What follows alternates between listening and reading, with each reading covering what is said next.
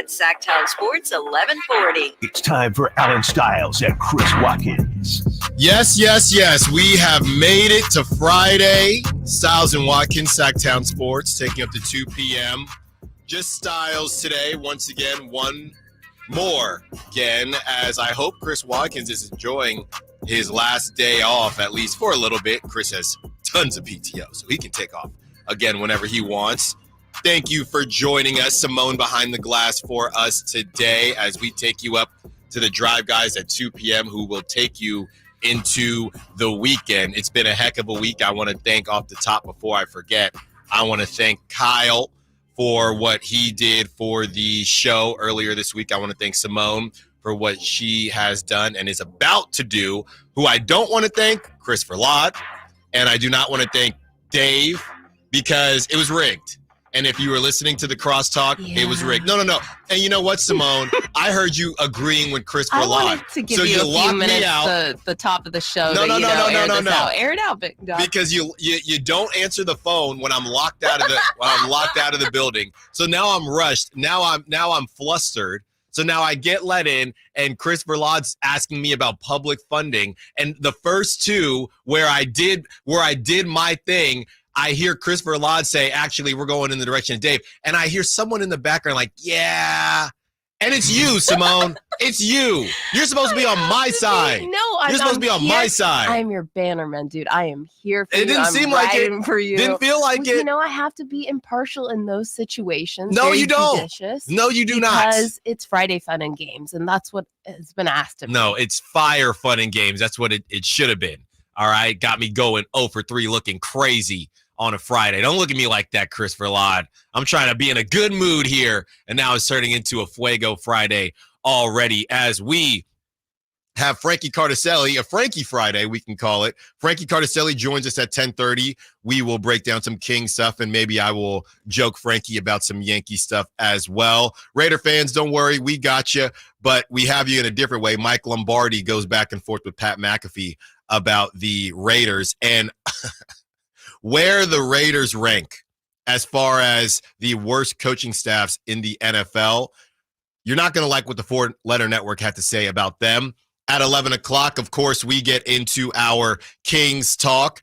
And as we discuss some of the national media who continue to say that the Kings don't care about defense, maybe it's time to stop sleeping on it, okay? And we have some numbers that fully support that, how quickly people forget what Keon Ellis brings to the table. So we'll break down all of that. ESPN also gives the Kings a little bit of love as they break down their 2024-2025 NBA predictions for the Western Conference. Malik Monk, not thrilled about his 2K rating, but is anybody ever thrilled about their 2K rating? Jalen Brunson has some really nice things to say about Kobe Bryant. We discuss, is Kobe Bryant may be the most polarizing player in the NBA as far as rankings are concerned. Then we get into some NFL as we discuss a follow-up on the AFC team that could surprise the Niners and the rest of the league, and we have an NFC team as well. And Eagles, Draper's people taking swings at the Niners. They need to be worrying about their own dang team because they got drama between their quarterback and their coach. So that is the show on a high level. We got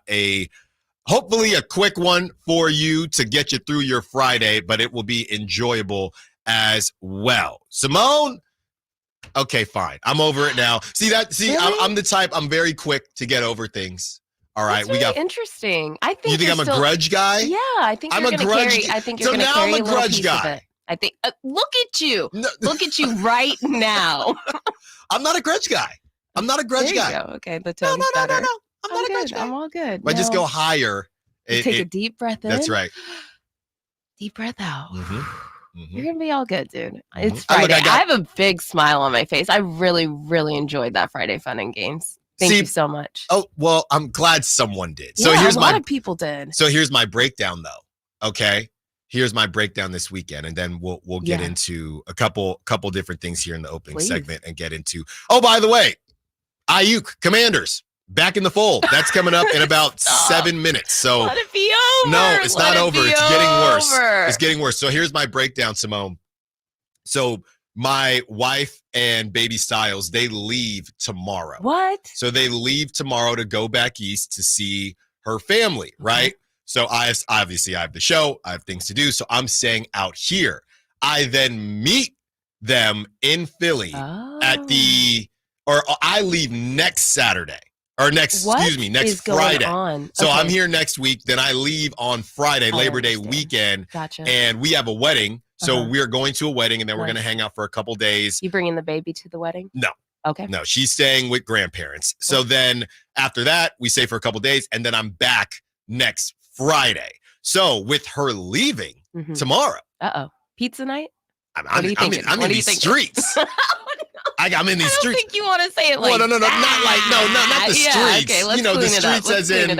So my buddy is opening a bar in Sacramento, in downtown Sacramento. So it's friends and family day. So I'm supporting him. Oh, I love a soft open. They have some canopies walking around, little small bites. I'm not going to say the name yet because it's not fully open. But once it's open, I'll definitely give him a shout out. Yeah. But we're going. So I'm doing that Saturday, and then I got golf in Napa on Sunday. I have a nice weekend scared plan. of you. Yeah, I have a nice weekend plan. That's real keen. But of course, I'll miss my family. I'll miss them so much. I will miss them so much. Shout out. No, I will definitely miss them so much, and I'm just having some fun. I'm so excited for you. That sounds ideal. You driving yourself up to Napa? You doing it with buddies too? Just a buddy in the morning, and then coming right on back. Cute. As we get into some of the things that happened yesterday, and I just wanted to say this, as the Kings, they posted a video with DeMar DeRozan, and it was kind of a pump-up workout video of DeMar. He's on a beach. He's in the gym. He was working out with Juju Watkins yesterday, showing her a couple different moves, which I thought was awesome. Two UCLA athletes just getting down and getting it done. I just wanted to say it's just really cool to have somebody like DeMar DeRozan on the Kings. I mean, we've talked about how a lot of the players on the Kings aren't in the public eye the same way. And we've talked about the X's and O's that DeMar DeRozan brings, and we talked about the leadership that DeMar DeRozan brings. But I just think it's really cool. I don't know if the Kings, as far as this group, has had somebody as cool as DeMar DeRozan, somebody that's more so in the public eye, somebody that, posts videos and is cool with Kendrick Lamar and can kind of put Sacramento in a different frame than it's been in. And I think that's why a lot of people were really sad when Tyrese Halliburton got moved, because of that star quality that is not, I'm not even talking about on the basketball court, but just off the basketball court. He's always on shows and doing different things. And a lot of people felt like he could have brought Sacramento. Now, to be fair, I don't know if Indiana has been looked at any differently since Tyrese Halliburton has gotten there, but it's only been 1 year. And I do think that he'll continue to champion Indiana, and I think that DeMar DeRozan is a guy who could champion Sacramento. And I think Malik Monk is cool. Let me say that. But just as far as the public eye is concerned, Malik Monk, he was in LA for all intents and purposes, deciding to stay in Sacramento. He didn't necessarily love the big markets, right? So DeMar DeRozan is different in that he doesn't necessarily need the big markets, but he's just a brand in himself. And I just think, I was just watching the video yesterday, just like everybody else, all the other Kings fans, just thinking this is just really cool. It's just a really cool situation for Kings fans to have that I don't know that they fully had before. Even though Malik Monk won GQ man for sports and the NBA, we get all that. But just as far as a household name that everybody is aware of, and he chose Sacramento. And he might just open some eyes to think, well, if it's good enough for DeMar DeRozan, who is cool with all these stars and people, then maybe we are sleeping on Sacramento a little bit. So I just thought that was pretty cool. What I also thought was cool in a different way, and I think it was also pretty funny, is that we have Chris Biederman on the show, and we're making this man answer questions, okay? And as the kids say, I was not familiar with your game. So we're talking to Chris Biederman, and when we have Chris Biederman on, we talk about the Sacramento Kings, we talk about the San Francisco 49ers. And somebody hopped on the chat and wanted to ask Chris Biederman about Drew Timme, right? And Chris basically said, I don't really have a take. And you know why? It's because Chris Biederman is too busy writing for the Sac B, dropping heat about what's going on with the Oakland A's, soon to be the Athletics, or the Sacramento A's, as they will be called out here. And Chris Biederman, he dropped this at 2:58 yesterday. Okay, so literally right after he's on the show, he gets to work and he drops this, and he is basically breaking down how fast A's season tickets have sold so far in Sacramento, which I think is awesome. We talked a little bit about it throughout the week, but Chris says the A's sold out their most premium seats for the next 3 seasons at the AAA Rivercat Stadium in West Sacramento, a source told the B. They're selling other premium suites before standard tickets go on sale later this fall. He has more details. The top seats, equivalent to a Diamond Club, were sold out in 2 weeks, source told the B. All premium seats require a 3-year commitment, while standard seats will not. We did mention that yesterday, I think before we had Chris on. Yep. So there were people that they really do believe, and look, either they love the A's, they love baseball in general, or they think I am going to make money off this for the foreseeable future. Because like I said, me and Chris go halvesies on it. Mm-hmm. It's one thing for 1 year, but a 3-year commitment, that's pretty big. That could be the duration of the A's time in Sacramento. So I think it does speak to the excitement in Sacramento on some level with the people that can afford it. We talked about the cost being between $15,000 and $20,000 based on what we were reading. But besides that, I don't know. We'll know a lot more about the excitement when the standard tickets go on sale.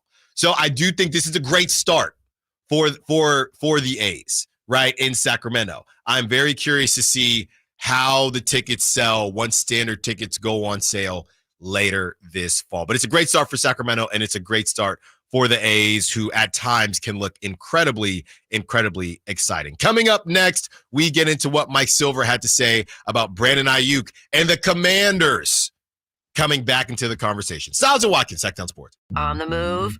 Got somewhere to be? Take Sacramento Kings basketball with you. The Sacktown Sports app will let you stay connected to your passion. Never miss a moment of Sacramento Kings basketball with the Sacktown Sports app. This is the story of the one. As a warehouse manager, her job is to transform chaos into clarity and to see patterns where others see problems. Luckily, she's got a partner who shares her perspective. Grainger offers over 1 million industrial-grade products, backed by real-person support and in-depth online resources, so she can tackle every task with precision and turn potential setbacks into streamlined success. Call clickgrainger.com or just stop by. Grainger, for the ones who get it done. Why choose a Sleep Number smart bed? Can I make my side softer? Can I make my side firmer whenever I want? Can we sleep cooler? Sleep Number does that. Cools up to 8 times faster and lets you choose your ideal comfort on either side. 94% of Sleep Number smart sleepers report better sleep. JD Power ranks Sleep Number #1 in customer satisfaction with mattresses purchased in-store. And now, during our biggest sale of the year, save 50% on the Sleep Number limited edition smart bed. Limited time. For JD Power 2023 award information, visit jdpower.com/awards. To find a store near you, visit sleepnumber.com.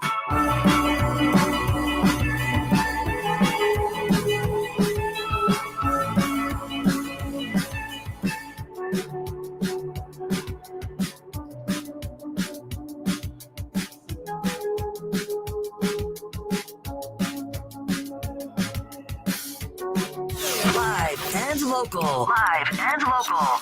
This is Sacktown Sports. Stiles and Watkins taking you up to 2 p.m. Happy Friday to everyone out there. If you started work at 10 a.m., if you started work at 9 a.m., if you started work at 8 a.m., 7 a.m., 6 a.m., 5 a.m., 12 a.m., happy Friday to you. And hopefully you got paid today. If not, you'll get paid next weekend or next Friday.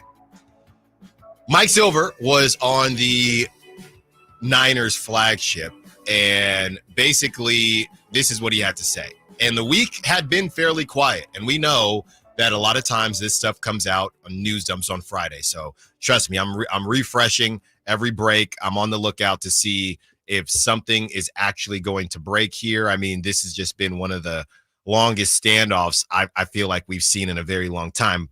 And just when you thought it was, hey, Steelers are just hanging out, even though both their quarterbacks seem to stink, but Brandon Ayuk is interested in going to the Steelers and the Niners, we saw something come up, and with Dotson being traded from the Commanders to the Eagles, which a lot of people had question marks on Dotson being traded and how good could he actually be if you're willing to trade him within the division.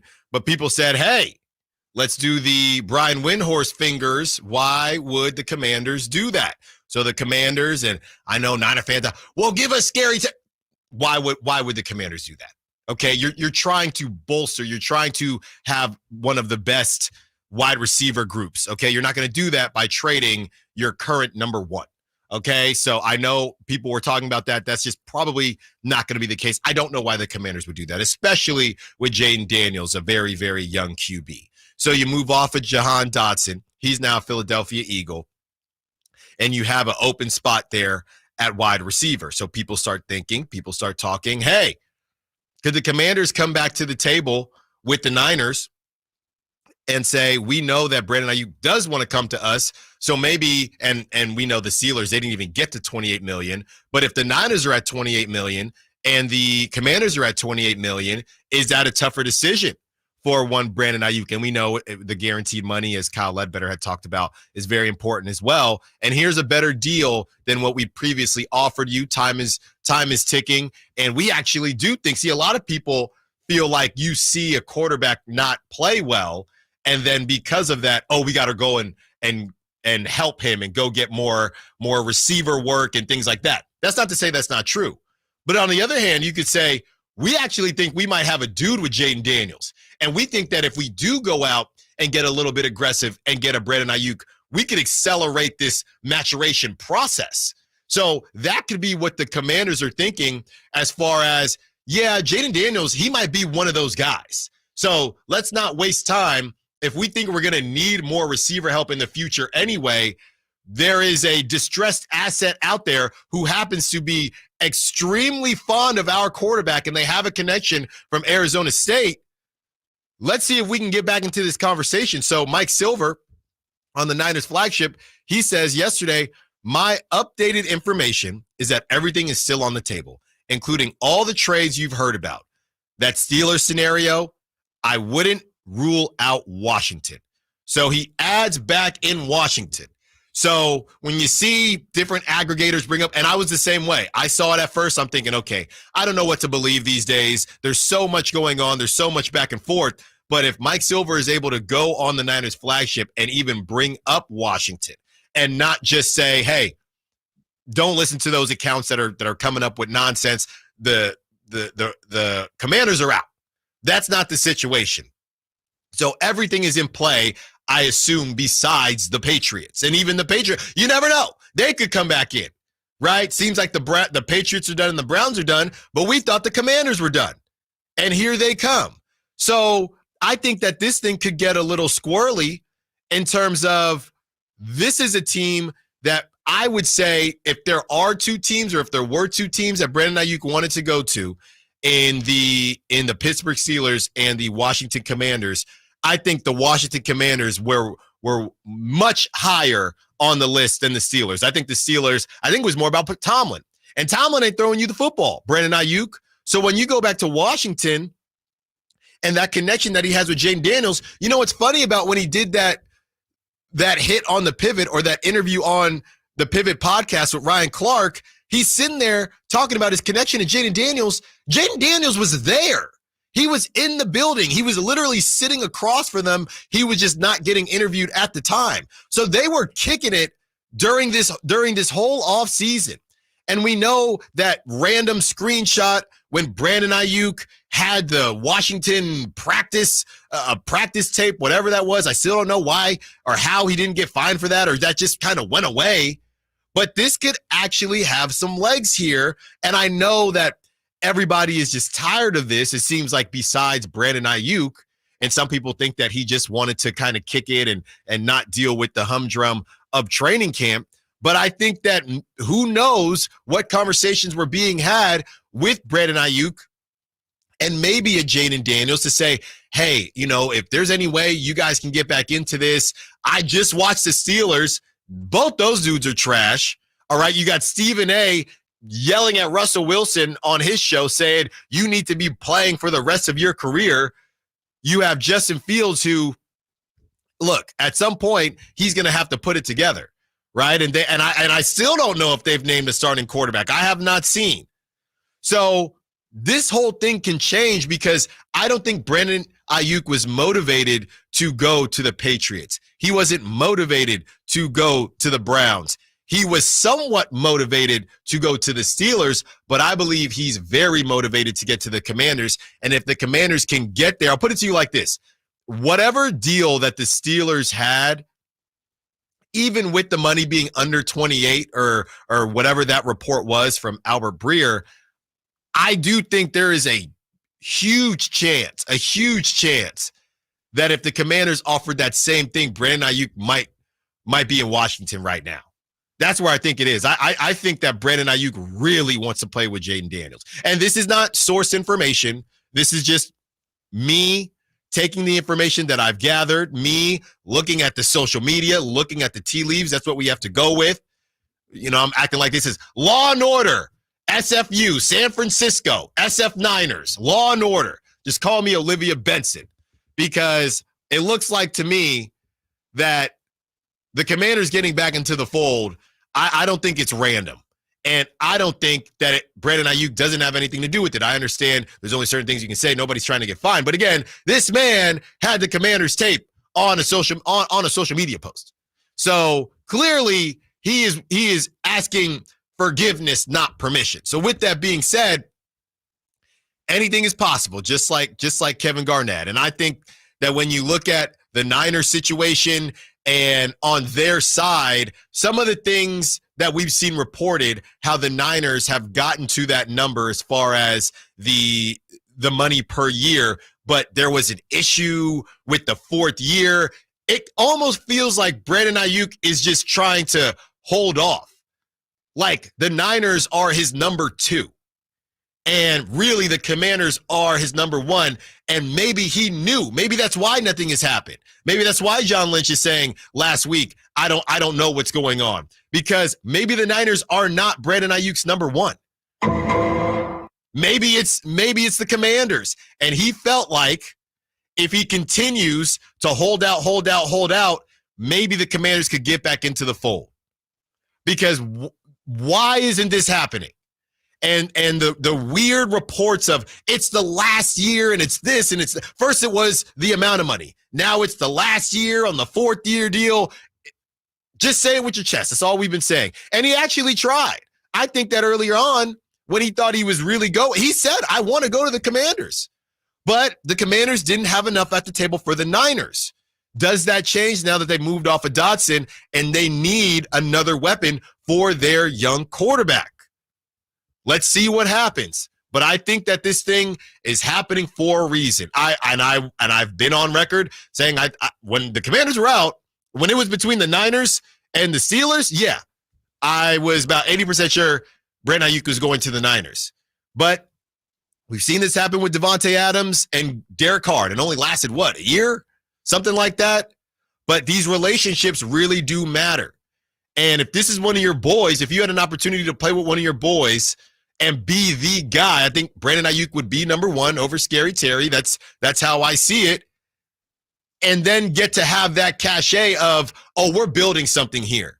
Nobody's bringing up Brandon Ayuk versus Debo. Nobody's bringing up, if he didn't have George Kittle and McCaffrey. No, it's the Brandon Ayuk show with his boy Jaden Daniels. They can both cook together. And if you've ever played on a team with one of your friends and you're actually both pretty good, it's pretty freaking awesome. Coming up next, Frankie Cardicelli joins us to talk Kings. Stiles and Watkins, Sacktown Sports.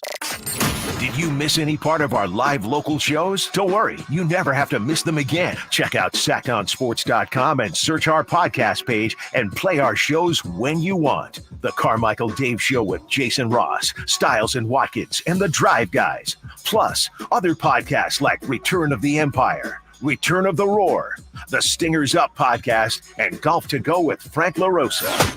They're all available right now on SacktownSports.com. Sacramento weather is brought to you by Folsom Lake Kia. I'm Dirk Verdorn in the KCRA3 Weather Center, and today we have a bit of sunshine this morning, but increasing cloud cover as the weather system moves in. This will bring the chance for some cooler temperatures with daytime highs in the mid to upper 70s. Get the latest forecasts on the KCRA3 News and the KCRA3 app. Coach Doug Christie here to remind you, if you're in the market for a new car, shop Folsom Lake Kia. Low interest rates, low payments, and zero down deals with approval of credit. Folsom Lake Kia, over 25 years, right here in Folsom. Are you tired of your tee shots ending up in the adjoining fairway while the rest of your foursome is hitting it down the middle? Well, experts will tell you that being properly fitted for golf clubs will help you strike your drive center cut. The Hagen Oaks Player Performance Studio and its team of trained PGA professionals are ready to help you get rid of your banana balls and duck hooks. Hagen Oaks Indoor-Outdoor Player Performance Studio fittings are available 7 days a week. Make yours today by calling 916-808-2531. That's 808-2531.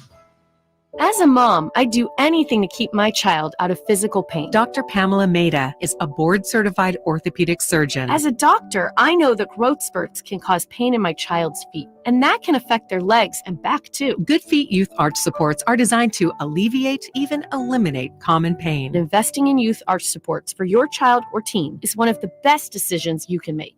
Come to the Good Feet store now for a free fitting and test walk. Hey, it's Carmichael Dave inviting you to make the switch to electric this spring and save big with American Energy. Stay ahead of those spiking energy bills this summer with up to $9,000 in rebates on a new ultra-high efficiency comfort system. American Energy is providing huge rebates from SMUD as well as spring specials by installing one of many incredibly efficient AC options available to you right now. Get rid of those fluctuating gas bills in the winter and switch to year-round all-electric with American Energy. Let them perform a free in-home energy efficiency analysis and see where they can help you save for the warmer months ahead. These guys are the best. Been serving the greater Sacramento area since 1981. A+ from the Better Business Bureau. Learn more by calling 916-520-9990. That's 916-520-9990.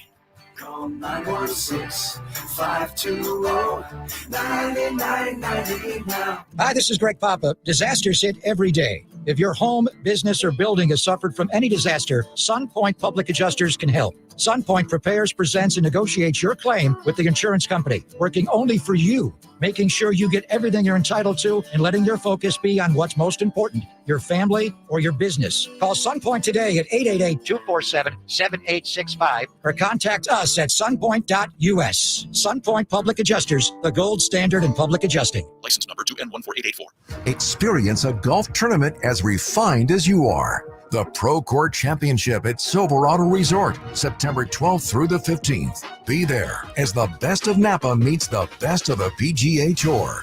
With world-class wine experiences, breathtaking views, and incredible golf. It's like this weekend was made for you. The Pro Court Championship, September 12th through the 15th. For tickets, go to ProCourtChampionship.com.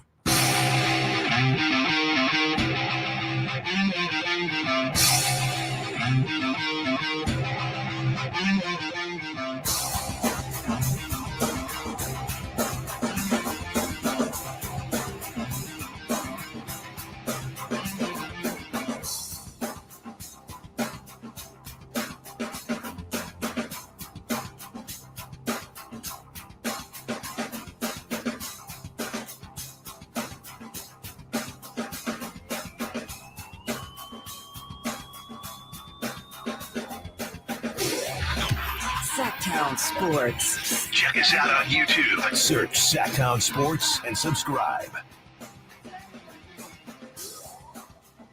From the 916, hearsay. Ultimately, the Niners still need to approve of the trade assets that would come from the Commanders. A third team needs to be involved for the trade to happen. Ayuk isn't going anywhere. That's from Nick. Yeah, that's what I'm saying. I'm saying that the Commanders would come with a better offer. I'm saying initially what the Commanders had was not enough for the Niners, but the Commanders moving off of Dotson, does that mean that they are now going to be more motivated to go and get Brandon Ayuk and give the Niners what they want? We'll continue this conversation because I do think it is at least a different wrinkle to the same Brandon Ayuk conversations we've been having. But now we are joined by one Frankie Cardicelli. Frankie is on the phone because, nobody's in the office on Fridays. Just nobody's in the office on Fridays. But Frankie's nice enough to join us here. Frankie, how you doing? Man, I live further away now, so it's how it's like in Natomas. I mean, I was 15 minutes away before, I think. Now I'm like 40. I'm out here on Elkhorn, the edge of Sacramento, which is nice. We like it out here. It's quiet, but sorry I can't be there with you, man. But I'm doing good. How are you today? Wait, I'm confused. I thought you were moving somewhere else in Natomas. I mean, I don't know if this is actually technically Natomas anymore. I think this is more like on the verge of Rio Linda. It's out here. Not if you're 40 minutes away. It's like, well, but that's with lights and traffic and everything that goes with it. And it takes me like 35 minutes unless I'm driving in like I usually do it at 6:30. If I was going to come in today, obviously I'm not going to go in that early. But we'll be getting our roundtables in pretty soon. I was talking to Brendan about how I'm kind of getting that itch, man. I want to get around you and Chris at the table, and which, by the way, 2 straight times I've only talked to you now. I know Chris, so that's pretty tough. But, I mean, look, don't talk to me. Don't talk to me, Frankie. Talk to Chris. It is off season, Frankie. I'm saying What do you got for me this morning? Let's start here, Frankie. All right. And yesterday with Brendan, I was talking about the difference between the word prove and the word show. And I don't necessarily think that these guys I'm about to name off have something to prove, but I do think they have something to show. And the 3 names that I said in no particular order yesterday, De'Aaron Fox, Mike Brown, and Keegan Murray. Those are my 3 most important guys that have something to show this season. Mike Brown, we'll talk about him a little bit later, whether or not he is one of those elite coaches. De'Aaron Fox, is he an elite point guard in this league? And of course, Keegan Murray, is he going to be one of the elite talents in this league? Would you disagree with any of those names? Would you add or remove any names to that list? I think that's a pretty good 3. I mean, just for the reasons I think that you guys probably went over as well, that De'Aaron Fox, it's essentially a contract year for him. I know that he has 1 more year after this year on his deal, but he's definitely a player that wants to maximize himself financially, obviously, and on the floor. He wants that Supermax extension that he'll be eligible to sign if he can make it all NBA team. So I think that De'Aaron definitely is on my list of players to match you. Obviously, Keegan Murray, another player who can sign an extension after this year. I think he has 1 more deal on his rookie scale contract as well. And then another player for me, I personally think that Domantas Sabonis, not that he needs to prove anything else, but I mean, just imagine what 1 more season like his past 2 would do to kind of silence those naysayers. I'm not really necessarily putting him on the same category as needs to prove it this year, but if he has another year, a top 10 MVP finish, I mean, we're talking about obviously a guy who's on track to be one of the best players in franchise history, but the larger narratives can start. If he gets another All-NBA nod, that'd be his 4th. If he can get another All-Star nod, that'd be his 4th. I mean, he's a player that really right now deserves, in my mind, top 15, top 20 consideration. And you don't really see him on a lot of these preseason lists and rankings. And obviously last year, I think we highlighted that as well, about how low and the way that the national media or national basketball fans view Domantas Sabonis. I feel like 1 more big dominant season from him can really change those narratives. But I'd have to say on the Mike Brown front, he's someone to me, I'm not looking at him to prove as much. I look more at the front office because I think Mike Brown has done a great job with the roster and the players that he's been presented with. And now you get to add in a DeMar DeRozan, a 6-time All-Star, a future Hall of Famer. What can Mike Brown do with this group? I think we've seen him already obviously take them to the playoffs everywhere he's been before, whether it be Cleveland, Los Angeles, Golden State as the head of their defense. He's been a winner. He is winning in his DNA as a head coach. And I do think that he'll bring more of the same this year, but it depends on what the roster looks like. And right now, we haven't seen much movement in a while, but still about a month to go until camp. Talking to Frankie Cardicelli, Sacktown Sports lead editor and Kings insider. Frankie, another thing we brought up, and I know you saw this with the amount of miles run per game and how 3 Sacramento Kings were on that list with Domantas Sabonis running the most total miles in the 2023-2024 season. Do you think the offense needs to evolve from this, what they've been doing the last couple of years with the flow offense? Do you think it needs to evolve? I mean, it really depends on what that new look is going to be with DeMar DeRozan. We know what the Kings offense has looked like, which is a high dribble handoff offense. Obviously, they like to push the pace with De'Aaron Fox and Malik Monk, and when Davion Mitchell was here, another guy who can get up and down the floor. But what is this team going to look like with, inserting DeMar DeRozan for Harrison Barnes, someone who is going to get a lot more looks than Harrison Barnes did, and especially off those DHOs. Harrison Barnes wasn't really somebody you saw too often come off of Domantas Sabonis screens, but I think we'll see a lot of DeMar DeRozan off those similar actions. And we've seen that obviously already with, if you've been on social media, DeMar DeRozan and Sabonis right now, and so in Southern California going through workouts right now, kind of trying to figure out what their spots are going to be. But that could definitely make things a little, slow things down a little bit. But also in the second unit, Jordan McLaughlin's going to be the floor general with that second unit. At least that's the plan heading into camp. There's always a possibility that Malik Monk could take over those minutes if the Kings want to go a different route. But how is that going to change the offense? These are not obvious. That's not a key addition. Jordan McLaughlin, I don't think, is going to be someone who's going to be contingent on the team's success completely. But I look more at the DeMar DeRozan aspect of that as what will the offense look like? Will it slow things down? If so, how much? Because the Kings, we saw them last year. They went from the best offense the NBA had ever seen in 2022, 2023. The league adapted. The league adjusted. A lot of other teams had their highest offensive ratings in their franchise history, or ones that even neared the Kings number from the season before. So how much different are things going to be? Can De'Aaron Fox stay on the floor and stay healthy and run that offense? And Domantas Sabonis, like we saw, played 82 games last year. If he continues to stay healthy, I feel pretty good about where the Kings offense is going to be, because he's the hub. He's the one that can run the offense out of the post. He can run the offense on the fast break. And if he's out there, he's such a dynamic force that I feel confident that he'll find the right passing lanes and the right open spots whenever that they present themselves. Talking to Frankie Cardicelli, Sacktown Sports lead editor and Kings insider. Frankie, where are you at? This last question here. Where are you at on the two guard position and who should start? It's one that I've gone back and forth about. I think that the defensive aspect could play a larger role. We know Mike Brown likes his defense, and it's been something that the team has lacked since 2022 when they were coming into training camp. I do think that Keon Ellis, to me, is the ideal candidate to start the season at the two-guard spot. I've gone back and forth over it. I think that there have been some whispers just from people I've been talking to that Kevin Huerter could be back in that role come camp. But I think the defense is going to play an important role. We've seen how many times the Kings have fallen behind early in these games, and Kevin Huerter, that's an aspect of his game he has to improve on. He's still relatively young. I think he's 25 years old now, heading into his fifth or sixth NBA season. Can he improve on the defensive end and have it so that the Kings don't have to survive these targets where teams are looking to switch on to him and have their better offensive player, whether it be their two guard or small forward, the Devin Bookers, the Paul Georges of the league are being switched on to Kevin Huerter in these situations and getting exposed. So I think that Keon Ellis obviously can provide the Kings with some relief in that aspect, and also be a player that can knock down the three. We saw him shoot, I think, almost 40% last year, and someone who showed a lot of promise, someone who came from being undrafted and burst onto the scene last year and really made a difference. Kind of was one of the main reasons why the Kings stayed where they did in the playoff race. Ended up being a ninth seed finish, but the defense turned a corner over the last half of the year where Keon Ellis finally got the consistent minutes that a lot of fans were asking for. Will he be a player that can play 20-plus minutes per night this year and open the year as a starter? I would guess that's more likely than not, but the Mike Brown, they could like what they saw from Kevin Huerter when they were really operating at their best in that 2022-23 season.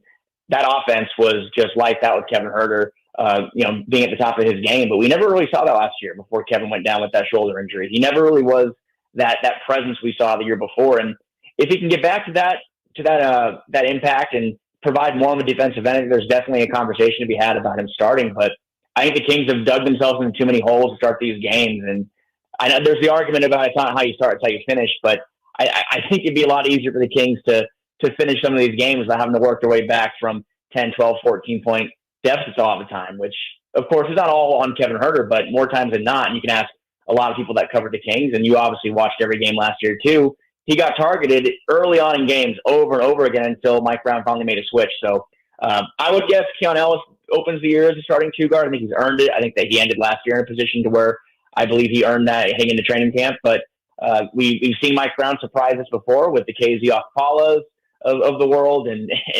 the Chris Duarte last year experiment. So there could be some of that, funny business this year again, but I think that Mike Brown will end up going with the guy he feels most comfortable with, and that could be Keon Ellis. Yeah, I do think it's interesting because you have a situation where you could say whether or not an O is one of those terms that just words that people do not like in sports, but you could say that, well, Kevin Huerter didn't really lose his spot, so he's kind of owed the opportunity to start. But if you remember what actually was happening before he got injured, I mean, we were having conversations about him just getting benched straight up. You know what I mean? So then he gets hurt, so it kind of throws a wrench into the whole thing. I really do wonder how the Kings view it, if they view it as, hey, it's Keon's spot. He ended the season in that position, or you can't lose your position by getting injured. But we will continue to monitor this. Frankie, thank you so much. You can see all of Frankie's work on SacktownSports.com and on the YouTube channel for Sacktown Sports. Frankie, enjoy your weekend wherever you are, 40, 50 minutes away. Stay out of that traffic, and I'll see you for some sushi soon. We'll get some sushi soon. Let's get the round table going again. Maybe in the next couple of weeks. I'm missing being at that table with you guys. But thanks for having me. I'll have my people call your people. Frankie Cardicelli. Luckily, we did not talk Yankees that time. Coming up next, we take a quick respite from the Kings to talk a little bit of Raiders and where their coaching staff was ranked for the ESPN analysts. And then at 11 o'clock, we get into the Kings and their underrated defense. Stiles Watkins, Sacktown Sports. What's the missing piece for the 49ers? Which names will they add during free agency? Whether it's in season or off season, the coverage never stops. Get the latest 49ers news on Sacktown Sports at SacktownSports.com. I didn't ask to be thrown in the streets with nowhere to go. I didn't think I'd survive. But I did ask for help, and Covenant House was there for me. 1 in 10 young adults will experience a form of homelessness this year. For these kids who didn't ask to be put in this unthinkable situation, Covenant House is there. Covenant House helped me break the cycle of homelessness in my family. They gave me the love that I needed. Over 2,000 young people will sleep safely in a Covenant House bed tonight. When youth who are experiencing homelessness have a hot meal, a safe place to sleep, medical care, and love, they can overcome heartbreaking challenges and have a brighter future. They just really genuinely just wanted to help me succeed, and I'm succeeding. I'm a speaker, I'm an author. Covenant House really helped me and really helped mold me into the woman I am today. If you or someone you love is asking for help, go to safeplacetosleep.org today. Attention! If you owe money to the IRS, this is an urgent message. The IRS is cracking down by sending out heart-stopping letters, aggressively garnishing paychecks, seizing bank accounts, and putting liens on homes and businesses. They call it enforced compliance, and you better watch out because penalties and interest on unpaid taxes compound daily, making it seem impossible to ever get out of debt. Don't let the tax debt destroy your life. You need to call Optima Tax Relief, the #1 tax resolution firm. They're experts in the Fresh Start Initiative, one of the biggest breaks that the IRS has ever offered. If you qualify, you could save thousands. Optima's resolved over $1 billion of tax debt for their clients. A+ rated with the Better Business Bureau. They'll fight to get you the best deal possible. Call Optima now for a free consultation. Call 800-343-6460. 800-343-6460. 800-343-6460. Optima Tax Relief. Some restrictions apply. For complete details, please visit OptimaTaxRelief.com. If you're not looking for a brand new car, at Elk Grove Honda, we've acquired some of the best pre-owned cars we can find. We've kept only the best of our trades, and our buyer has found some of the finest pre-owned Hondas available in Northern California. You can see for yourself at ElkGroveHonda.com. Whether you purchase a brand new Honda or a like-new pre-owned Honda, your car buying experience will be the same. We have the right Honda at the right price. You'll find us in the Elk Grove Auto Mall, Highway 99 and Elk Grove Boulevard. I gotta get an Elk Grove Honda. Welcome to the Tap House Restaurant at Bartley Cavanaugh Golf Course. With an array of local craft brews from a selection of 20 taps, the Tap House menu boasts freshly made sandwiches, crisp salads, and a variety of specialty entrees. The Tap House is the perfect place for a round after your round at Bartley Cavanaugh Golf Course, especially during happy hour from 3 to 6 daily. Drop by the Tap House Restaurant for scenic views, exquisite food, and a hearty welcome. The Tap House at Bartley Cavanaugh Golf Course. Sacramento, Dirk Bentley's coming to town. Getting drunk on a plane. For his only show in California this year, Saturday, September 28th at Heart Health Park for Country in the Park 2. What was I thinking? And he's bringing some friends. Parmalee. I want to close your eyes for this. Tyler Rich. Dasha. And more. Saturday, September 28th at Heart Health Park. Get your tickets today before they're sold out at CITPFest.com. Brought to you by the California Army National Guard and Red's Pizzeria and Tap House.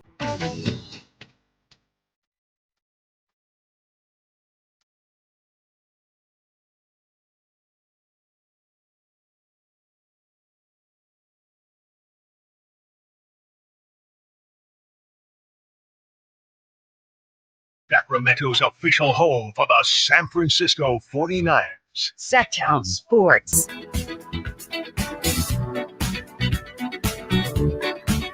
Stiles Watkins, Sacramento Sports. Thank you to Frankie Cardicelli. We're about to get into this Mike Lombardi sound from the Pat McAfee show on the Raiders situation and where ESPN ranks the Raiders coaching staff. But just saw this, and look, Chris and I, we have conversations about the media for all teams. Not we talk the most about the Niners because I think the Niners have the most compelling or interesting storylines for media, which is even funny to say. But Rob Stats Guerrera, who is part of that content creation for the Niners, he's listening to Mike Silver on the flagship, and Mike Silver says Pearsall has a shoulder thing that is now reoccurring, and I think worrying over the long haul. Something they knew about before they drafted him and were hoping wouldn't be a thing.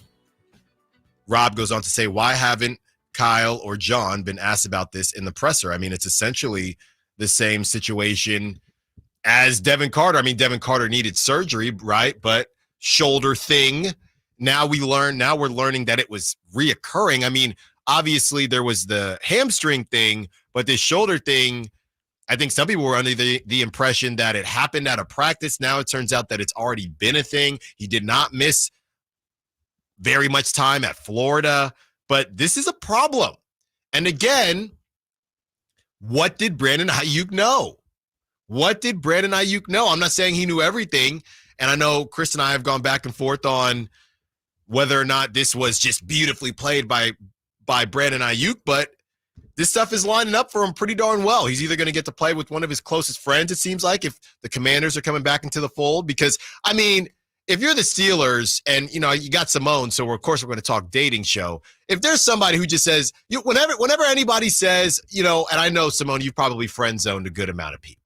All right. And when anybody says, hey, well, if anything changes, I'm here. No one has ever told me that. Yes, they have. Now stop have you that. ever said that? That is such a lame line. I think in middle school, sure. Okay. In middle school, sure. As maybe high children. school too. And into No. That's Early no one is middle saying, school, so early if high school. If things don't work out, I'm here for No, you. not if. Well, hey, if you. Oh, okay. I've just been friend zoned. Hey, well. If it doesn't. If anything work, changes. If anything. And I think that's what the Steelers are right now. Hate that. That is true, though. Someone I has love said the that analogy. to you. Love the analogy. Someone has said that to you, Simone. Not been said. Hey, I know right now you don't see it, but if anything changes. No one has said that. I promise. But here's the thing. That is like a reality. No. But here's show the thing. Trope. That does not happen in real life. Okay, but maybe it. I know. Well, I know people do say it, but I will say this: you've definitely seen. My buddy says. My buddy. Yeah. You've definitely seen on social media somebody that got friend zoned and then ended up getting with someone they got friend zoned with later in life. So it's not immediately all the time. Maybe it's later. Hey, it didn't work out in high school. I got friend zoned in high school, but back then they didn't want me. Now I'm hot. Now I'm hot. Yeah, 23 years old. Yeah. Things a little different. Got the facial hair. Yeah. It works out. Steelers don't have that much time though. They don't have 7 years to get through. Don't got it. Okay. I've never heard that. So you friend zone someone and then what? They just go about their business? Yeah. I don't think anyone's ever, responded with, if it doesn't work out or, If you change your mind. If you change your mind is crazy. I hate that, but I love this. Please text me at our hotline number if you have Someone a has response. done that. This isn't crazy. You're not going to make me. I'm throwing this down. No. I don't know why the whole day is making me look crazy now. Yeah. From crosstalk to now this. Come on, guys, be honest here. So I'm saying 7th, 8th grade. Hey, if you change your mind. That was pretty good. There you go. got up there. I can get up there. Yeah. All right.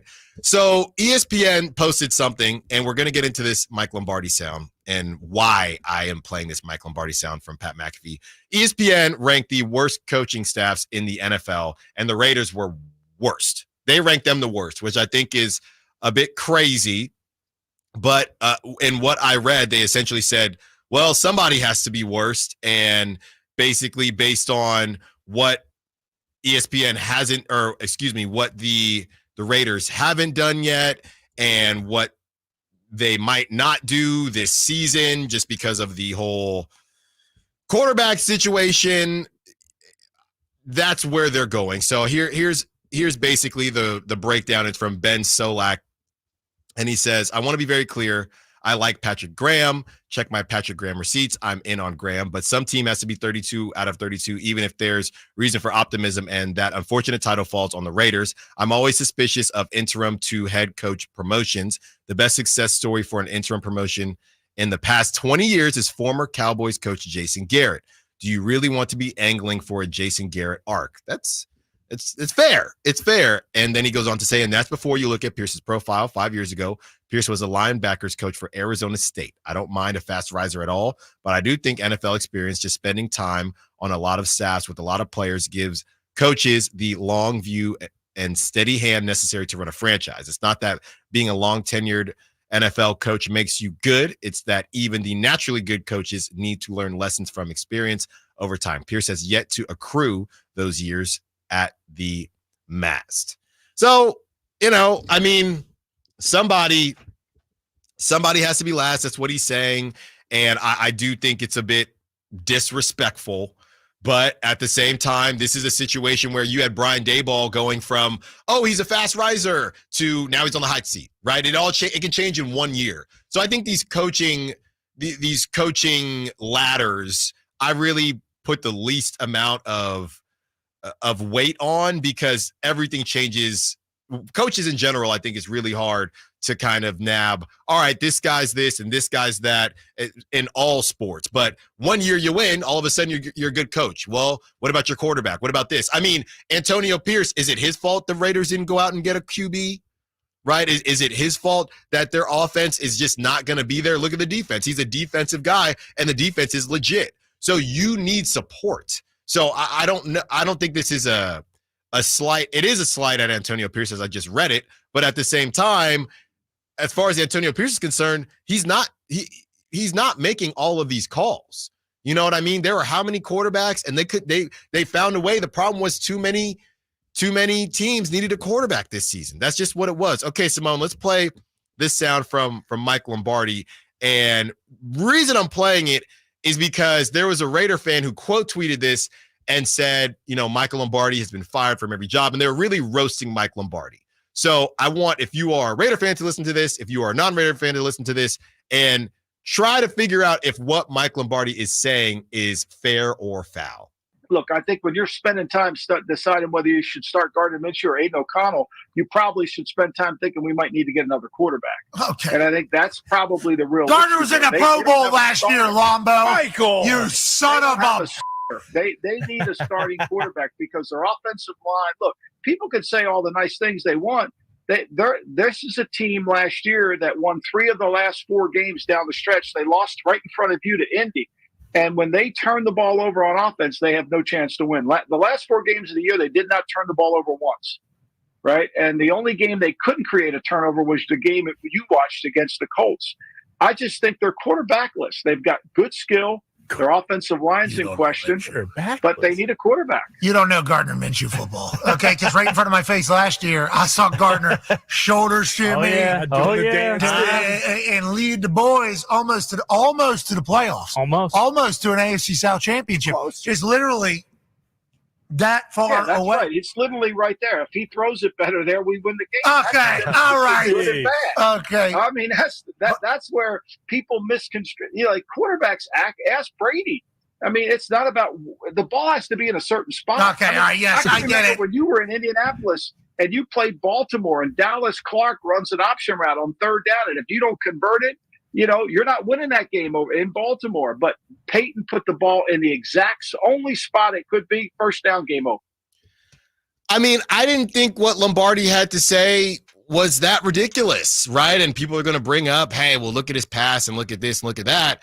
I heard what he said, and it really just depends how high you are on Gardner Minshew. But everything he said, they have a good defense. I mean, I don't think what he said was anything crazy disrespectful, unless you just really think that the Gardner Minshew led, who was fighting with Aiden O'Connell, by the way. It wasn't just like it was obvious it was him. I mean, let's go back to the preseason, and I get it. I think Gardner Minshew's a gamer. We saw him working out to Creed. We get all that. But I didn't feel like he was extremely disrespectful for somebody to just completely discount what he said. 916-339-1140. Let's get to Dalton. Wants to be a part of the conversation. What's up, Dalton? You're on Stiles Watkins. What you got? What's up, man? What you got? So I love this whole talk. I'm your 279 that texts in all the time. Oh, there you go. What's up, my guy? So let's see. T-Law and Minshew. Let's start there. Mm-hmm. $45 million more, and you can look at the stats. Minshew's played a less game than Trevor Lawrence has. Mm-hmm. Better stats, less interceptions, more passing touchdowns. What are we talking about here? And when we look at last year, what Antonio Pierce did as interim, he came in, won 6 games already out of 9. He beat the division. He beat the Chargers. He beat the Broncos. He beat the Chiefs. We're the last team to beat the Chiefs. We're the last team to beat Mahomes out of all these teams, including your guys' Niners here. Mm-hmm. So, and when we look at the big picture of it all, the Raiders haven't gotten worse this year. Did we lose a quarterback? Did we lose a receiver? Did we lose? No. We maybe Josh Jacobs, but he hasn't really been the same in the last 2 years anyways. Right. So there's that. We gained Gardner Minshew. We gained Brock Bowers. Look at what did the Broncos do? They've lost a lot of people. They've lost a lot on the defense. Look at the Chargers. They lost their whole receiving core. What are we talking about here with the Raiders being ranked the worst when we've already walked through our division with AOC, who's now benched? Right. This is ridiculous. This is blasphemy at its finest. I can't believe the disrespect that is always put on the Raiders. Slightly understand for the last 20 years. I get it. But if you don't see the change that's coming, you don't see the passion that Antonio brings to this team, that the team loves actually wearing silver and black now, that they love going to work. Everybody's been there since voluntary OTAs. Everybody's been there in the building since day one. Like, it's coming. I'm telling Raider Nation right now, and I hope they're listening. It's coming. We're coming. Thanks for the call, Dalton. Have a great day. Thank you, Dalton. Great stuff. Keep on texting in. You heard it here first. The Raiders. They're on their way. Coming up next, we get back into the Kings. Stop sleeping. Stop sleeping on the Raiders and stop sleeping on the Kings defense. Stiles and Watkins, Sacktown Sports. Seems like there's more identity theft in the news every day. Another major healthcare breach was reported today, cellular resulting in company the was exposure. breached Now just 1 in last 4 week. consumers have been a victim of identity. That's because there are endless places that could accidentally expose you to identity theft, in a breach, or simply by mistake. LifeLock monitors hundreds of millions of data points a second. If your identity is stolen, we'll fix it, guaranteed or your money back. Save up to 40% your first year with promo code NEWS at LifeLock.com. Terms apply. Wesley Financial Group is not a law firm. Are you a victim of the timeshare trap and think there's no way out? I'm Chuck McDowell, founder of Wesley Financial Group, the original timeshare cancellation expert. And I'm here to tell you that there is a way out. All you need to do is give my office a call. I will send you a timeshare exit information kit absolutely free, explaining how the timeshare industry works and your options for cancellation. Call Wesley now for your free info kit. Call 800-857-5656. 800-857-5656. Hi, Michael Dave here for Capital Casino. Sacramento summertime heat is back. And of course, Cap Casino, Sacramento's #1 poker room, wants to invite everyone to soak up some air conditioning, still with the most variety of table games in the region. And as always, the best food, best service, and the best action, conveniently located in downtown Sacramento. Capital Casino, of course, reminding everyone to please make sure you gamble responsibly. 1-800-GAMBLER. Hey, check it out. We've got an incredible lineup of live music and events with the Sacktown Sports live events calendar. It's a gathering of soul legends in one fantastic summer show at the Soul Fest 24 Live on August 24th at Thunder Valley. Plus, take a trip back in time with 80s Rewind at Thunder Valley on September 1st. September 4th, it's Montgomery Gentry bringing their rockin' country to the Crest Theater. Then Train and REO Speedwagon at the Toyota Amphitheater on September 6th. And the Doobie Brothers are appearing there on September 10th. Also, on September 6th, check out the live music at Crawdads on the Lake with Jared Neiman. And don't miss the Lodi Grape Festival, September 12th through the 15th, featuring Joe Nichols and Smash Mouth. And you'll laugh out loud with George Lopez at Hard Rock Live, Sacramento on September 21st. And looking ahead, it's Bad Religion at Hard Rock Live Sacramento on October 19th. And that's your Sacktown Sports live events calendar, your ticket to the hottest shows in town. Bing Maloney Golf Course is 27 holes of high-flying public fun, and Bing Maloney's a classic design for golfers of all abilities. Bing Maloney's lighted driving range is a great place to learn and practice this summer under the covered hitting stations. The range also offers a practice putting green and outdoor furniture to relax with friends. Enjoy tasty beverages or comfort food from Maloney's Grill. The Association of Golf Merchandisers has named Bing Maloney a top 100 golf shop. For tee times, visit bingmaloney.com. It's Sacramento Golf's great value course. Only one radio program captures the excitement of hunting and fishing as it happens. The award-winning California Sportsman with Sep Hendrickson. Only California Sportsman takes you where the action is. Live on the water, live in the blind, and live with the top pros and experts in outdoor sports. California Sportsman with Fishing Hall of Famer Sep Hendrickson is your premier destination for all things outdoors. Sep's Saturday Morning Outdoors. Ultimate Bass and California Sportsman, 5 a.m. to 8 a.m. Saturdays on Sacktown Sports 1140. Maida Chevy saves you $12,000 off MSRP on every new half-ton Silverado LT Turbo Max. In stock after rebates. Always 5 to choose from. Labor Day savings on now at MaidaChevy.com. Together, let's drive. See dealer for details. Ends 9/3/24. From the Power Business Technology Toshiba Studios, KHTK AM Sacramento, KYMX HD2 Sacramento, the only station in Sacramento giving you local sports coverage from 6 a.m. to 6 p.m. Monday through Friday. Sacktown Sports.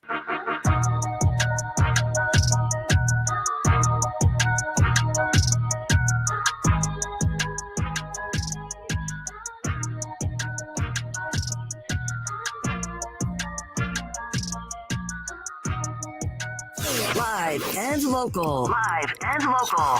This is Sacktown Sports.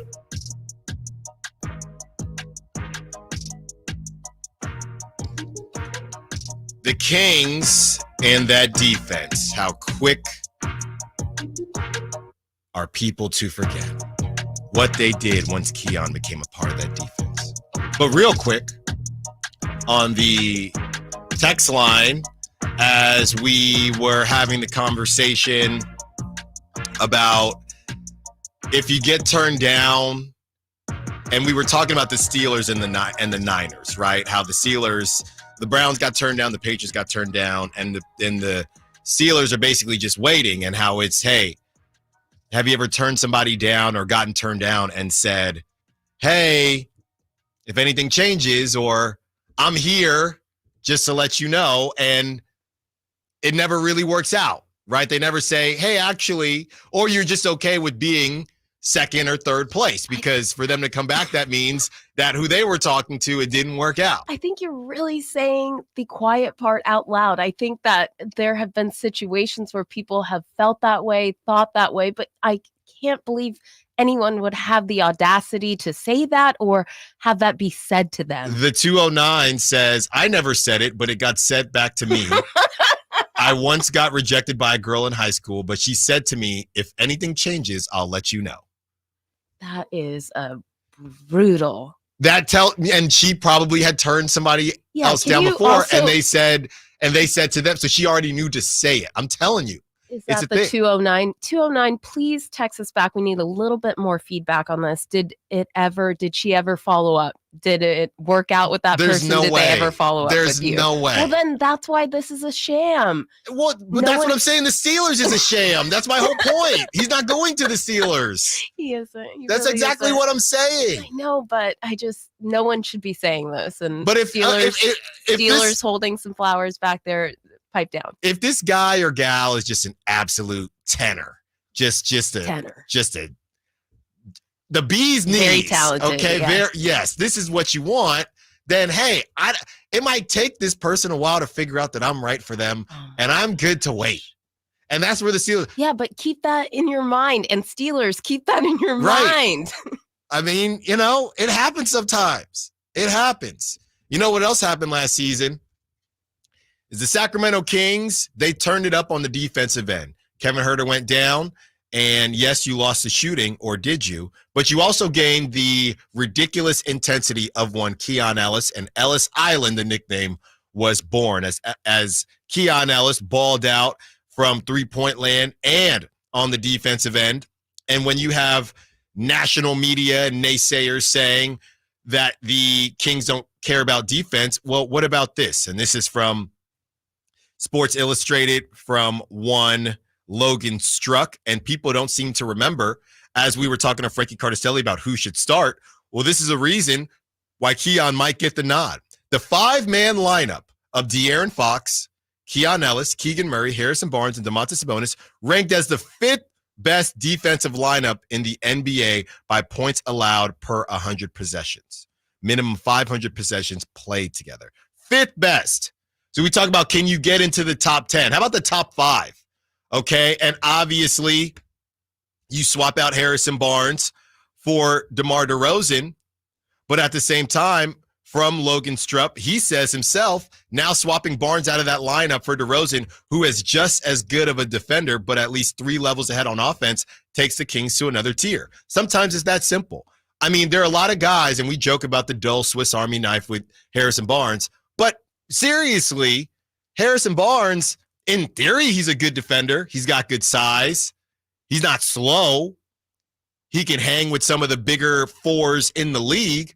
But when it comes to being a shutdown guy, that was not Harrison Barnes. So it's one thing to, I think a lot of people that don't watch the Kings, and when we had to watch people say, oh, well, the Bulls and the Kings, they both lost the trade. The only team that won the trade was the Spurs, which was ridiculous.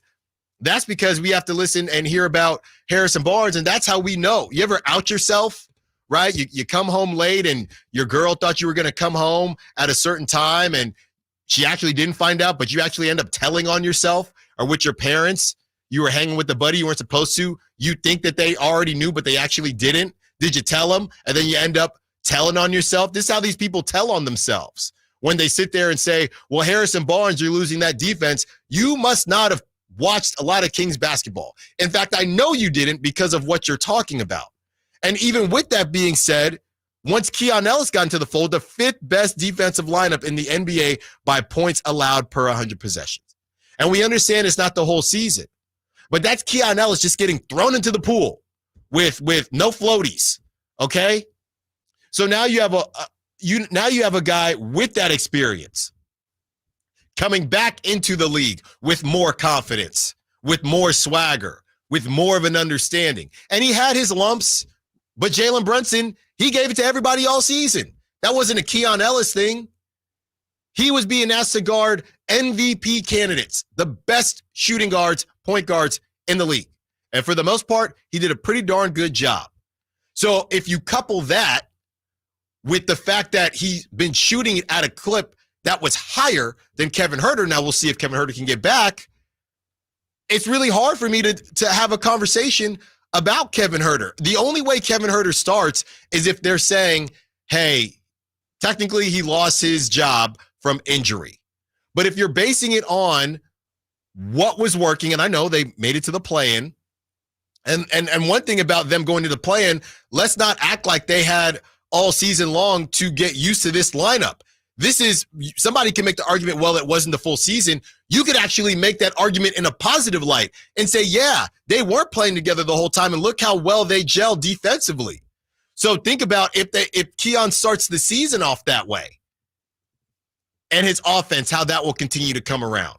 So to me, when you look at this defense and how much it was slept on with Kevin Huerter, in his heart of hearts, and I'm not trying to, I've already been Olivia Benson today, I'm not trying to be a mind reader, but how in the world, if you're Mike Brown, can you not start Keon? If Malik Monk is out of the question, how can you not start Keon Ellis knowing that you are a defensive guy and your defense has to get better? The days of, oh, well, I don't know about Kevin Huerter and he's got to get into a rhythm. No, bump that. There's no time for that. All right? When you are a guy trying to make a squad, whether it's high school or little league or college, whatever it is, or getting to the starting lineup, you have to do what you can in the situations and the opportunities you are given. Keon Ellis did that tenfold.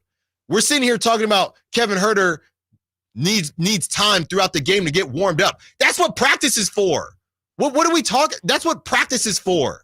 Why does Kevin Huerter get a quarter, 2 quarters to warm up, but Davion's gone now, but Davion or Keon, you got to get in and you're expected to produce.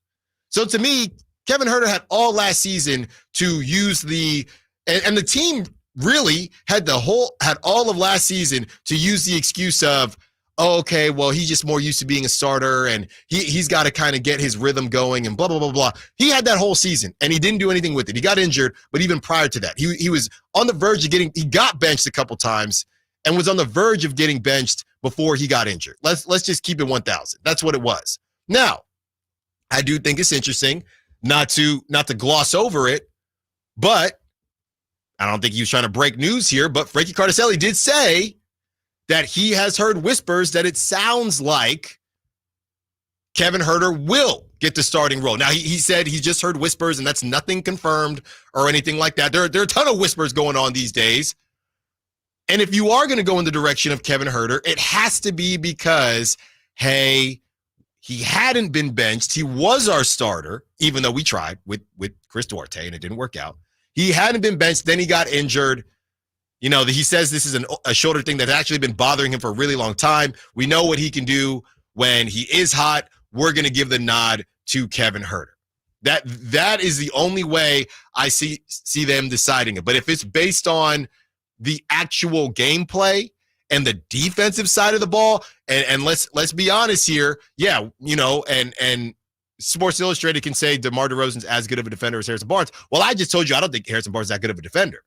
So if you want to improve your defense, and we know what it was with Kevin Huerter and Harrison Barnes in the lineup, so it'll be essentially the same with Kevin Huerter and DeMar DeRozan, even though DeMar DeRozan will bring more on the offensive end, it's hard for me to know what Mike Brown likes as a coach and his philosophies and think that and I'm not saying any politics involved, but think that he doesn't want to start Keon Ellis. Again, not source information, just based on what we know about Mike Brown so far. Coming up next, hold on. Am I reading this right? Is a national outlet actually giving the Kings a little bit of love? Let's talk about it. Stiles Watkins, Sacktown Sports. Subscribe to Sacktown Sports on YouTube and watch the Carmichael Dave Show with Jason Ross, Stiles and Watkins, and the Drive Guys. Live Monday through Friday from 6 to 6. Plus view archive shows and exclusive content. Subscribe at youtube.com/Sacktown Sports. eBay Motors is here for the ride.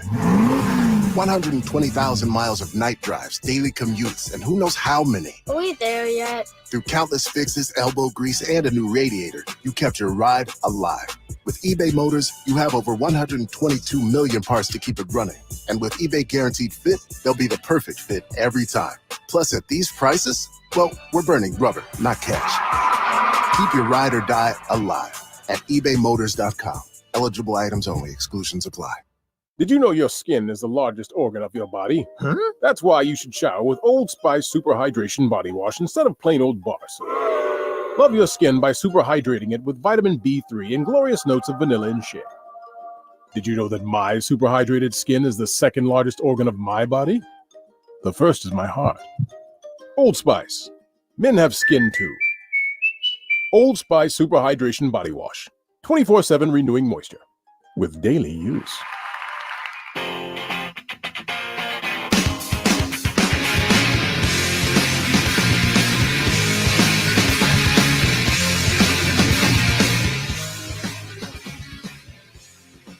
Sacktown Sports. Call or text at 916-339-1140.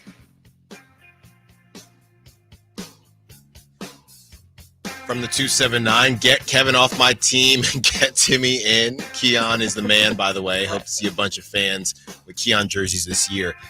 I don't need Kevin Huerter. I don't need Kevin Huerter off the team. It's just we went through a whole year of, yeah, you know, he just has to start. He's got to get into a rhythm. And I've always said, why does he get that?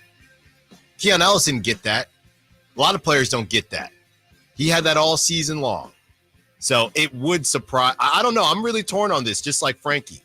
I think that Malik Monk, and we'll talk about Malik Monk and why I've moved on from Malik Monk starting, and definitely want to hear from you, 916-339-1140. Opening up the phone lines. Who do you want as your starting two guard between one Kevin Huerter, Malik Monk, and Keon Ellis?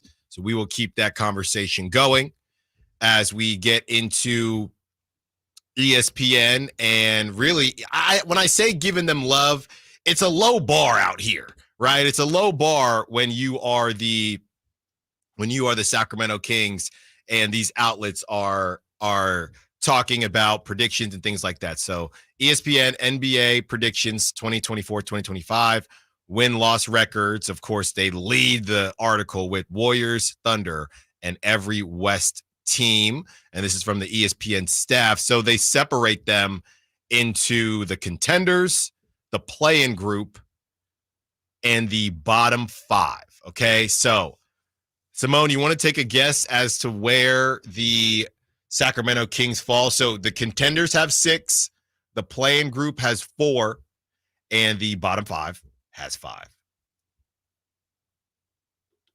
Say the numbers again. I'm not understanding the brackets you've established. So they have a group called the contenders, okay, and that's the top 6 okay, in the West. Ah. They have a group called the play-in group, and they have the next 4 in that group, 7 through 10. Uh-huh. And then they have the bottom 5, which is just the bottom 5. So where do you think in the West the Sacramento Kings land? I really hope I don't kill the segment by just absolutely hammering down a number here. I'm going to say I'm 6 is calling to me. Give me number 6, please.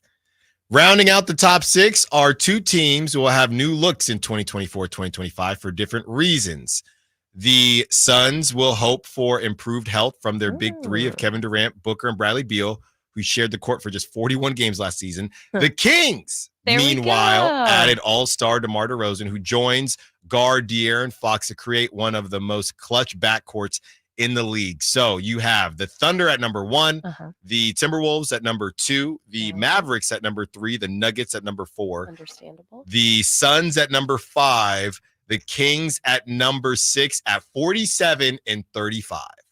That's a little bit of love. Yeah, that's a little bit of love. It's always a love contenders to me. Is, they're in the sentence. They're in the contenders. That means anything can happen. The play-in group, followed by the bottom 5, but the play-in group at number 7, the New Orleans Pelicans, they have them at 46 and 36. Number 8, the Golden State Warriors at 45 and 37. The Memphis Grizzlies at number 9 at 44 and 38. And number 10, the Houston Rockets at 44 and 38. So having the Kings in that 6th spot, it's confusing. And we spent a lot of time on yesterday's show. Go check it out on YouTube or the Sacktown Sports app if you happen to miss it. But we spent a lot of time yesterday talking about, well, if you have these top players at top positions, why are you just scratching and clawing to get out of the play-in? And that's simply because the West is a mess. And really, it's not good enough. Somebody responded on the YouTube and they said, well, I mean, based on the numbers, you have about a 50% chance to have somebody that's a top 15 player. And I think it's a good point. I got to check the math on that, but I do think it's a good point that 15 is too broad. If we're talking about top 10, then maybe we're having a different conversation. And just like Brendan Nunes said yesterday, it also depends where it is. If you have 3 dudes that are number 10, that's not good enough in this West. If you have 2 dudes that are number 10 and 1 guy that's a number 2 at their position, then you might be cooking a little bit. If you have a number 2, a number 5, and a number 5, then you're cooking. If you have a number 3, a number 7, and a 10. The problem is with the Kings, they're in the top 15 for everything, but besides the center position, they're more middle of the road in that top 15. And if they want to get to that next step, somebody has to crack that top 7.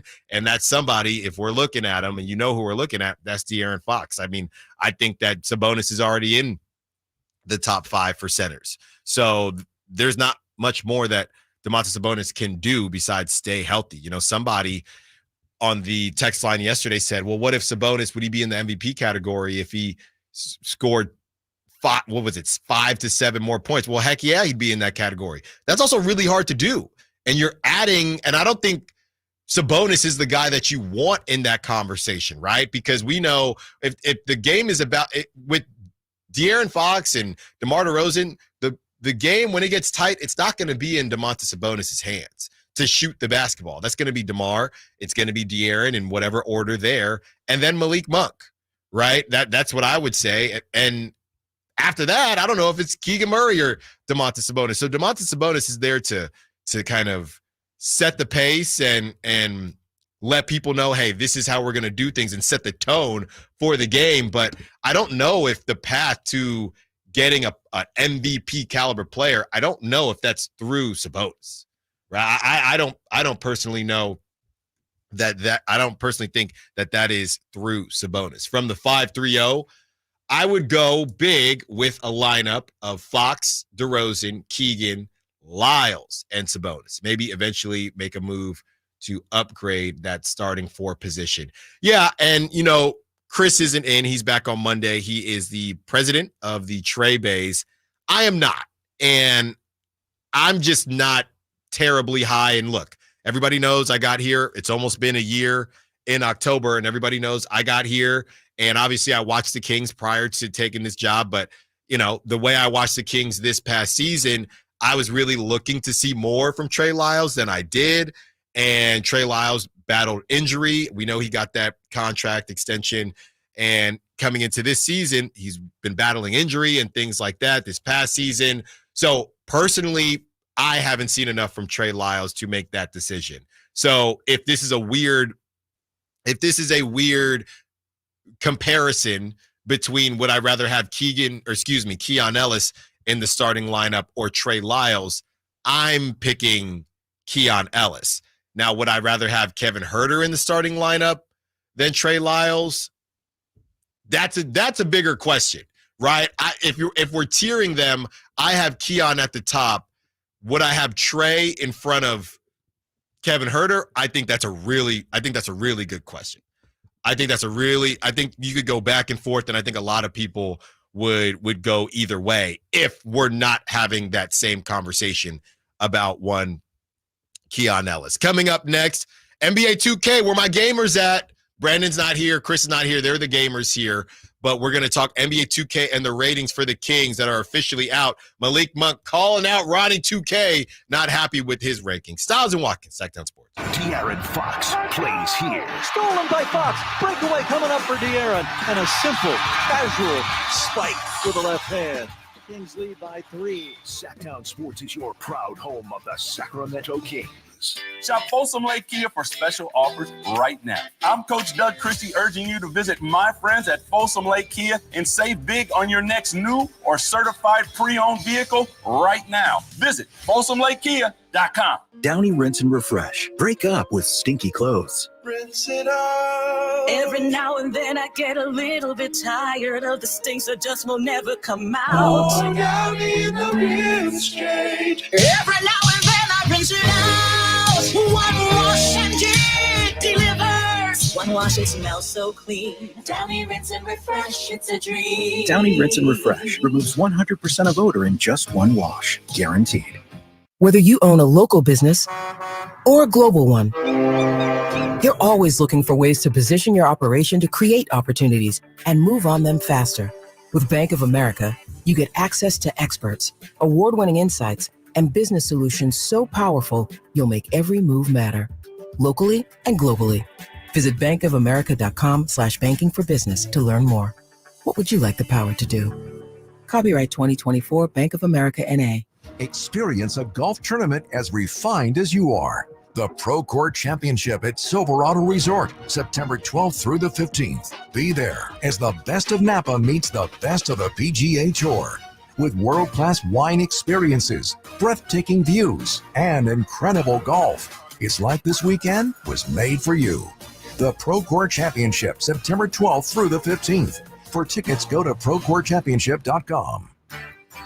Hey, it's Carmichael Dave for American Energy Heating and Air with a question. Have you recently had a technician diagnose your HVAC system and you were a bit surprised at how much it cost? Or did something seem off about their quote? Because at American Energy, they take pride in giving you honest, straightforward solutions to get that system up and running. Have their qualified technicians come out and give you a free second opinion. It's free. You got nothing to lose but some dollars off of that original quote. They're making the uncomfortable comfortable. They've been doing it since 1981, serving the greater Sacramento area. A+ with the Better Business Bureau. That's why they keep having customers coming back for more and more and more. You can call them and set that appointment at 916-520-9990. That's 916-520-9990 or AmericanEnergyAir.com.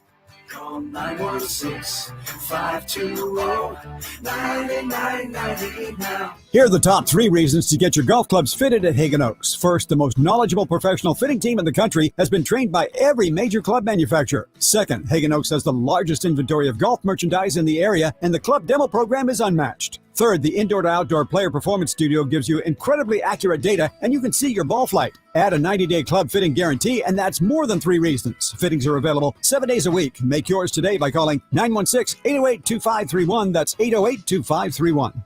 Sacramento, Dierks Bentley's coming to town. Getting drunk on a plane. For his only show in California this year, Saturday, September 28th at Heart Health Park for Country in the Park 2. What was I thinking? And he's bringing some friends. Parmalee. I want to close your eyes for this. Tyler Rich.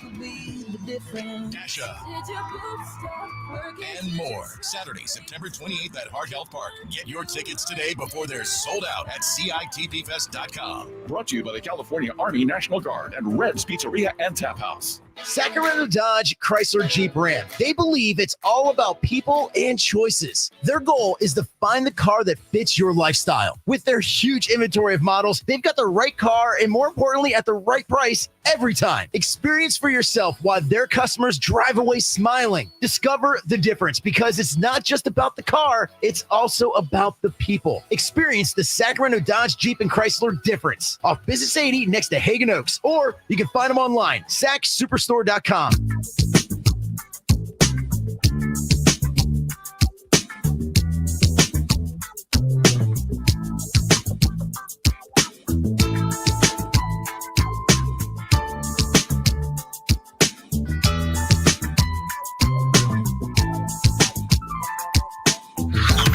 Sacktown Sports. Check us out on YouTube. Search Sacktown Sports and subscribe.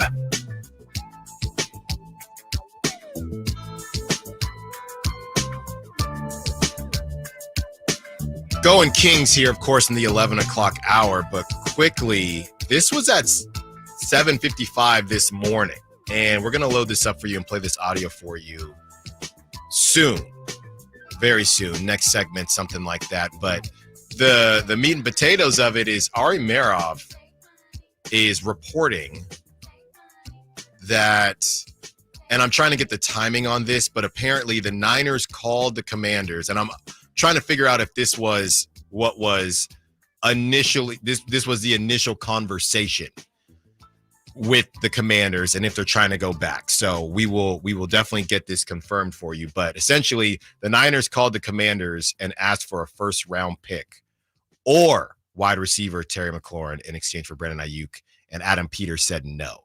So from the sounds of it, it sounds like that was what happened initially. And I'm wondering now if they're going back, but I will get that confirmation for you very, very soon, and we will break all of that down as we have some fun here with the Kings NBA 2K ratings.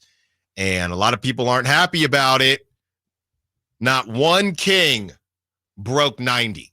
That's right, not one King. And it feels like the grading or the rankings were pretty tough. The ratings were a little tough this go around for a lot of guys.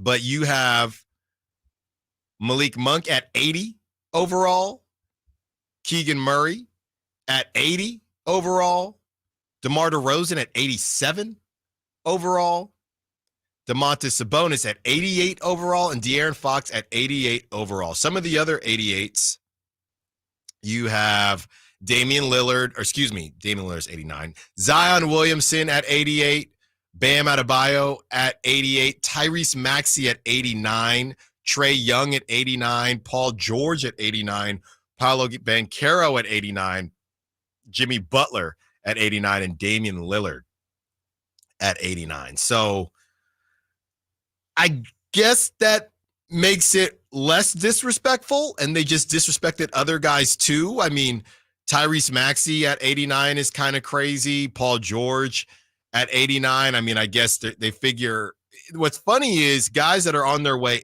up and guys that are on their way down all find themselves at 89. I mean, Jimmy Butler and Damian Lillard being 89, I guess, and I guess you could throw Paul George in that category.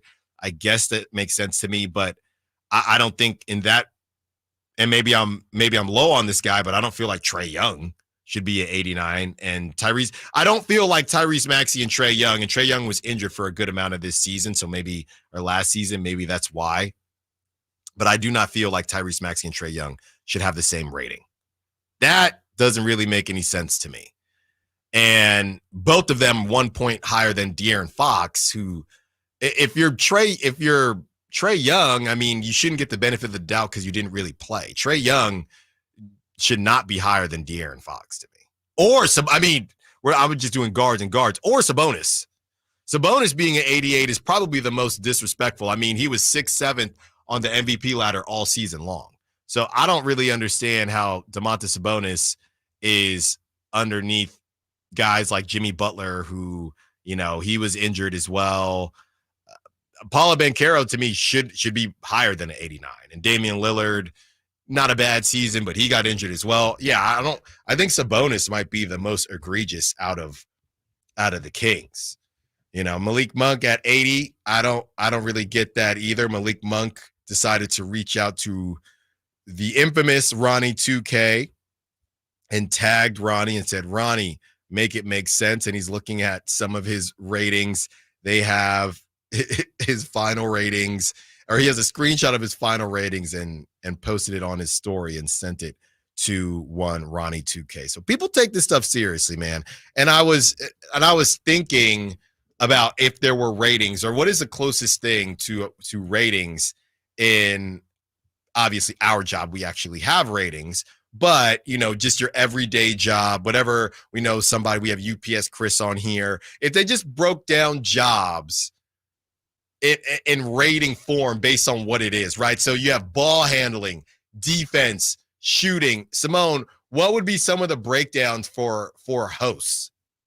And I'm trying to figure out what would tick me off. What do I think I'm better at than what Ronnie 2K or whoever it is would give me? Let's say if Verlad's doing the ratings or whoever's doing the ratings, what is one thing that would tick me off that I would say, paying off teases, I would get, a 72.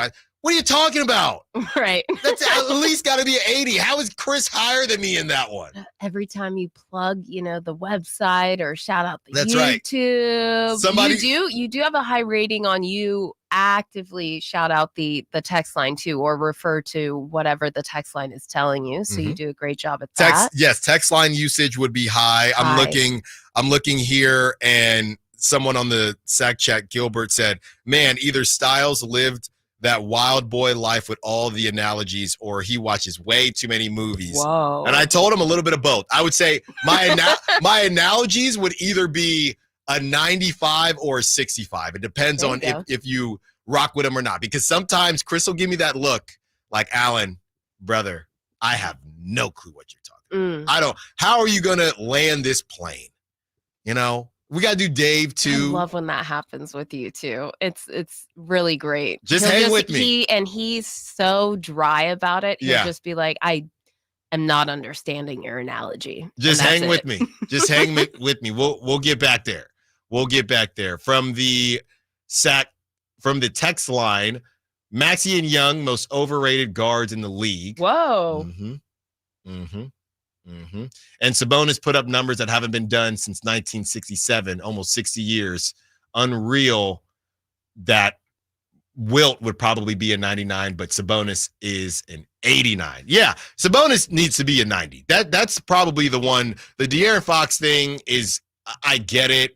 I'm a big Tyrese Maxey guy. I'm much higher on Tyrese Maxey than Trae Young. Maybe it's just a bit of recency bias, but I really like Tyrese Maxey. I don't think he's over. Nice. I don't think he's Kentucky overrated. boys are nice, dude. And I don't even know. And I don't have that's what I'm saying. I don't have a problem with Maxey. If anything, I think he should be higher. Trae Young being at 89 makes absolutely no sense to me. He's getting some weird benefit of the doubt for no reason. But again, he has a podcast, so maybe that's. I didn't tell you. I'm very seriously thinking about going out to Atlanta because they have a Kings game, or they're hosting the Kings, and it's right around Halloween. So how fun could that be? But you had a lot of things going on. You had the NFL for your birthday. But now I know. So what's happening here? I'm letting go of the NFL. Oh, so you're not going to Miami or where was it, Green Bay? It was going to be Miami for around Christmas time if I could rally my family, because I have one brother in Atlanta. See where I'm going here? Uh-huh. So if I could convince him and his fiance to go down to Miami to do a Christmas over there, since sometimes they can't come back here, that we do it. I've gotten shut down. I've also learned that Buffalo is extremely far away from New York City. So it's a whole thing of like, you thought you could just hop on. I mean, you could. I thought it was a 2-3 hour drive, and I've been told that it is more like a 6, 8, 9 hour drive. And you're worried based on that timing, you're caught in the snow. I won't be able to enjoy all of the tailgating festivities. So it's a nightmare. And that one's really tough because that aligns with my actual birthday. So I'm not going to be stuck in a car or any of that. So I have dismantled those plans. And that's why my eyes are focusing in on either Atlanta or Portland. There's also a play-in game I'm looking at going to. I'm all over. Play-in or in season? Sorry, I always say that. Everybody does. Yeah. Everybody. In season tournament. No, you got to do November Atlanta. 29th I haven't been to Atlanta, but I've heard. You haven't been to Atlanta? I've not been Lemon to pepper wings? I know. I need to go. So I'm so sorry to hijack this whole conversation. No. But it's something to think about. Yeah. Trae Young. I'll see him in the flesh. Maybe. Maybe. You better wait. He could still get moved. I still think he might end up on a Lakers or something. So I would say that it should be a win for the Kings either way. I also heard that when I went to Mercedes-Benz Stadium, very affordable. So I also want to see if State Farm Arena, right, is going to be also very affordable with all their concessions and stuff. And then the nice light the beam on the road. Yeah, you have to. Get into it, man. You have to. Speaking of, maybe it would be one Kyle Draper on the call. You could say what's up to him. Oh, yeah. Because now I'm thinking, so people are now texting in, Carmichael Dave, 99 overall on random stories told. Fantastic. That's My very, tip very of the good. cap to you. Thank you so much, 916, for writing in. Yeah, someone is saying they are pool technician, pool knowledge. They're a 95, athleticism 96, customer service 99. I mean, you're saying you're very good at your job then. You're saying you're very good at your job. I would give Draper a 98 overall on confidence. Yes. I don't think anyone's got more confidence than Kyle Draper, the LeBron James of the station, self-proclaimed. For Whitey, amazing stories. Just an encyclopedic mind of fascinating sports. Whitey, 95 on sports information. Whitey in 95. I'm not just giving out 99s. Whitey in 95. I'm acting like 2K. Whitey a 95 on stories. And I'll give him a 99 on sports songs. Yeah. Because he loves to make the sports songs. So he gets a 99 on sports songs. Keep them coming. This is a pretty fun game. I'm just trying to think of other things. Jason Ross would be a 99 overall on patience for dealing with Carmichael Dave. Yes, incomparable. We have to do Chris. We have to get to Chris. We will get to Chris. For being uncomfortable when it's hit the post as being suggested as a Friday fun and game. We will keep them coming. Coming up next, some sound from Jalen Brunson on Kobe. And we asked the question, is Kobe the most interesting basketball player to rank in history? And we are also getting to your texts and Sack Chat. A lot coming in. And there's a good one that I want to get to as it pertains to why De'Aaron Fox will also be better on defense this upcoming season. Stiles and Watkins, Sacktown Sports. The NFL's leading rusher plays here. A handoff to McCaffrey, walks in the end zone. Handoff to McCaffrey, takes it right down to the goal line. He does his thing again. McCaffrey goes in motion right. Backwards pass led by Juszczyk. A block there. Hurdles a man. 10, 5, touchdown! CMC! You can hear all of Christian McCaffrey's touchdowns on your home for 49ers football. Sacktown Sports. Hello, I'm Frank Cock with Retirement Security Centers with a week economic update. There's a saying that you should enjoy some of the fruits of your labor now as you can take it with you. We're in the beginning of the largest wealth transfer in history, with baby boomers expected to pass $68 trillion in the years to come. Many of these same boomers do not have basic estate planning documents, making them underprepared for this transfer. Many do not plan due to unforeseen potential future concerns they're waiting to address. Health concerns, concerns about inadequate retirement savings, concerns about changes to Social Security, increased debt loads, all can lead to inaction. Changes to tax laws that may be contingent on the outcome of the upcoming presidential election may also be a deterrent. Waiting for the Federal Reserve to determine their path forward with interest rates? Well, the Federal Reserve is waiting for upcoming data such as new home sales, initial jobless claims, retail inventory, personal spending, advanced retail inventories, and the July PCE index, all in the next week. There will always be something of concern coming in the future, but the best way to achieve a better outcome is to take the first steps and plan now to be better prepared for what if. How might this affect you or your family? Please go to frankontheradio.com to schedule an appointment, watch videos, and receive market updates. I'm ready to help you start your journey so you can define your future. Securities and investment advisory services offered through Osaic FA Incorporated, member FINRA SIPC. Osaic FA is separately owned, and other entities and/or marketing names, products, or services referenced here are independent of Osaic FA. For most of the people that walk in our store, it's been an ongoing, non-stop issue, and they're finally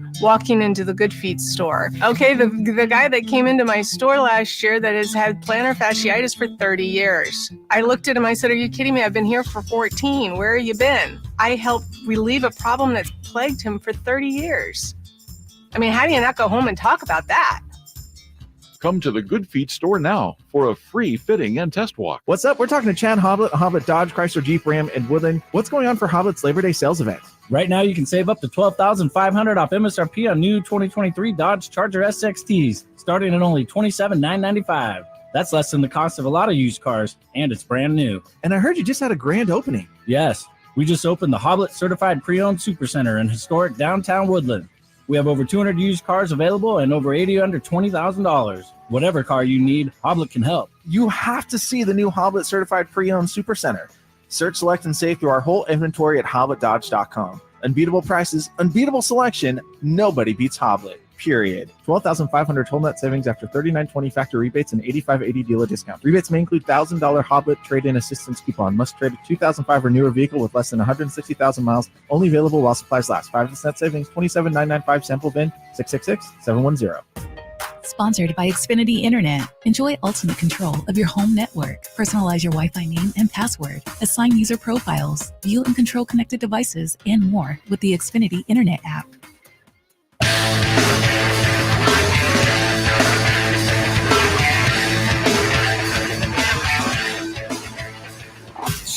Sacktown Sports. Call or text at 916-339-1140. Gonna get to this Jalen Brunson sound on Kobe Bryant, but I did see this on the Sack Chat and wanted to call it out because I thought it was a good call by Gilbert.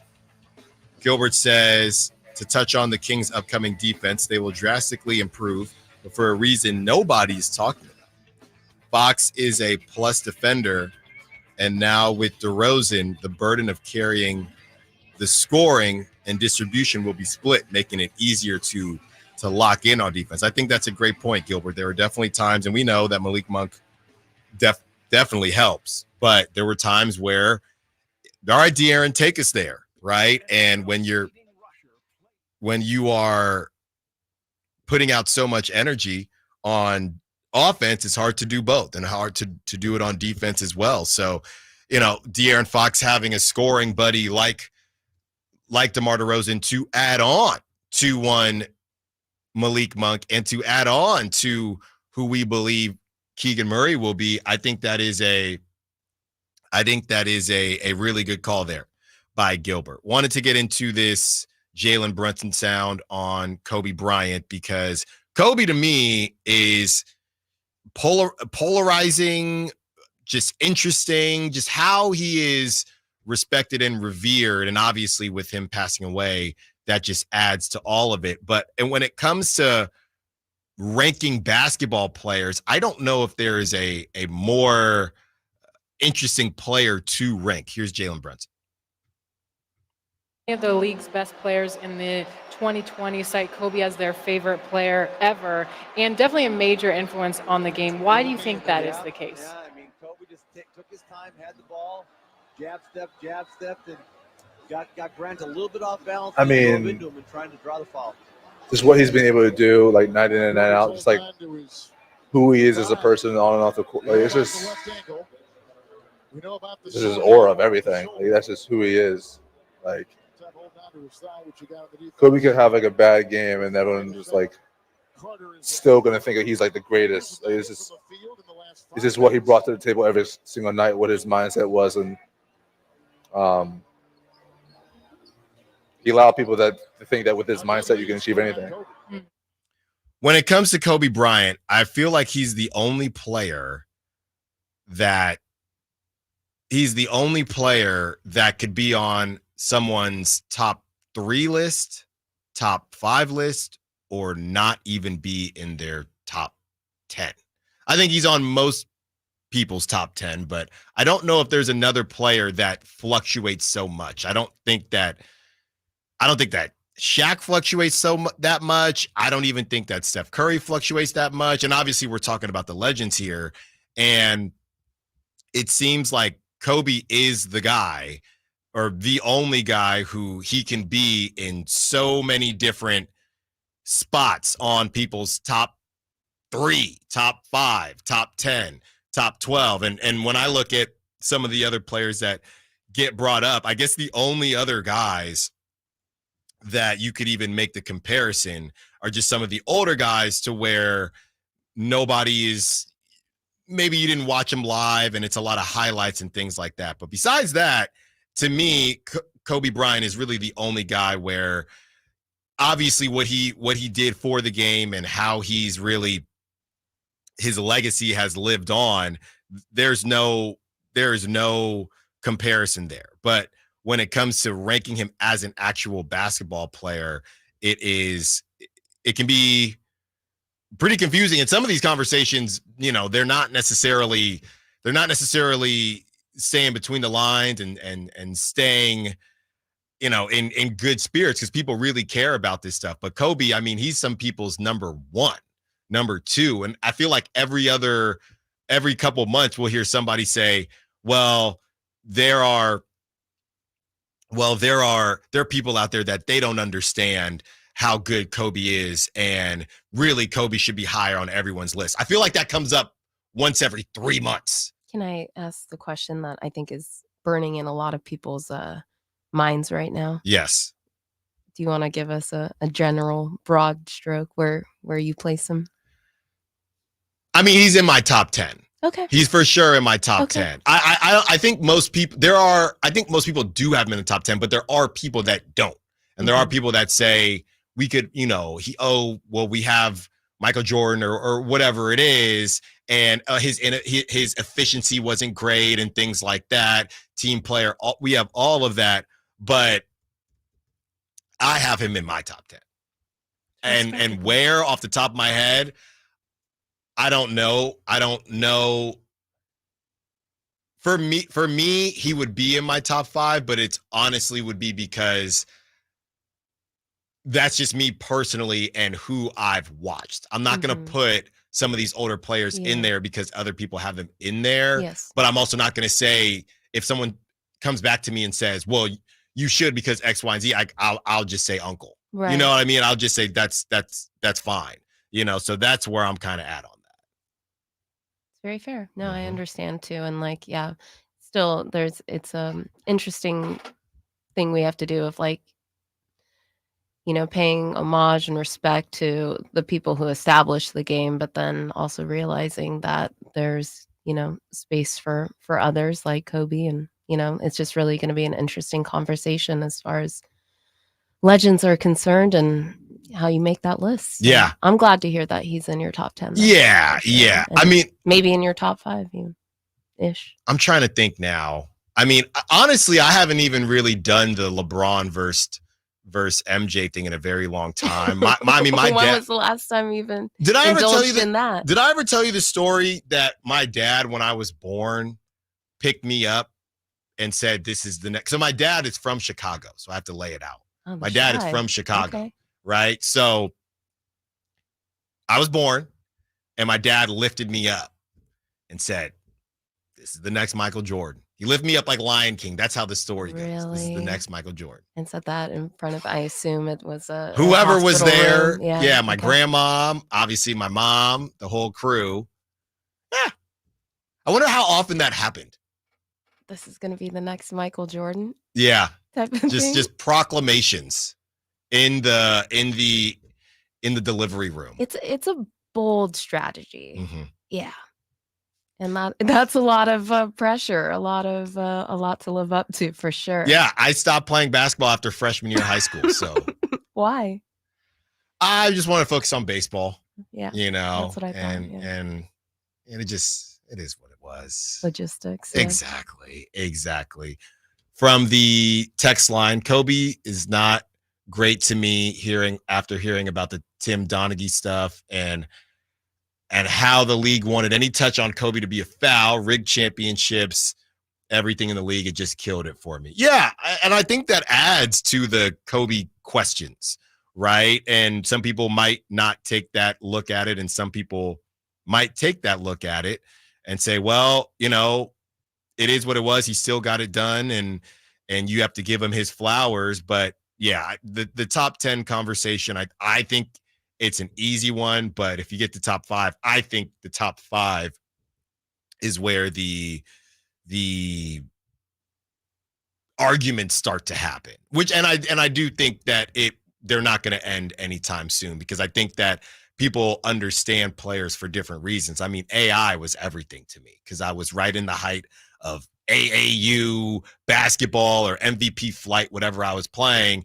And 7th grade, 8th grade, and that was Allen Iverson's time. Now, a lot of things we've been seeing is with these young kids, they'll say, I think a lot of people misconstrue best player for favorite player. I believe it was Carmelo Anthony's son, Keon, said that Paul George was the best player ever, but I think it was some confusion between best player and favorite player. You can have a top 10 of your favorite player, but maybe it's the same to him.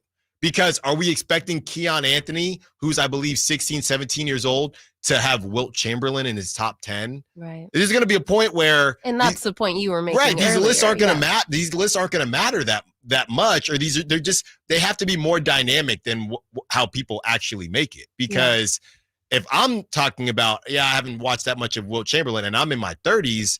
These kids, you can't expect them to have any of these guys in there. And the same thing's going to happen to MJ eventually. Right. Right? People actually joke people actually joke, some of these young guys, for saying MJ, saying, how much did you even watch? Maybe you watched The Last Dance. I saw the same thing as it's New Music Friday, and all the new music has come out. It's a pretty quiet week, by the way.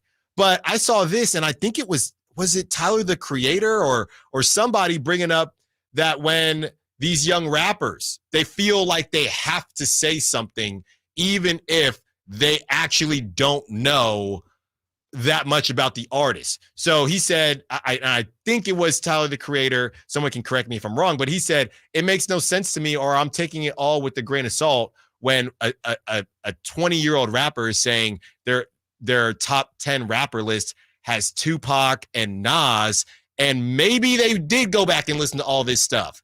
But part of it is just, well, I feel like I have to say these guys, so I say these guys, when in reality, how much time did they actually spend listening to Biggie and Tupac and all this? And why would they? I mean, that's decades later, unless maybe their parents played it. So it's the same thing with basketball to me. At some point, watching highlights is not going to hit the same as seeing guys doing it live and the feeling that you have as a human. And I think to bring this all back around to Kobe, the feeling that Kobe gave a lot of people is always going to have, maybe not in Sacramento, but is always going to have, exactly, and maybe some of that's respect, but that's always going to be stronger than numbers. And I think that's why these lists are never just purely the player. It's always connected to what these guys gave you as feelings. Coming up next, we do have that sound from Ari Meirov to get that update on Brandon Ayuk and the Commanders. And we also have a conversation about why Malik Monk can't start, but can be in the closing lineup. Stiles Watkins, Sacktown Sports. The NFL's leading rusher plays here. The handoff to McCaffrey, walks in the end zone. Handoff to McCaffrey, takes it right down to the goal line. He does his thing again. McCaffrey goes in motion right. Backwards pass led by Juszczyk. A block there. Hurdles a man. 10, 5, touchdown! CMC! You can hear all of Christian McCaffrey's touchdowns on your home for 49ers football. Sacktown Sports. I didn't ask to be thrown in the streets with nowhere to go. I didn't think I'd survive. But I did ask for help, and Covenant House was there for me. 1 in 10 young adults will experience a form of homelessness this year. For these kids who didn't ask to be put in this unthinkable situation, Covenant House is there. Covenant House helped me break the cycle of homelessness in my family. They gave me the love that I needed. Over 2,000 young people will sleep safely in a Covenant House bed tonight. When youth who are experiencing homelessness have a hot meal, a safe place to sleep, medical care, and love, they can overcome heartbreaking challenges and have a brighter future. They just really genuinely just wanted to help me succeed, and I'm succeeding. I'm a speaker, I'm an author. Covenant House really helped me and really helped mold me into the woman I am today. If you or someone you love is asking for help, go to safeplacetosleep.org today. Thunder, feel the thunder. It ignites something inside of you. Lightning and the thunder. Sets alight an elevated state of being. Days are pure exhilaration. And the nights, they're simply electric. See it, hear it, feel it. Thunder, feel the thunder. Lightning and the thunder. Thunder Valley Casino Resort. Feel the thunder. At Northern California's #1 Honda dealer, Stockton Honda, we make the dream of owning a new car easy and stress-free. With prices that you just can't say no to. Save on our best selection of the year during the final days of the Honda Summer Event. Come in today or go to StocktonHonda.com. Anytime, anywhere, it's all here. StocktonHonda.com. #1 claims based on 2023 total new and Honda certified pre-owned vehicle car sales from American Honda Motor Company's Old One Report. Golf to Go is brought to you by the Hagen Oaks Golf Super Shop. Here's Frank LaRosa. Most amateurs like to play for something on the course, and you'll be pleased to know the USGA doesn't object to informal wagering when it's a friendly bet with your friends. Some of the most popular wagers are the Nassau, which is 3 bets. Low score on the front, low score on the back, and a low score for the full 18. In a round robin, 2 members of the foursome team up against the other 2, but the catch is the partners rotate every 6 holes. In skins, the player that wins the hole earns the skin. If there's a tie, the skin is carried over and the next hole is worth 2 skins. And of course, don't forget wagers for greenies, landing your shot on a par 3 green, sandies, earning a save from the sand, woodies, parring after hitting a tree, and of course, Arnie's, parring without hitting the fairway in honor of Arnold Palmer. So play away. Your amateur status is safe. For Golf to Go, I'm Frank LaRosa. Subscribe to Sacktown Sports on YouTube and watch the Carmichael Dave Show with Jason Ross, Stiles and Watkins, and the Drive Guys, live Monday through Friday from 6 to 6. Plus, view archive shows and exclusive content. Subscribe at youtube.com/Sacktown Sports. From the Power Business Technology Toshiba Studios. Your home for Kings basketball for over 25 seasons. No look, Bibby to Weber, down the lane, flying jam. There's your play of the night right there. It's inside is Sabonis, a two-hand rip, a brilliant pass from De'Aaron Fox. KHTKAM Sacramento, KYMX HD2 Sacramento. Sacktown Sports.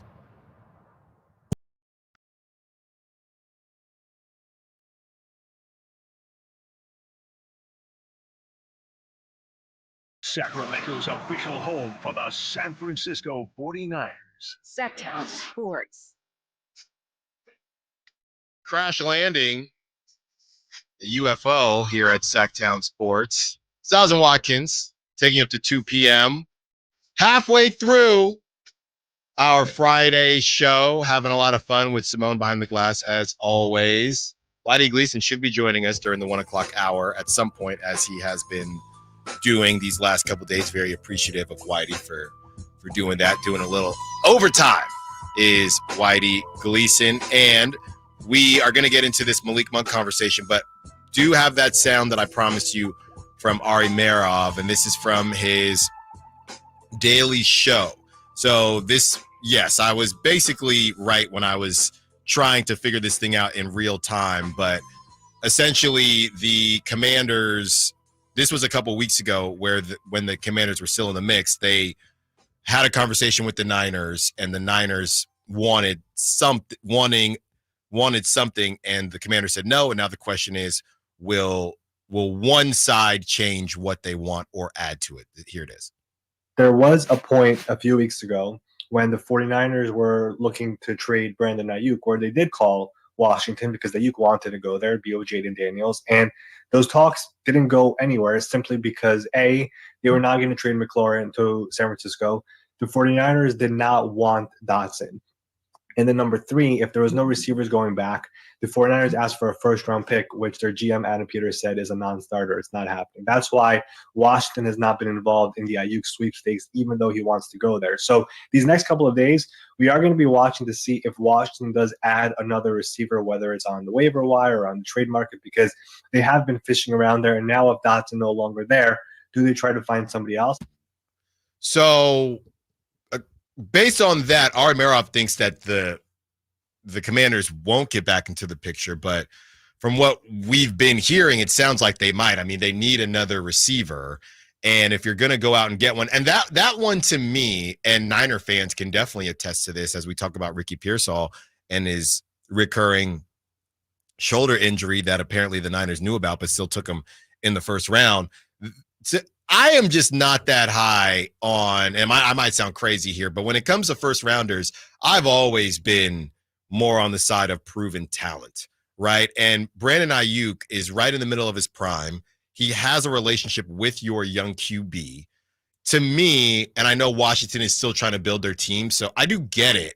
But and I don't know what else the Niners wanted, but if it was, hey, a first rounder straight up for Brandon Ayuk, and maybe it was more than that, but if it was that, to me, it's worth it. If you're Washington and you think that this could be an electric offense, and you don't have to give up Scary Terry, and you can just move forward with a Brandon Ayuk. And I know you got to pay Ayuk, and that's one thing. If you do hit on a first rounder, you then don't have to pay them for a couple years. But yeah, if Washington is going to move off of Dotson, and not be in the sweepstakes for one Brandon Ayuk, then what are we talking about? I mean, you're running out of time here, and maybe they feel like similar to other teams. Hey, we're not necessarily trying to win a Super Bowl this season, so we would rather see if we can get a young guy and see if we can develop a wide receiver. We'd like a wide receiver, but we're not in a rush because we have a young quarterback. So our timeline is a little bit different than the Niners timeline or even the Steelers timeline, because we're just now getting a young QB in there. So interesting stuff from Ari Meirov. So yeah, there is a confirmation that the Niners did reach out to the Commanders, but they said, you're going to come up off that first rounder or you're going to come up off of Scary Terry. And the Commander said no. And that's not surprising because the Scary Terry thing is definitely not surprising. The first rounder thing, maybe not as surprising, but I think that it's also the leverage going back the other way. The Commanders know that the Niners they don't necessarily want to pay Ayuk exactly what he wants. So yeah, this leverage continues to seesaw back and forth between the Niners and the other teams involved, and also Brandon Ayuk. So there is that update as we get into this Malik Monk conversation. 916-339-1140 if you want to be a part of it. I was sitting here thinking last night about some of the conversations we've had in the past with one Malik Monk. And I think I've said this to one Chris Watkins before, just as far as, well, how come nobody is on the side of Malik Monk starting, or a lot of people are moving away from that, but there's no question marks about being in the closing lineup. So as we've gone back and forth and had these conversations, I really thought about it, and this is what I came up with. At the beginning of the game, everybody needs to find that rhythm. And I'm not really sure how Malik Monk is going to find his rhythm with the other guys that need to find their rhythm. And look, I know that De'Aaron Fox is a guy who, with that former lineup of Kevin Huerter starting and Harrison Barnes, he knew he was going to need help, right? And we have Domantas Sabonis as the tone setter. So a lot of times De'Aaron Fox, he would kind of fall back at the beginning of the game, and he would be the one to take that back seat. And then, okay, De'Aaron gets going a little bit later. Again, as a 9 seed and coming off of one play-in victory, and then you lose with the opportunity to get into the playoffs, I'm not looking at that. I'm not looking at anything the Kings did last season as a barometer to say, oh, yeah, well, they got to keep doing that. Why? They're the 9 seed. So I get it. You don't want to come out too quickly every single game, but I do think there were too many games where De'Aaron felt like, I got to let Kevin Huerter, I got to let Keegan Murray, I got to let these other guys get going, and I can turn it on whenever. I would rather, let's just turn it on from Jump Street. And I think that is a version of that is where we're headed, adding DeMar DeRozan. So if you have DeMar DeRozan, who he's going to get his touches, you have De'Aaron Fox, and he's going to get his touches, Malik Monk is going to turn into a spot-up shooter. And I don't think that's what people want. I know it's a cliche of there's only one basketball, but I just think it's the reality. On the other side, the question becomes, okay, well, what's the difference between the beginning of the game and the end of the game? I think it's that simple. It's the beginning of the game and the end of the game. So much happens throughout the course of a game that by the time you get to the end of it, you're looking at things a lot differently. And I don't even know if Malik Monk is going to be in every closing lineup, to be completely honest with you.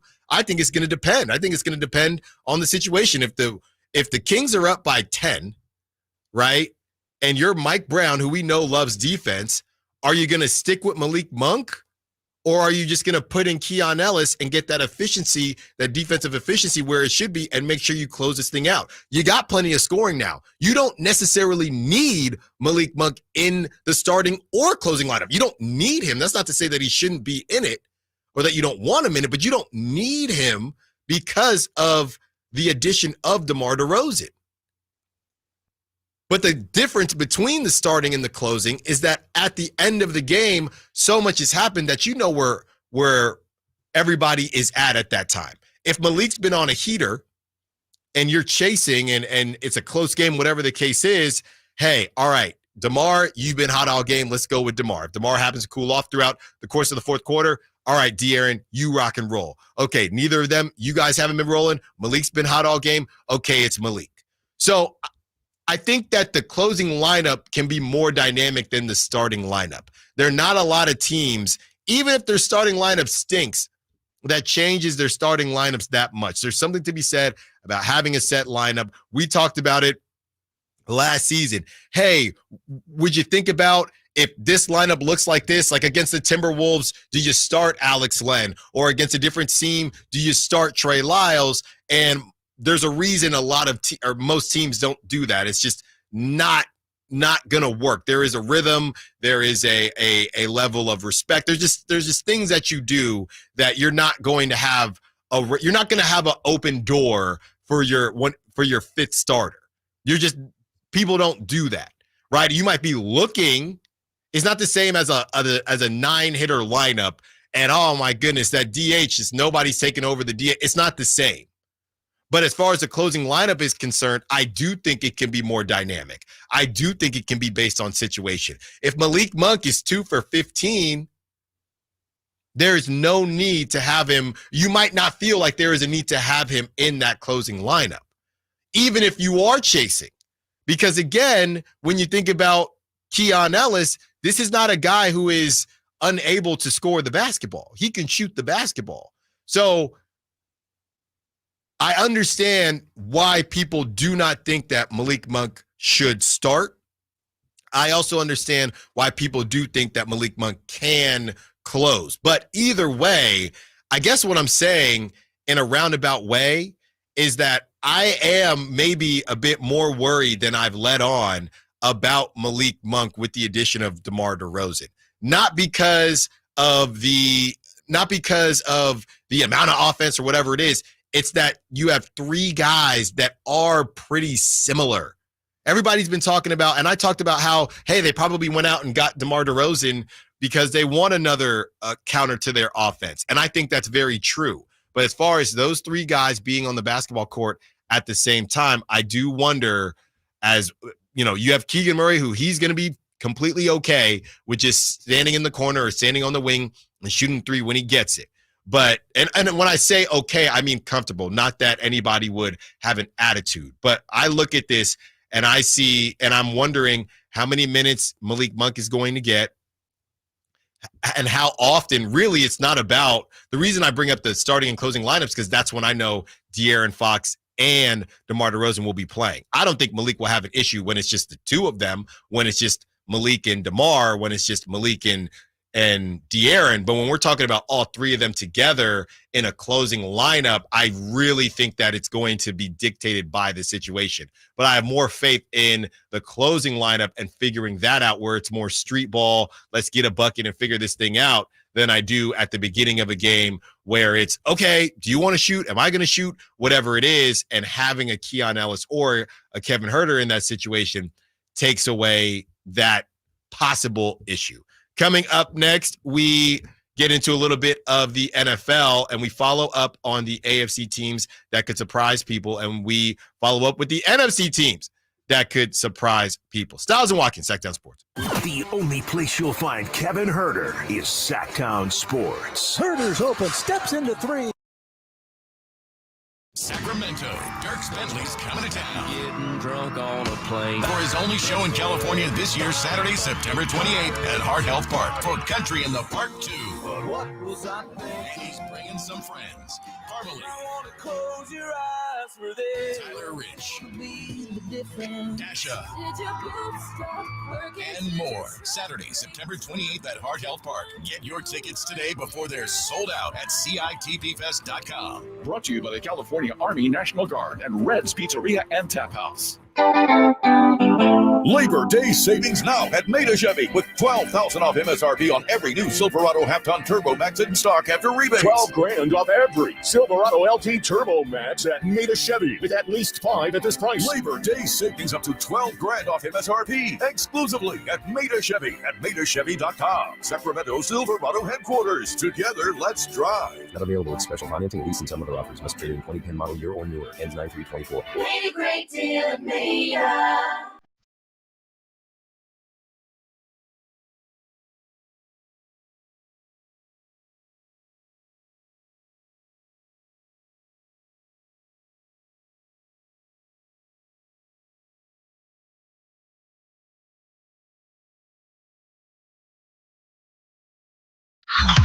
Sacktown Sports.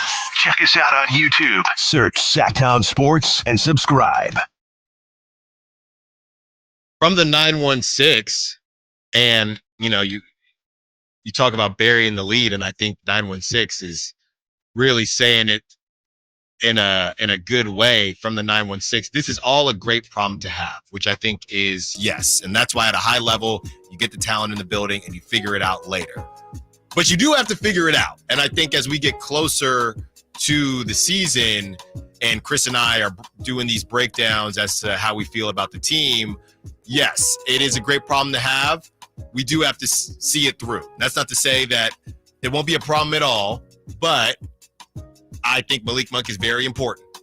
And when I look at the two starters in DeMar DeRozan and De'Aaron Fox, and how Malik Monk fits into that at the end of games. Because now, let's think about the timing of this. Malik Monk, and we'll get into the AFC.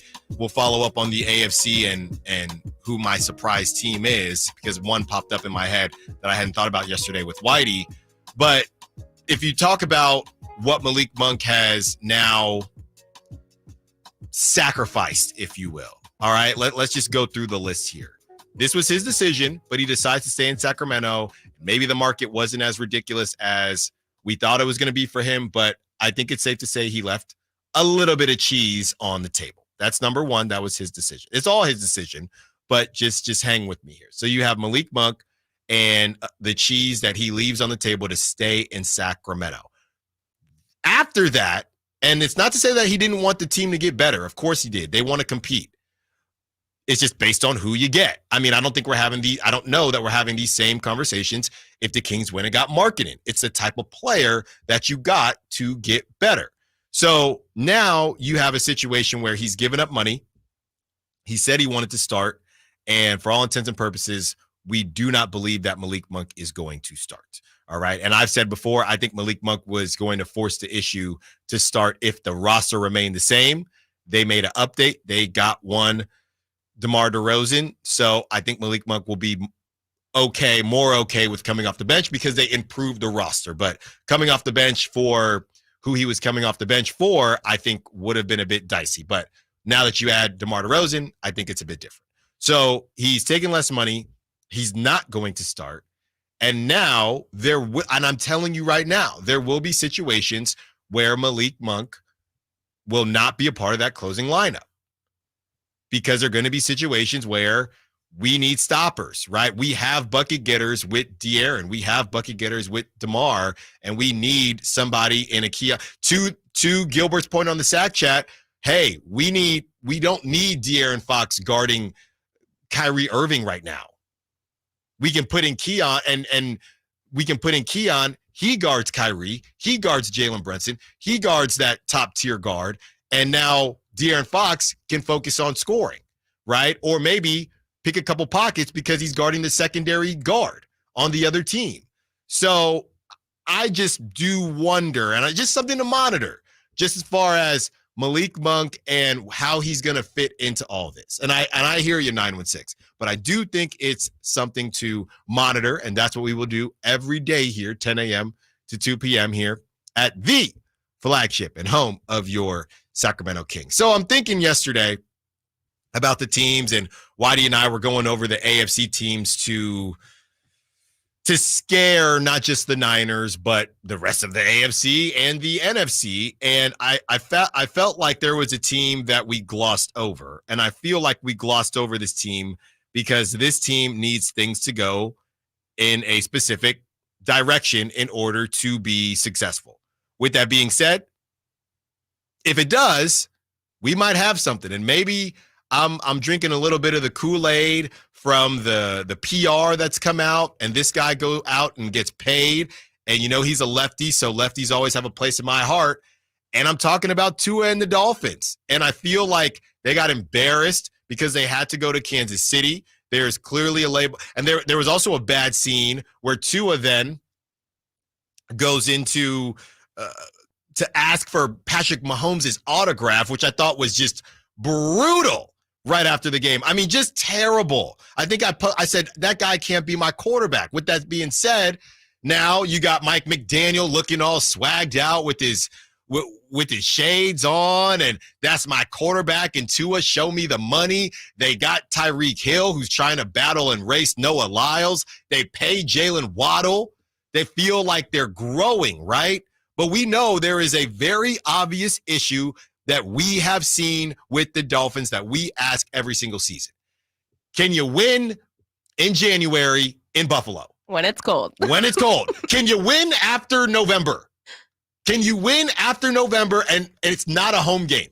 And that's what we've struggled with the Dolphins every single season. So I'm going to ask again, is this the season? The counterpoint to that, Simone, is what they know. And I believe they think this internally is, what if we don't have to? If we can get on a heater and get the 1 seed, easier said than done. We know. Pulling up their schedule right now. I already have it up. I already have it up. That's why you get paid the big bucks. All we got to do is get the 1 seed, easier said than done. We know the Chiefs. We saw it last season. The Chiefs, they're willing. The Chiefs are where the Warriors were. Right? The Chiefs are where the Warriors were. Hey, we can win from a 2 seed. We can win from a 3 seed. We don't have to blow it all out during the regular season. I don't think the Bills have the horses. The Bengals, we got to see if Joe Burrow stays healthy. Everybody feels like they have quarterbacks almost to their detriment besides the Chiefs. All we got to do is get into the dance. There's only one quarterback that can just get into the dance, to me, and that's one Patrick Mahomes. Everybody else really needs that home field advantage, and that's including Lamar as well. Wait, so run it through really quick. I'm going through it right now. Let's do it. So you are the Dolphins, okay? Yeah. You get a home game. Now, you're basically, college football is about to start this season or this weekend. You're basically a college football team. You have to dang near win every game. But if you get that 1 seed, I think, and I already looked it up. You know where the Super Bowl is? Nolens, New Orleans. So you could go the whole time and not deal with this weather. Now, it's a tall task, don't get me wrong, but if they're able to get that 1 seed, you start off at home against the Jaguars. You then have the Bills, okay? You could even split that. You go to the Seahawks early, probably not raining yet. That's still September. So now they could be 2-1. They're going to beat the Titans 3-1. They get to go to the Patriots in October. Another dub. No. I think they're good. It's not December yet. So that means when the next time they get the Patriots, that's going to be in Miami. So now they could be 4-1. I said another dub. Oh, another dub. I thought you said now they're done. No. There you go. And now they're done. They're 4-1 now. Then you get the Colts on the road. Colts, I'm pretty sure they got the retractable whatever. Mm-hmm. I'm not very high on the Colts. 5-1. Cardinals are trash. 6-1. Mm-hmm. You got to go to Buffalo in November. I already said they lost the first one to Buffalo. So now let's say they split. So now you're what is it? 7-1, whatever it is. Yeah. Go to LA. I think that'll be tougher than what people think. Let's say that's an L. Okay. So now you're 7-2 in that point. You get the Raiders at home. I think that's a W. 8-2. You get the Patriots at home. On 9-2. On Thanksgiving. On Thanksgiving. Packers is a tough one. Let's give them. Forgive me. It's not. Sorry. Packers, another tough one. That's their third loss, I say. Jets Packers is a tough one. Thanksgiving game. Okay. Jets is another tough one. Between the Jets and the Texans, they'll lose one of them. I don't think they'll lose both. So that puts them, I think, at what? No, this is where it gets a little dicey. A real problem, and this is where they don't need problems at the end of the season. So yeah, I'm not feeling the Jets. I'm not feeling Houston. This is a gauntlet. L for this is a gauntlet. San Francisco in December. Cleveland, I don't feel good about, and then we'll see what kind of condition the Jets are in at the end of the regular season. But it's in New that's York. Insane. It's in New York. So I think this is where it ends. I think we had them at about 4 losses going into this 5-game stretch, and we'll read it out to you. So they host the Jets, and at this point they would already have had, I think, 4 losses. So they host the Jets, they go to Houston, they host the Niners, they go to Cleveland at the end of December, and then they have to go to the Jets. That so New York game, I mean, that could be for this is bad. Playoff.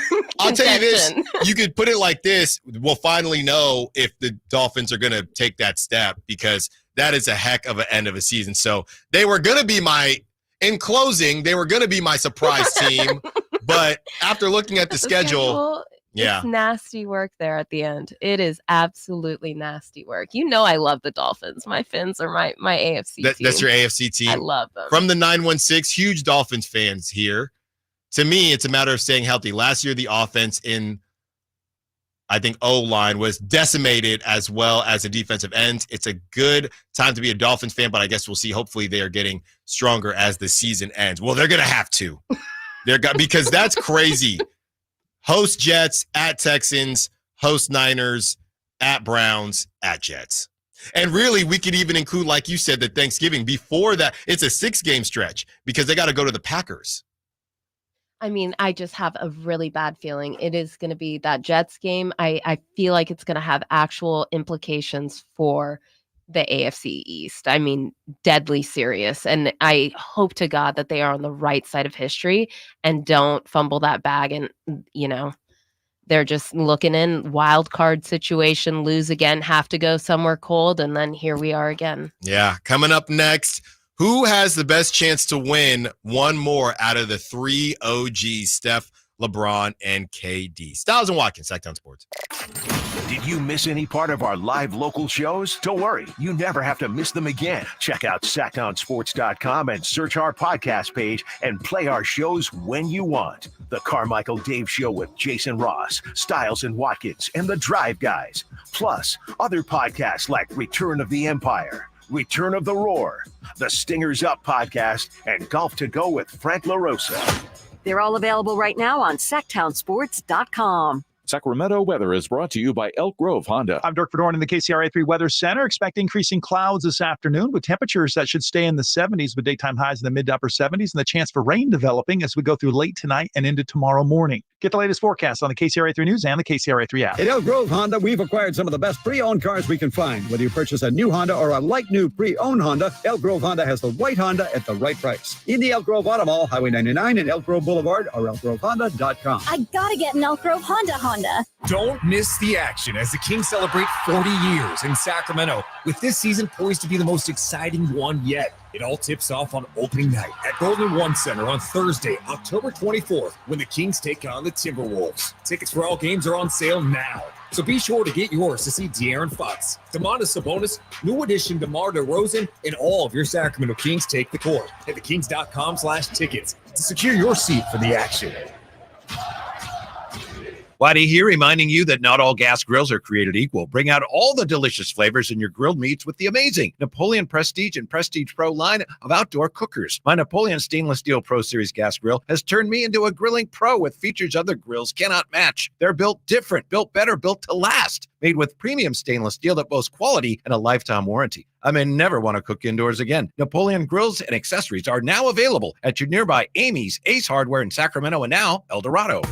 Sponsored by Xfinity Internet. Enjoy ultimate control of your home network. Personalize your Wi-Fi name and password. Assign user profiles. View and control connected devices and more with the Xfinity Internet app. I would end the day with sore feet, sore legs. The drugstore inserts that I was purchasing were really not very useful at all. I walked into the Good Feet store and the guy kind of grinned at me and said, I hear that a lot. I was living with chronic pain before going to the Good Feet store.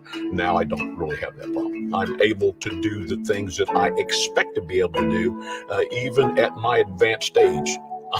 I feel pretty good about what's going on. Come to the Good Feet store now for a free fitting and test walk.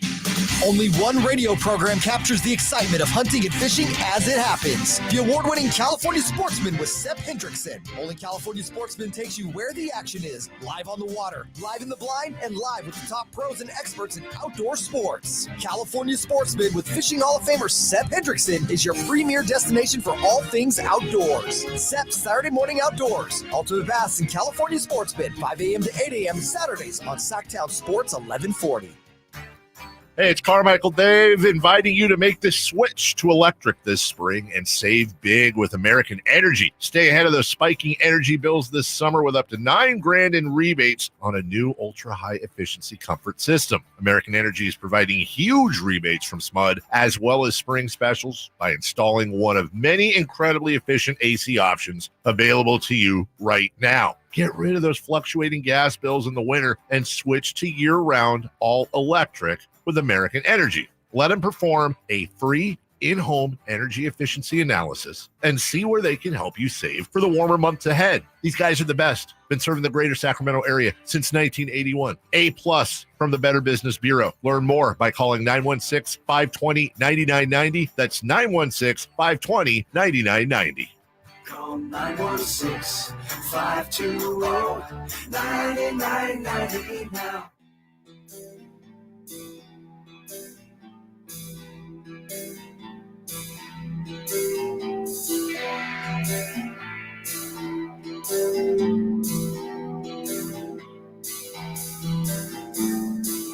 Live and local. Live and local. This is Sacktown Sports. So Netflix, not only do you have the Devin Booker documentary on the Olympics and Team USA's quest to gold, but Netflix is coming out with their documentary. So they were following around the team too. And I think that Netflix really feels like they found something with this new, I would say, hard knocks type documentary and just following guys around. And a lot of people like to watch that. And obviously the way this one ended for Team USA. And that always makes me wonder, if they lose to France, are they still putting this out, or do they just scrap it? Do you think that so it doesn't really matter, right? And we'll never know. I guess we'll never know. But USA wins gold, and there will be a new documentary coming out from Netflix. And with that being said, this is from the Dan Le Batard show. So they're asking the question with Steph, LeBron, and KD, whether or not they are completely cooked, and if there's any one over the other that has a better chance of winning one more. It is all over. You think it's over? It ended last year. I told you this last year, and you disagree with it. You believe in old guys forever. You believe in the old guy ability to summon something, and the young guys took the lead last year. That one is obvious. Those three guys will not have a better chance than the ones they've already had. I disagree on the grounds that it's not like those three guys came short. I think the supporting cast around them came short. They were not provided with all the tools necessary. So by way of example, if you take Jason Tatum off the Celtics and you put Kevin Durant, you think the Celtics aren't as good? But that's not what happened. But that's Kevin Durant joined no, Jason Tatum's Celtics to win the two titles that he won. But my point Now is, you're talking. My point is this, Dan. My point is, it's not that Durant and LeBron and Curry, like, their time is over. It's that the surrounding infrastructure around them has failed them at this point. And fail is a tough word because those guys have experienced a lot of success in their day. But I'm just saying, in the present time, the part that is stopping them from winning again isn't, oh, if only Curry was as good as he was a couple of years ago. Like, no, he's just as good as he was. So yes, if you thought that that voice sounded familiar, that was one Amin Al-Hassan, which I know in Sacramento is pretty close to Voldemort. And Draper and Whitey had him on during the season last season. It was a great interview. I loved it. I tuned in. Yes. I think he tried to differentiate who he maybe had problems with and whatever. We don't need to go down that rabbit hole. But I do disagree with him. And I do disagree with some of what he's saying. And I don't necessarily agree with Dan either. I don't know that, and maybe I don't disagree with Amin on what he said about everyone but Steph. I think that what he said about the system around these guys failing him, I mean, you can say that about Steph Curry because you're going out there with, Klay Thompson just hadn't played well, and Andrew Wiggins just hasn't been who he was that 1 year in 2022, and Draymond gets suspended and things like that. So I'll give you Steph, but I'm finding it harder to give you the Lakers when the Lakers went to the Western Conference Finals, and I was told that they had the best offseason going into last season, and I was told that the Lakers were going to be a team that was really going to contend. That's what we were told based on all the moves that they made. Now, I get it. Gabe Vincent didn't play and Vanderbilt didn't play either, but we were told that the Lakers were in prime position. And not only that, I mean, Steph Curry, he's looking around, and half of these dudes on Team USA, I mean, they play with each other on the same team. You have LeBron and Anthony Davis. So you can miss me with that conversation, and then we can get into Kevin Durant, who's playing with Devin Booker, also on Team USA, and also Bradley Beal, who I'm not that high on, but Bradley Beal is, a top, 30 player in the league. Maybe he can sneak into 25 or 20. So you're not going to tell me, besides Steph Curry and his system and his situation, you're just not going to tell me that these guys aren't winning because of their situations, because we were told that the Lakers did everything they needed to do in the offseason. All right. I'm not going to move the goalpost just because they stunk. And the Suns, they have no depth. They don't have this. They don't have that. Well, sure. You think Steph Curry would mind that? You think Steph Curry would swap out play, and I know he loves Draymond just from a basketball standpoint, the roster. And I don't know, maybe it's a good question. But if Steph Curry got to play with Bradley Beal and Devin Booker, right? Let's keep the logistics and the X's and O's of having three guards out of it. But if Steph Curry got to play with, Devin Booker's a top 15 player in the league by his side, and Bradley Beal, like I said, top 30. If Steph Curry had that, are we sure? And I'm not making this a Steph Curry versus Kevin Durant thing, but are we sure that we would be saying that Steph wasn't in a good put in a good enough situation? I do think that Kevin Durant is in the best situation to get one more. I think it's clear.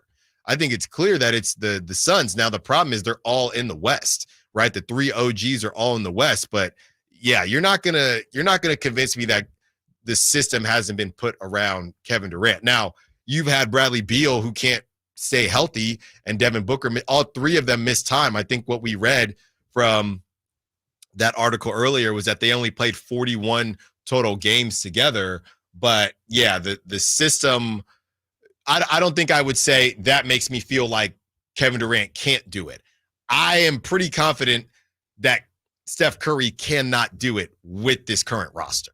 I think that if things fall into place for the Lakers, and maybe JJ Redick is a quote unquote needle mover, it's possible. I wouldn't put any cheese on it, but you could see it from having Anthony Davis, having some of these guys. Who are we talking about with Steph Curry? With Kevin Durant, it's obvious. Kevin Durant, the team has underperformed the last couple of years. The Warriors, they haven't really underperformed. I mean, Andrew Wiggins has, but are we sure that he's not just playing more like he played in every other season besides that one season or a season and a half, because it was 2022 in the beginning of 2023? So are the OGs done? As the rosters are presently constructed, Steph Curry is done to me as it's presently constructed. LeBron James is probably done as presently constructed. Kevin Durant, simply because of the other guys he plays with, I think he has the best chance to sneak out one more. And he needs it the most. He has, Steph has 4, LeBron has 4. KD has 2, and he doesn't even have one without Steph. So he should be somewhat motivated. I know he's probably not because that's who Kevin Durant is.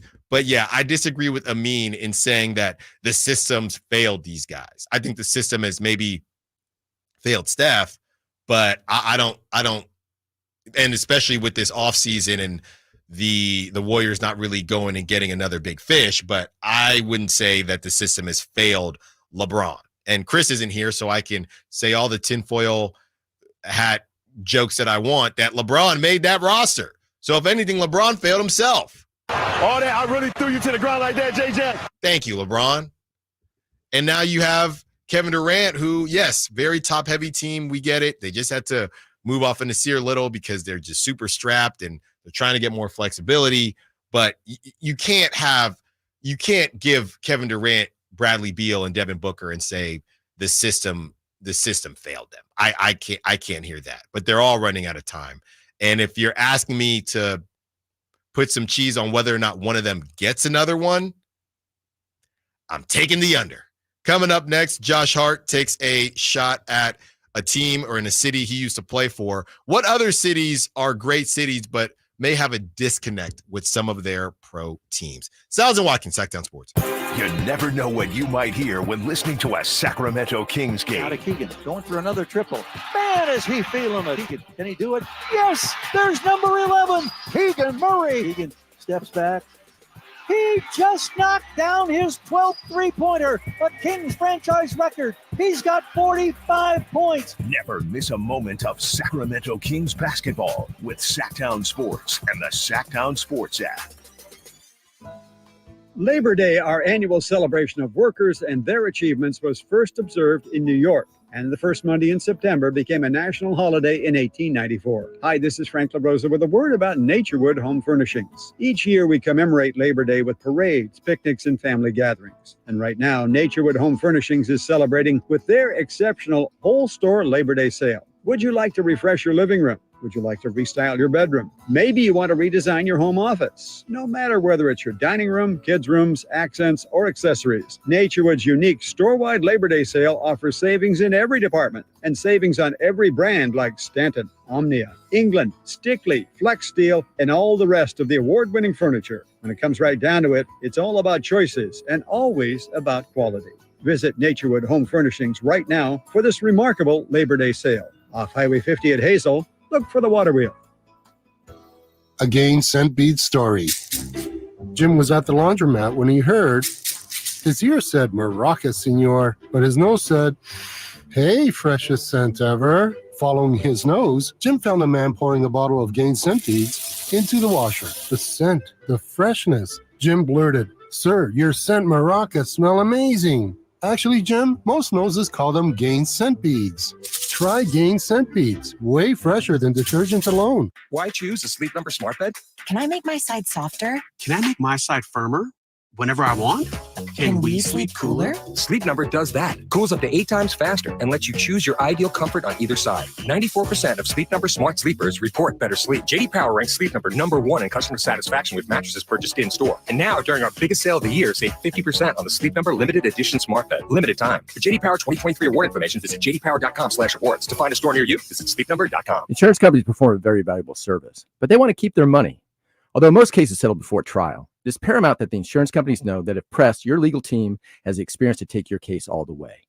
For 25 years, Ashton & Price has earned the reputation that if the insurance company isn't fair, we're ready to force them to be fair. My mom used to warn me, wait till dad gets home. Think of us as dad. The best part, there's no fee until we win. Remember, for the best advice, don't think twice. Call Ashton & Price. Hey, check it out. We've got an incredible lineup of live music and events with the Sacktown Sports live events calendar.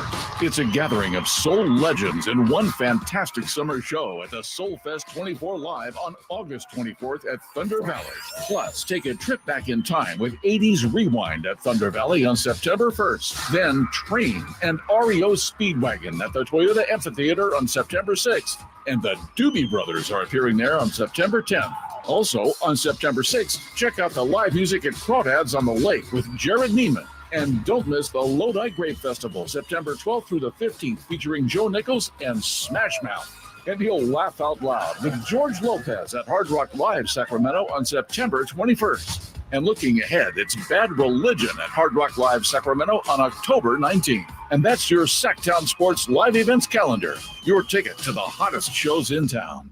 Shop Folsom Lake Kia for special offers right now. I'm Coach Doug Christie urging you to visit my friends at Folsom Lake Kia and save big on your next new or certified pre-owned vehicle right now. Visit FolsomLakeKia.com.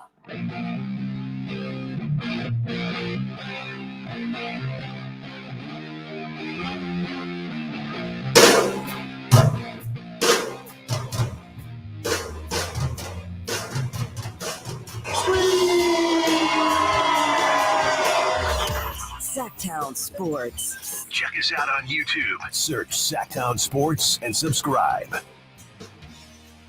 Stiles and Watkins, Sacktown Sports, taking you up to 2 p.m. as we have some sound from one Josh Hart. And really, he's asking a question. He's asking a question to Lil Wayne. I think this is during Fanatics Fest. And within the question, he has something to say about New Orleans. And I found it to be a bit of an unnecessary shot. And I really wanted to ask a larger question as far as some of these cities that are big cities and are destination cities, but there seems to be a bit of a disconnect with some of the sports franchises. This is what Josh Hart said and got him in some trouble. I would say this. I don't think you ever hear anyone say they were excited to get traded to New Orleans. I wasn't. But the only thing I was excited about, boy, was rolling around in New Orleans, listening to Lil Wayne, going to every game, man. So he is asking a question to Lil Wayne, and he's basically, I don't know why you would say that to Lil Wayne, who's basically New Orleans through and through. And Josh Hart found it. He saw it making the rounds, and he quote tweeted it and said, "I was traded from LA to NOLA, LOL, but I loved my time in NOLA," though, essentially saying, yeah, New Orleans is not LA, which fine, but you can't say, I don't think anyone is ever excited to be traded to New Orleans. And New Orleans, Simone, I just found out, I think another one of my buddies, another one of my buddies got engaged. So I'm thinking, okay, the Bachelor. I thought I was out of the bachelor party phase, but I do have a couple stragglers that haven't. Stragglers. Yes, that haven't gotten married yet. So this one popped up. So I'm thinking, okay, New Orleans could be on the list, right? Obviously, it's a great time out there. New Orleans, very interesting when you get into the conversation of big market or sports market versus big city. Because I think New Orleans is obviously a big city, but there does seem to be a disconnect. Maybe it's because it's the South and it's more football. We're Saints, we're LSU. Yes. And I believe when Jason or Dave went out there when the Kings played the Pelicans, they said, oh, no, I mean, people do love the Pelicans. I'm sure they do, but it ain't nothing like LSU or the Saints, right? So, yeah, it just got me thinking, obviously, it's not right to talk down on any city. And Josh Hart, this is what happens. And these guys, they all have podcasts now, and he's the one they're kind of hosting it, asking questions to some of these guests. And he was, trying to start his question off is saying these things about New Orleans, which he probably regretted right after.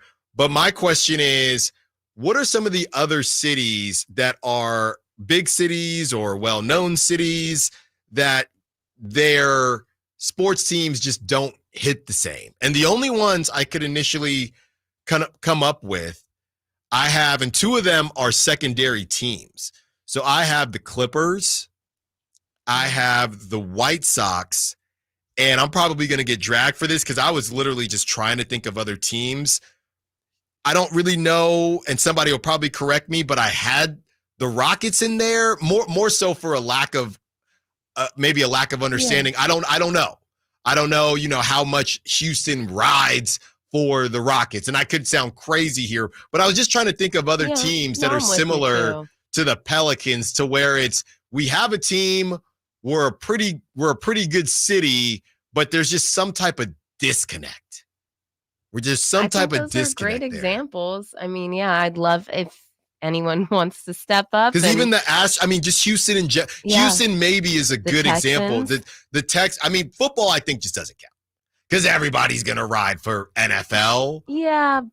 But the Astros, never met a Texans fan. I met one. You've met one? I've met one, and he was back in the day. This is early 2000s, so he was real.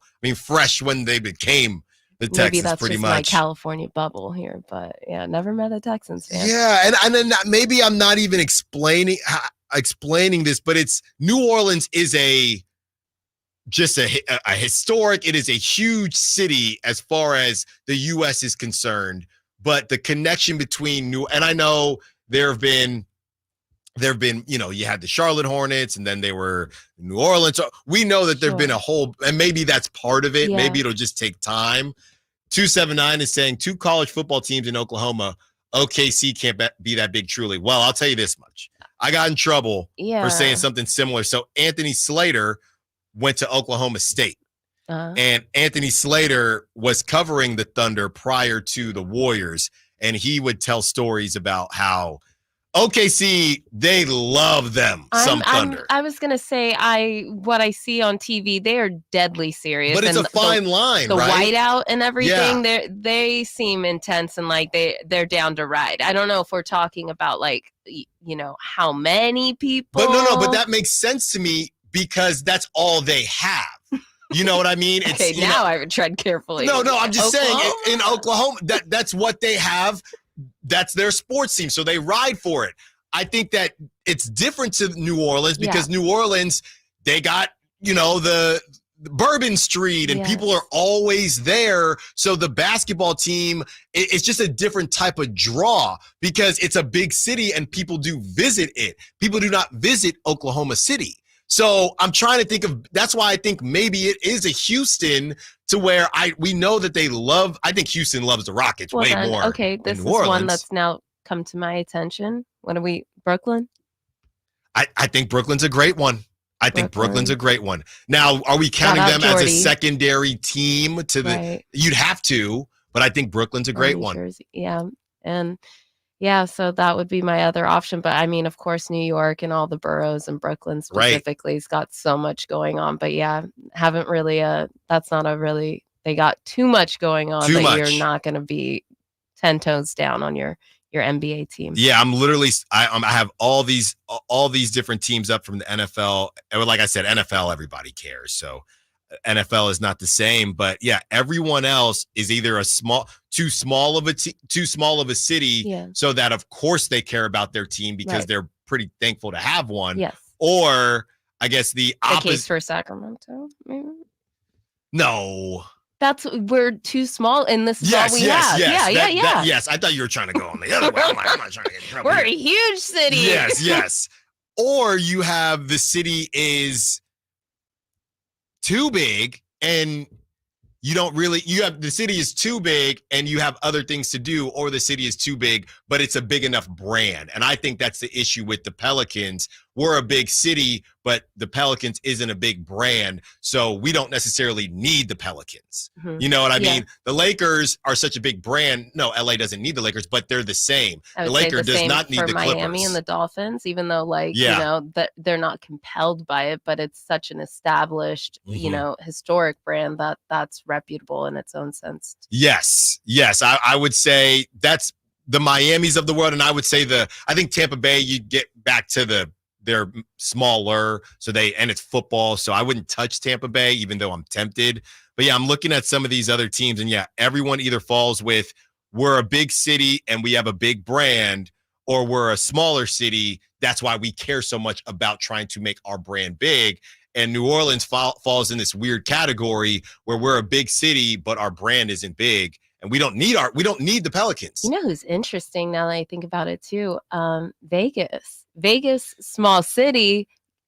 And as far as we know, I'm not going to touch the A's situation right now until they touch down. But as far as the things that they've created and established for themselves, they're down to ride for those teams. Yes. Well, they love the Raiders one is so confusing. Oh, yeah. I wasn't thinking about that. But the Golden Knights. Yes. The Knights. Yes. They ride. And the Aces. Yes. They ride for the Aces. They ride for the Knights. Yeah, but Vegas that's such a tough one. That's weird for you. Yeah. Well, it's just tough because I don't know what to do with the Raiders. I mean, and there's ticket sales because it's not Raider That's all fans. imported. Yeah, Yeah. that's imported. Exactly. Yeah, I'm looking here, and I really think that New Orleans might be on its own as because the other teams, like we said, are secondary teams: Brooklyn Nets, Los Angeles Clippers. That's it. And the more I talk about it, I should not have the Rockets in the same conversation as the Pelicans. But with all that being said, Josh Hart, come on. Why? What are we doing? What are we doing? Text line is bringing up some of that's what I was reading right here, some of the baseball teams, but baseball is another tough one because I don't know, baseball in general as a brand needs help. So I don't know that I can differentiate that as easy as I can differentiate when it's rocking in Cleveland or whatever it is. One thing I did find out, which I thought was very interesting, I was talking to some buddies that I went to school with in Philly, and when the whole thing went down where Knicks fans were infiltrating Philadelphia's arena during that playoff run, when Knicks fans I said, man, is this kind of crazy? And they said that, there's a pretty large gap. And this is probably one of the rare cities where, according to them, it definitely goes Eagles, Phillies, and then Sixers, which I thought was interesting as far as Philadelphia fandom. Eagles, not surprising, but Eagles, Phillies beating out the Sixers, I think is pretty interesting. Yeah. Especially for baseball, if any baseball team, and for a team in the Sixers who they got Joel Embiid, they got Tyrese Maxey. The problem is they haven't won. Exactly. And the Phillies, they have won. Trust the process. The process has been processing just for a little bit too long. Coming up next, we go to the top 5 at the top of the hour. Some really funny ones this go around. Stiles Watkins, Sacktown Sports. On the move? Got somewhere to be? Take Sacramento Kings basketball with you. The Sacktown Sports app will let you stay connected to your passion. Never miss a moment of Sacramento Kings basketball with the Sacktown Sports app. I didn't ask to be thrown in the streets with nowhere to go. I didn't think I'd survive. But I did ask for help, and Covenant House was there for me. 1 in 10 young adults will experience a form of homelessness this year. For these kids who didn't ask to be put in this unthinkable situation, Covenant House is there. Covenant House helped me break the cycle of homelessness in my family. They gave me the love that I needed. Over 2,000 young people will sleep safely in a Covenant House bed tonight. When youth who are experiencing homelessness have a hot meal, a safe place to sleep, medical care, and love, they can overcome heartbreaking challenges and have a brighter future. They just really genuinely just wanted to help me succeed, and I'm succeeding. I'm a speaker, I'm an author. Covenant House really helped me and really helped mold me into the woman I am today.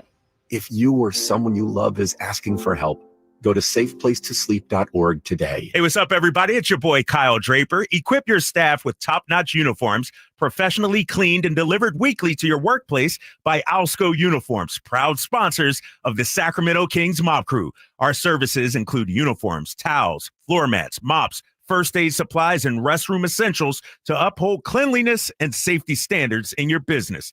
Discover why it pays to keep clean with Alsco Uniforms. Visit alsco.com to learn more. Again, visit alsco.com. You drove the miles and your tires are done. Got to shop the best prices under the sun at Big O. Big O Tires. Shop top brand tires with the lowest tire price guarantee and visit your locally owned Big O Tires. Now through August 27th, buy 3, get 1 free on 4 select in-stock Cooper, Nexen, Nitto, National, or Sumitomo brand tires with installation purchase. Installation required. Disposal fees and shop fees extra where permitted. See store for pricing. Eligibility may vary. Not valid with other offers. Match applies to identical tires at regular retail price. Exclusions apply. See dealer for details. My kids call me Tom. So unnerving. Every day, the older one's like, "How you doing, Tom?" I go, "Hey, I'm not your fucking stepdad, all right? I wish I was. It'd be a lot easier, but I'm not." From his multiple Netflix specials, comedian Tom Segura brings his new tour, Come Together, to the venue at Thunder Valley September 5th. Get tickets now. For tickets, visit ThunderValleyResort.com. Don't miss Tom Segura, Come Together. The feet have a really big impact on how the rest of the body moves. The knees, the hips, the lower back especially. If the foot isn't properly aligned, all of these joints are going to function incorrectly. That results in a lot of muscle tension and chronic pain. What I really like about the Good Feet system is that the right arch supports can put the foot in its proper alignment. So all the joints up the rest of the body will be aligned properly as well. And when the body's aligned, we can reduce the risk of injury and chronic pain. Come to the Good Feet store now for a free fitting and test walk. Hey, this is Greg Papa. Are you working through a major insurance claim? SunPoint Public Adjusters can help. SunPoint prepares, presents, and negotiates your claim with the insurance company, working only for you, making sure you get everything you're entitled to, not what just some adjuster working for an insurance company thinks you should get. Call SunPoint today at 888-247-7865 or contact us at sunpoint.us. SunPoint Public Adjusters, the gold standard in public adjusting. License number 2N14884. Hello, I'm Frank Cock with Retirement Security Centers of the Week Economic Update. There's a saying that you should enjoy some of the fruits of your labor now as you can take it with you. We're in the beginning of the largest wealth transfer in history, with baby boomers expected to pass $68 trillion in the years to come. Many of these same boomers do not have basic estate planning documents, making them underprepared for this transfer. Many do not plan due to unforeseen potential future concerns they're waiting to address. Health concerns about inadequate retirement savings, concerns about changes to Social Security, increased debt loads, all can lead to inaction. Changes to tax laws that may be contingent on the outcome of the upcoming presidential election may also be a deterrent. Waiting for the Federal Reserve to determine their path forward with interest rates? Well, the Federal Reserve is waiting for upcoming data such as new home sales, initial jobless claims, retail inventory, personal spending, advanced retail inventories, and the July PCE index, all in the next week. There will always be something of concern coming in the future, but the best way to achieve a better outcome is to take the first steps and plan now to be better prepared for what if. How might this affect you or your family? Please go to frankontheradio.com to schedule an appointment, watch videos, and receive market updates. I'm ready to help you start your journey so you can define your future. Securities and investment advisory services offered through Osaic Cafe Incorporated, member FINRA SIPC. Osaic Cafe is separately owned, and other entities and/or marketing names, products, or services referenced here are independent of Osaic Cafe. At Northern California's #1 Honda dealer, Stockton Honda, we make the dream of owning a new car easy and stress-free. With prices that you just can't say no to. Save on our best selection of the year during the final days of the Honda Summer Event. Come in today or go to StocktonHonda.com. Anytime, anywhere, it's all here. StocktonHonda.com. #1 claims based on 2023 total new and Honda certified pre-owned vehicle car sales from American Honda Motor Company, L1 report. It's Sky River Casino's second anniversary, and we're doubling down during our $1 million Twice as Nice celebration. Earn entries while playing your favorite slots and table games. Get ready to win every Saturday, starting at 7 p.m. with winners drawn every 30 minutes. Then at 10 p.m., one lucky winner is guaranteed to win $100,000 in prizes, including $50,000 in free play and $50,000 cash. Visit skyriver.com for details. Must be 21 or over. Gambling problem? Call 1-800-GAMBLER. KHTKAM Sacramento, KYMX HD2 Sacramento. From the Power Business Technology Toshiba Studios, your new home for 49ers football in the 916. Sacktown Sports.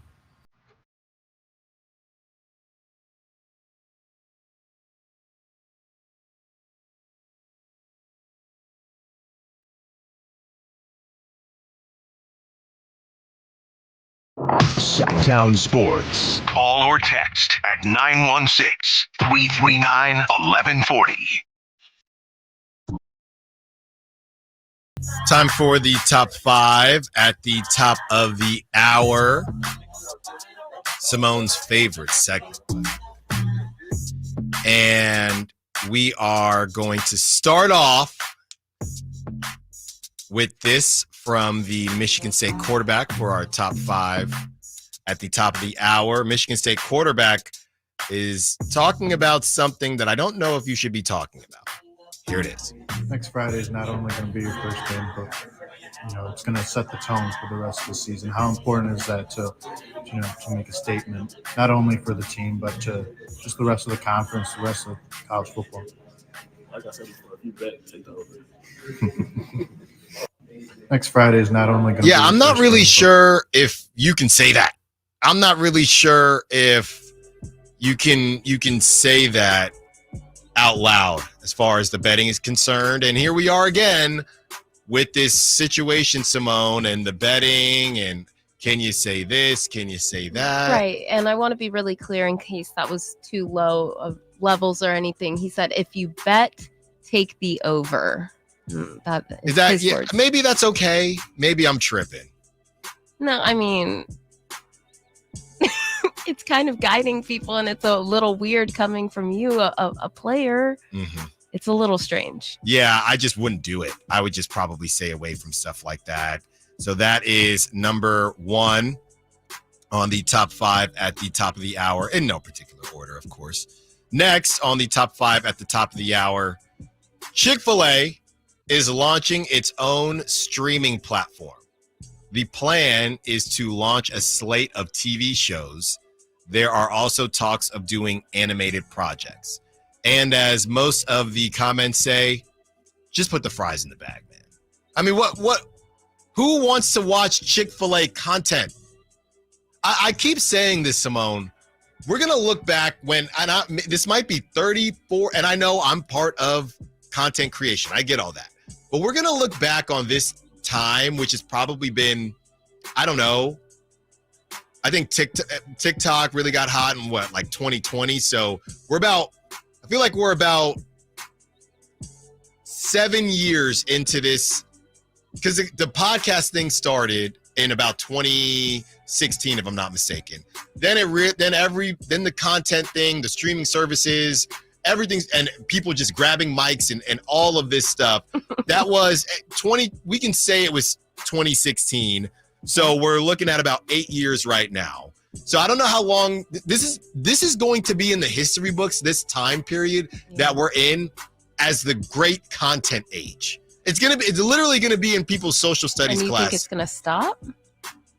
I think it's gonna be like denoted with or bookmarked. I don't know. I mean, I just feel like we're gonna get to get philosophical on a Friday. I do think so. I mean, okay, so 2016. How many people know a person that started a podcast and stopped the podcast? Right? And then the TikTok thing as well.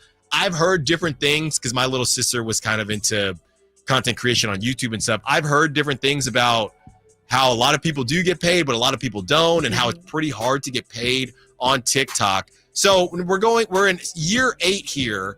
I can't tell you when this thing ends, but I'm telling you, I will be old and gray and about 80 years old, and people will be talking about, there was a 20-year stretch where it was just everyone needs content. You had fast food places launching streaming platforms to stream animated projects of what? I know. Chicken? I know. Chicken? I just fear that, I hate to get so deep on a Friday. I just fear that, society, we've already enabled ourselves to be these elite consumers of content. And, but who asked for we're chicken? Attached to our phones. A chicken streaming platform, really? Yeah, they have all the money in the world. Chick-fil-A has a ton of money to be able to distribute such a thing. I don't know if it's going to be, dependent on viewership. They can just put it out there. It better be. I mean, this is just another form of marketing and advertising, and that's the way you have to look at it. So they're not going to stop. But I'm just trying to figure this out. Yeah. I'm trying to figure this out. So I'm ordering my sandwich, and it's, let me watch a show while I'm waiting for. Wait, how am I getting to? Or are you just? I'm not even eating Chick-fil-A right now, but I need to fire up this. I need to fire up this chicken show. Yeah, it can be animated, and who knows what kind of projects they're picking up and just buying it, and then they're gonna put it on there. Put it on there. Ridiculous. Yeah, I am not supporting it. I'm not an advocate for them. I'm just we're in dark times, no doubt. Happy Friday, everyone. Next, speaking of bad decisions, a Chicago man was arrested in the Chicago airport after flying in from California with more than 40 pounds of cannabis in his luggage. 40 pounds. That's a lot. Sacramento police called Chicago police when he was boarding his flight. Chicago police were waiting for him when he landed. Okay, kind of ops. They let him go. Yeah, no, they Hey, snitched. get him when he Yeah. Basically, they said, we don't want to deal with it here, which is kind of smart. They can't go anywhere. So they knew that's crazy. Isn't that actually good? Or I don't know. I guess they I knew do he not had understand law and order or enforcement, but I'm like, don't you want your cases? That's true, right? I don't. Right. Hey, that's not your jurisdiction. Exactly. I don't know. Hey, federal, they're gonna come take it from us. Yeah, So I don't weird. know. Or maybe they're trying to hook, if Illinois has more severe punishment for people with Or less. Who knows? I don't know. Yeah. No, there's no way it can be more. 40 pounds, and I'm wondering now. So Because domestically, unless there's and I don't even, to be fair, I really don't even know what the rules are now with weed being legal. I'm assuming it's legal here. Yes, well, and it's legal if you buy it at a dispensary, right? Or if you get whatever. You can't travel with 40 pounds of weed. Yeah, I think anywhere. Yeah, I think our what is it called? I'm about to say Future Farmers of America. What's the acronym for the Federal Aviation? Yes. I don't think they want any drugs, period, coming on board wherever you're 40 going. pounds. 40 pounds is crazy. But what I'm saying is when you go on a plane domestically, right? Yes. You check your bag. It's not like when you go international and you get a check. So yes. I do think some people probably get away with it, but not 40 pounds. Yes, I mean it's egregious, and if you could only see the picture, I mean I'm not sure that is. I don't know how many suitcases that is. It's so suspect. I don't know. Yeah, 40 pounds. 40 pounds is a lot. You didn't Don't think do it, you guys. to segment them, maybe just all at one time. Or, I mean, yeah, again, we're not suggesting any ideas. Maybe just drive it. Drive it over there. It's too late now. It's too late now. The 916 might have some clarity for us. It is illegal. It is legal in the state, but it's still federally illegal since airplanes are federally mandated. That's what I was saying. That's a federal offense with a distribution and transportation of narcotic crossing state lines. Yeah. But again, and I got to be careful here. I'm just saying that is all true. If there's a dime bag or something, 40 pounds is crazy. I don't know what upsets me more, that he thought that like would be possible and moving that much is possible, or the fact that our Sacramento people let him go. Yeah, they said, nah. Wrap him up. I wonder if it was on a Friday. It was just Friday. Nah, Chicago, that's all Why you. don't you just stop him here? I wonder if Chicago. And if the poor guy's from Sacramento, like, let him handle his business here, be close, and like play let dumb him games. Fly out there and then get wrapped up is crazy. No. And you're gonna have to deal with it. I assume whatever case in that jurisdiction is the one that you're gonna have to, go back to and have the court. Simone, are you cases feeling for? bad for a guy who tried to? Okay, no. 40 pounds. No. They probably did it on purpose to make it tougher on him. Yeah, but that's sad. It doesn't say whether or not he's from Sacramento, by the way. He was just flying out of Sacramento. Yeah. Okay, keep up the good work. Yeah, 40 pounds is crazy. 40 pounds is crazy. All right. Next on the list, a very bizarre Canadian Football League rule, and we have the sound for that. Basically, and I read this about 3 different times, a missed field goal that goes through the end zone is a point. If it is a tied game, a missed field goal can win the game for you. So essentially the game is over if you get into field goal range, if the ball goes through the end zone, which is confusing to me because I thought they meant that back really slowly. I watched the video. So all you have to do to get 1 point in the Canadian Football League is make sure the ball goes through the end zone. And what I mean by that is it cannot fall in the end zone, make or miss, right? So you just have to kick. It's like they're giving points for kicking it hard, essentially. Mm-hmm. So last night there was a tie game in the Canadian Football League, and this happened, and here's the sound. The walk-off Argo win. Hiralau heading left. Missed it, heads out, but it's a single point, and it doesn't matter. The walk-off Argo. So he misses it, and then he has his hands up in the air, and you could tell the announcers don't really know how to announce it. Well, and I think the other interesting thing, and I will admit this, I have not watched a lot of this Canadian League. So the goalpost is towards the front. Yeah. Of the red zone here, I guess, it's very abstract. It's very strange. And somebody said, "What, in the participation trophy?" Yeah. Yeah. Someone else said, "Imagine losing on a missed kick." It's really weird. Just end the game. Why don't they just say, and I guess missed field goal that goes through the end zone is a point. If it is a tie game, a missed field goal can win the game for you. That is shameful. Yeah. God, our neighbors upstairs got to do better. Yeah, that can't happen. That can't happen. And last but not least, we have Dennis Rodman saying that he would lock LeBron up. We're about to get to that. By the way, 916 saying, going back to the narcotics, it's highly illegal in Chicago, way harsher penalties. See, so that's why I think it's not cool. Not cool, dude, to let him go fly over there and catch a bigger Simone, case. I'm just saying. You got to deal with the headache. Who has to do better? We got to do better. Who? Why are we? It should not. I mean, yes, homeboy, please do not go with that much noise, that much loud. But also, don't let him catch the bigger case in Chicago. That's messed up. I hear you. And because you wanted to take that time defending Mr. 40-pounder, we'll get to this Rodman sound on the other side. Stiles and Watkins, Sacktown Sports.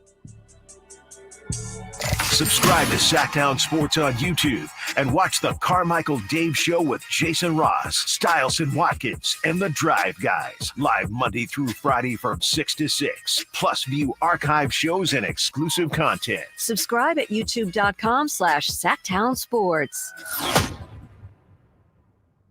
I found out that one of my players was vaping. I brought him in and asked him, where did this stuff come from? He said, it's better than you think, coach. He had told me that almost everybody in my team was vaping. The next day, all the parents came in, and I said, hey, you as parents need to do your part.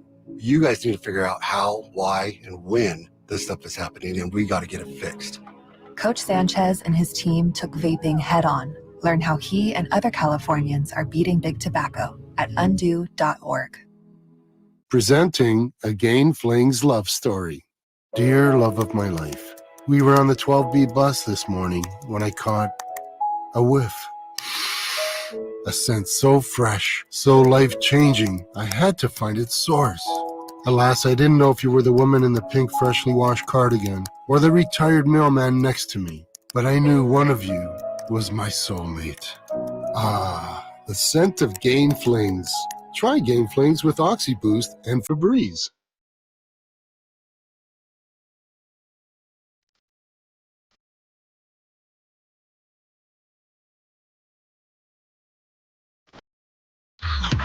Sacktown Sports. Check us out on YouTube. Search Sacktown Sports and subscribe. A lot of people, a lot to say about this. 40 pounds, Simone's mom texting. She was trying to help me because I struggled so hard with the acronym. And still, I am now struggling. It's the Elk Grove girl in me that I'm struggling to not say FFA, and I need to say FAA. That's the FAA. Yeah. Well, harsher penalties out there, and we wish him the best. I just want to know what type of luggage she had. I don't know why. Why do you? Again, now I'm going back to Dave. Why do you hate poor people? Whoa, why do you want to whoa. see everyone locked up? No, I don't. I'm just reporting. I didn't say it was good or bad. I just said that's what Sacramento chose to do. Man. Don't talk to me. I didn't send him to Chicago. I did not send him to Chicago. Speaking of Chicago, former Chicago Bulls funny transition. Big man Dennis Rodman, or Ford, whatever they were back then. Dennis Rodman was asked, it looks like he's doing an overtime interview, and basically he's on a lie detector, and he gets asked the question whether or not he could lock up LeBron James, and he's basically describing how he would lock him up, and the lie detector does not move. Here it is. I would lock his ass up. This guy, it's a TV show, right? LeBron is so easy to play. He's so fucking easy to play. He don't have any moves. Say didn't turn on, did it? Only move he has is straight down the line. Okay, what do you ain't got no moves. Where's he going? Where's he going? That's quick. Straight downhill, man. And just I'm saying that'll be shit. You stop that. Scott Pippen for shut his ass down quick before I get to him. His game is too simple. He just big. Now 260, whatever, 6'8", 6'9". That's the only thing he got, pretty much. I play a guy 7 foot 300, so it doesn't really matter. So not only did Dennis Rodman say, and that rounds out our top 5 at the top of the hour, not only did Dennis Rodman say that he would lock LeBron, he said that Scottie Pippen would lock him up before he would even get to Dennis Rodman. So I do think when people do these, and now's the time to do it in the summer, when people do these Team USA versus the Dream Team, or the Bulls versus the Warriors, or whatever team that's out, the Celtics, whatever team that's out there. Yeah, I mean, I do think a lot of people tend to sleep on the Bulls defense and how Scottie Pippen, I mean, he was a ridiculous defender. Dennis Rodman, he was a ridiculous defender. I also think that people probably sleep, and this is how it goes in life. The truth normally lies somewhere in the middle. I do think that they're being a little bit disrespectful to the leading point scorer in the NBA, in history. LeBron has scored the most points in the history of the NBA. So, look, this is why these guys won all the championships, because they have that confidence, they have that swagger. But I was of the mindset back in the day, early on in LeBron's career, that he did just run in a straight line. But to me, that's not LeBron anymore. That's Giannis. That's Giannis to me now. LeBron, he's got a shot. He's got moves. Everybody makes fun of him because of that one move where he looks down and then pulls up. I get all that, but yeah, I think that was maybe Dennis Rodman will get him, but I think that LeBron is definitely getting him too. If it's a best out of 10, LeBron is getting you at least three to 4 times, and I'll just leave it at that. So that rounds out our top 5 at the top of the hour. Thank you very much. And everybody just wants to talk about this 40 pounds. Oh, I know. I'm going to start responding to some people. Everybody's here on just the talking text about line. this. It is bad, though. It's bad.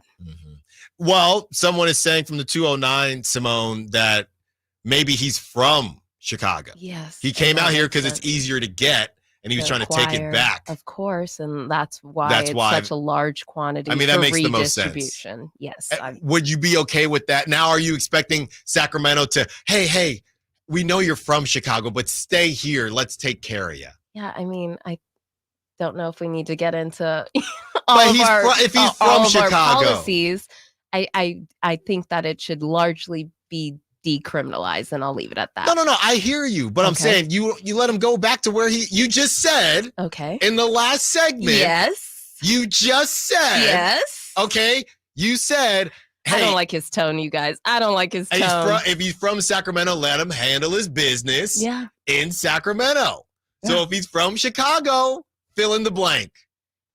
Yeah, he's going to have to handle his business in Chicago. That's all. But I'm just saying, if you find it here, handle it here. Now that is a bigger problem for him because he's from Chicago. So now he's going to have to, if he's, now locked up here and having to deal with that stuff here, that's an issue. You are very happy about that. No. I just like hearing you very passionate. Why the cop? Why did I send him to Chicago right now? Big cop energy right now. Why? I didn't send him to Chicago. He was going back. I didn't find the 40 pounds. Well, you know what? When you do get on a plane and they have the dogs that are training, he must have got pretty lucky because, he must have not had any in his carry-on. I flew recently and someone before me got the dogs. Do they make you nervous? Because they make me nervous. They make me nervous. And I also love dogs too. So it's always a weird thing knowing that I have to be like, all right, Simone, like this is not do not pet the dog. This is a good dog. Do not pet that dog. Do not pet the dog. But yeah, no, they always make me nervous too. And yeah, sure enough, the lady right ahead of me walking, the dog gets all excited. And then they had to pull her aside and the whole thing. And then what's crazy is that sometimes they'll say that they're training the dogs. Yeah. They're not even really working yet. This dog seemed like a newbie. I'll leave it at that. Respectfully, I know he's an officer here to do a job.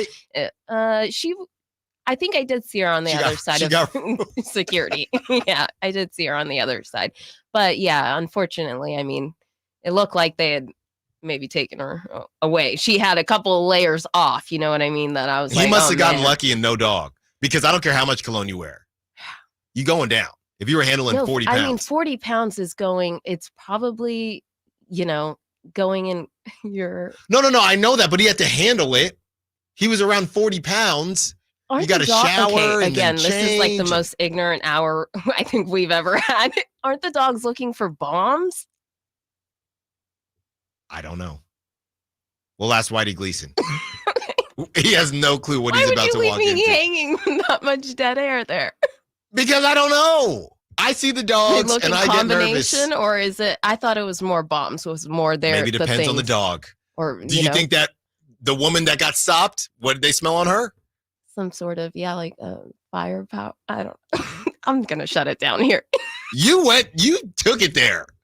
But I think somebody will know. Coming up next, Whitey Gleason joins us as we get into what the Eagles radio host had to say about the NFC and the San Francisco 49ers. Stiles and Watkins, Sacktown Sports.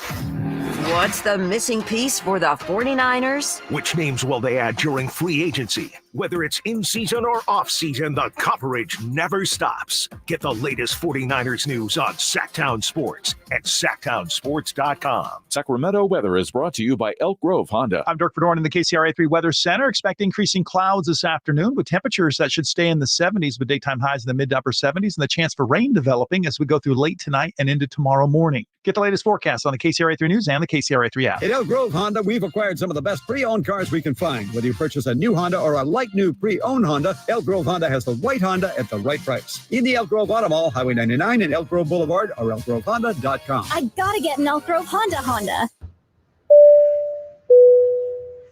This is your captain. We are going to be experiencing some slight turbulence. Please fasten your... Oh, hold on. Just got a video of my cat. Imagine the pilot of an airplane was as confident as you are texting and driving. Seems kind of crazy when you put it like that. Visit StopTextStopWrecks.org. A message brought to you by the National Highway Traffic Safety Administration, Project Yellow Light, and the Ad Council. This year, Dell Technologies' Back to School event is delivering impressive tech with an inspiring purpose. Learn how Dell is helping Computer Aid, whose work is helping solar community hubs with tech and AI literacy skills to empower remote, displaced, or disconnected communities around the world. Help Dell make a difference and shop AI-ready PCs powered by Snapdragon X Series processors at Dell.com/deals. That's Dell.com/deals. The PGA Club fitters at the Hagen Oaks Player Performance Studio know that golf should be fun. They also know that players of all abilities will hit the ball farther and straighter, play better golf, shoot lower scores, and have more fun if they get fitted before they purchase golf clubs. Hagen Oaks delivers the same technology and major brands used to fit PGA and LPGA professionals. See how the game can be even more fun. Hagen Oaks Player Performance Studio fittings are available 7 days a week. Make yours today by calling 916-808-2531. That's 808-2531. Sacramento, Dirk Bentley's coming to town. Getting drunk on a plane. For his only show in California this year, Saturday, September 28th at Hard Health Park for Country in the Park 2. What was I thinking? And he's bringing some friends. Carmelie. I want to close your eyes for this. Tyler Rich. Dasha.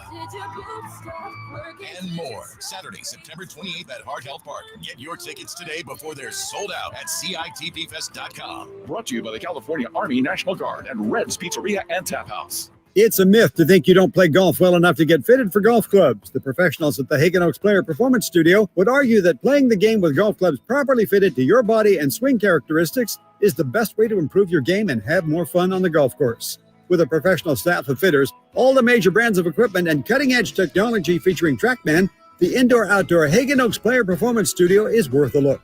See for yourself, Fulton Avenue at the Cap City Freeway. Schedule your fitting at 916-808-2531, 808-2531. Hello, Sacramento. I'm Emron Pilati, owner of True Sports Cards and Collectible Store here in Rockland, California, and the host of the True Sports Cards Show that airs right here on Sacktown Sports 1140 every Saturday from 10 to 11 a.m., where we discuss the latest trends, hottest products, and deliver exclusive interviews with other industry leaders. And don't forget to visit our shop, True Sports Cards, at 6661 Stanford Ranch Road in Rockland, and see what we have for all your sports card and memorabilia needs. Bing Maloney Golf Course is 27 holes of high-flying public fun, and Bing Maloney is a classic design for golfers of all abilities. Bing Maloney's lighted driving range is a great place to learn and practice this summer under the covered hitting stations. The range also offers a practice putting green and outdoor furniture to relax with friends. Enjoy tasty beverages or comfort food from Maloney's Grill. The Association of Golf Merchandisers has named Bing Maloney a top 100 golf shop. For tee times, visit bingmaloney.com. It's Sacramento Golf's great value course. As a mom, I'd do anything to keep my child out of physical pain. Dr. Pamela Maida is a board-certified orthopedic surgeon. As a doctor, I know that growth spurts can cause pain in my child's feet, and that can affect their legs and back too. Good Feet Youth Arch supports are designed to alleviate, even eliminate common pain. Investing in youth arch supports for your child or teen is one of the best decisions you can make. Come to the Good Feet store now for a free fitting and test walk. Labor Day savings now at Maida Chevy with $12,000 off MSRP on every new Silverado half-ton Turbo Max in stock after rebates. $12,000 off every Silverado LT Turbo Max at Maida Chevy with at least 5 at this price. Labor Day savings up to $12,000 off MSRP exclusively at Maida Chevy at MaidaChevy.com. Sacramento Silverado headquarters. Together, let's drive. Not available with special financing and leasing. Some other offers must trade in 2010 model year or newer. Ends 9/3/24. Made a great deal at Maida. Time to check out Capital Casino, conveniently located at 411 North 16th Street in downtown Sacramento.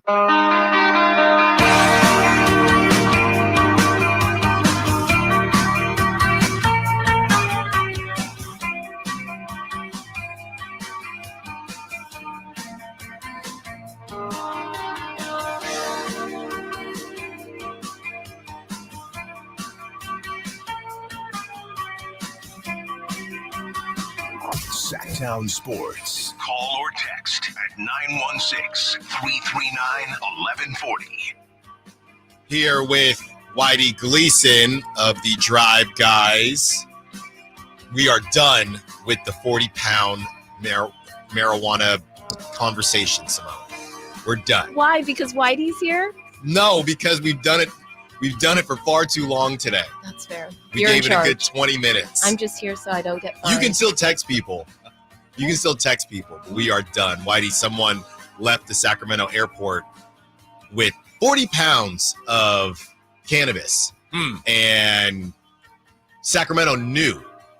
They let him get on the plane and then told Chicago. And then when he landed, Chicago wrapped him up. And we were having a lot of conversations about that. And a lot of texters know a lot of the drug rules. The ins and outs. Yes. Yeah. God bless. Yeah. They're like, well, in Chicago, the rule, oh, cool. Didn't know that. Whitey, I wanted to ask you about something that I talked to Frankie a little bit earlier in the show. Frankie, you had Frankie Cardicelli on the show? Friday. The Frankie Cardicelli. Mm-hmm. That's right. Mm-hmm. Yuba City's finest. Am I overstating or making too big of a deal out of the fact that I'm a little bit worried? And this is stuff that I've just come up with that I have to now tell Chris Watkins. But I'm a little bit worried about Malik Monk. And I'm a little bit worried about not when people bring up the fit of DeMar DeRozan, maybe that's a part of it. But I know people were saying, well, the style in which the Kings play. I'm not really worried about that. What I am worried about is, okay, so Malik Monk, he took less money. That was his own choice, right? He's probably not going to start because... And remember, it's still a lot more money than he was making. But yes. He had more money. And we don't actually know what the market looked like, right? We just know he was supposed to... Somebody was going to pay him $100 million. Who knows? So, takes less money, his choice.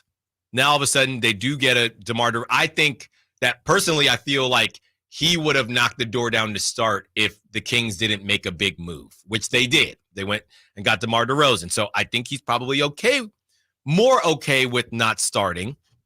And then I look at the closing lineup, and I think this thing could be a bit dynamic. If we know what Mike Brown likes, if the Kings are up by 10, right, and you have DeMar DeRozan and De'Aaron Fox, the difference was you didn't have anybody else. You had De'Aaron Fox and Malik Monk in those closing moments. But now that you have DeMar DeRozan and they want to make sure that they're not losing leads, why, unless you're chasing, and again, only one person can shoot the basketball at a time. So Malik could be on a heater And fine, he's in the closing lineup, but I feel like there are going to be a lot of days where Mike is going to say, I got plenty of offense in De'Aaron. I got plenty of offense in DeRozan. Give me Keon so we can make sure that whole thing is locked up. And I'm sitting here thinking, I'm a bit worried about Malik Monk. First of all, I have to apologize to Aaron Rodgers real quick because yesterday I accused him of saying The Office was overrated.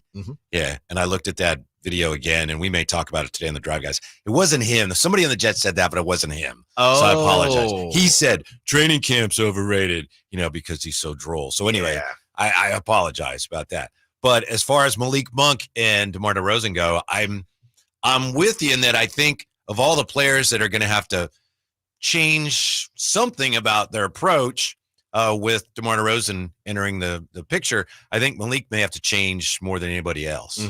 Yeah, and obviously he's aware of that. Everybody's aware of that. But it's going to be interesting to see how that works out because, we saw so many times last year in the fourth quarter. 2 years ago, it was De'Aaron Fox took over the fourth quarter. Last year, there were times when he and Malik kind of took over the fourth quarter. Maybe to the detriment of the team, if I'm being honest. They just kind of dominated the ball in the fourth quarter. But now, that's not really an option for Malik. So how's he going to adapt to that? He's certainly capable of doing that. He can play off the ball more. We learned he can play more point. But, I don't have the answer. I don't think anybody does. But it's something I'm going to be curious to see how it works out. Yeah, and it's one of those things where as we talk about Brandon Ayuk, and we're going to get into this Ricky Pearsall note, but you can't have it all. And life is also about understanding who you are, right?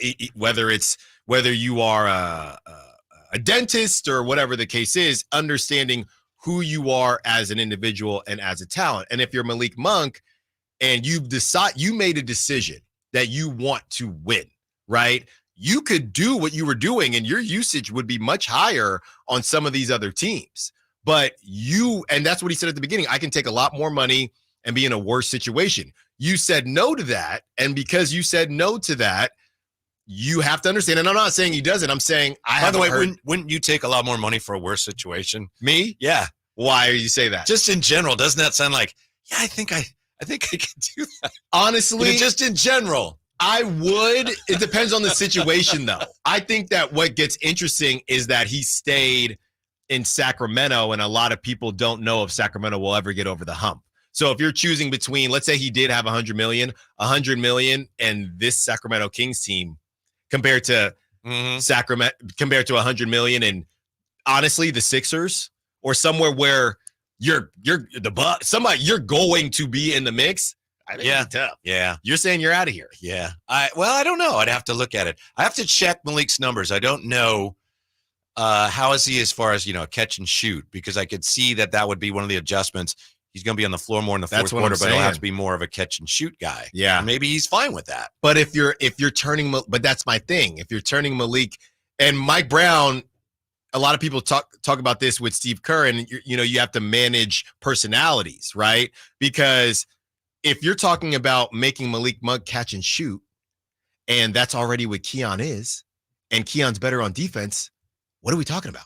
Why play Malik? You know what I mean? Yeah, it depends on a lot of game situation stuff, but I hear you. Yeah. If he's on to work out. I'm saying if he's on a heater, then sure. If he's been hot all game, I'm just saying they're definitely it's going to be more dynamic than, oh, well, last season, that was the conversation. Well, Malik's not starting, but he's in the closing lineup, so what does it matter? I'm saying this season, he might not be in either.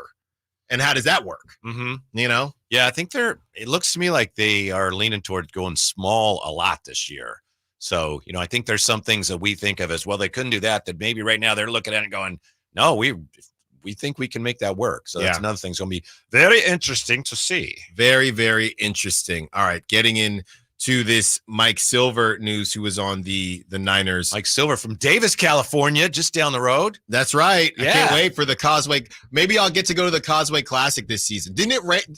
We're just supposed to go and then you didn't go? Yeah, no, I didn't go. Because it was raining? I still have never been to a college football game. Period. I went to the national championship, actually. Okay. When it was Look at me. Honestly, it wasn't like a real. I went because my nephew likes Alabama. And it was at Levi. But I still want to do the college football thing. I want to go to a SEC or Big Ten. I got to do that. I don't know if this tops you or not, Alan. It may not. It depends how you look at it. So you went to the national championship game? A couple years back, yeah. I was the sideline reporter on Channel 58 for the Causeway Classic once. Whoa. But hey, I was up there too. I was up there. Yeah.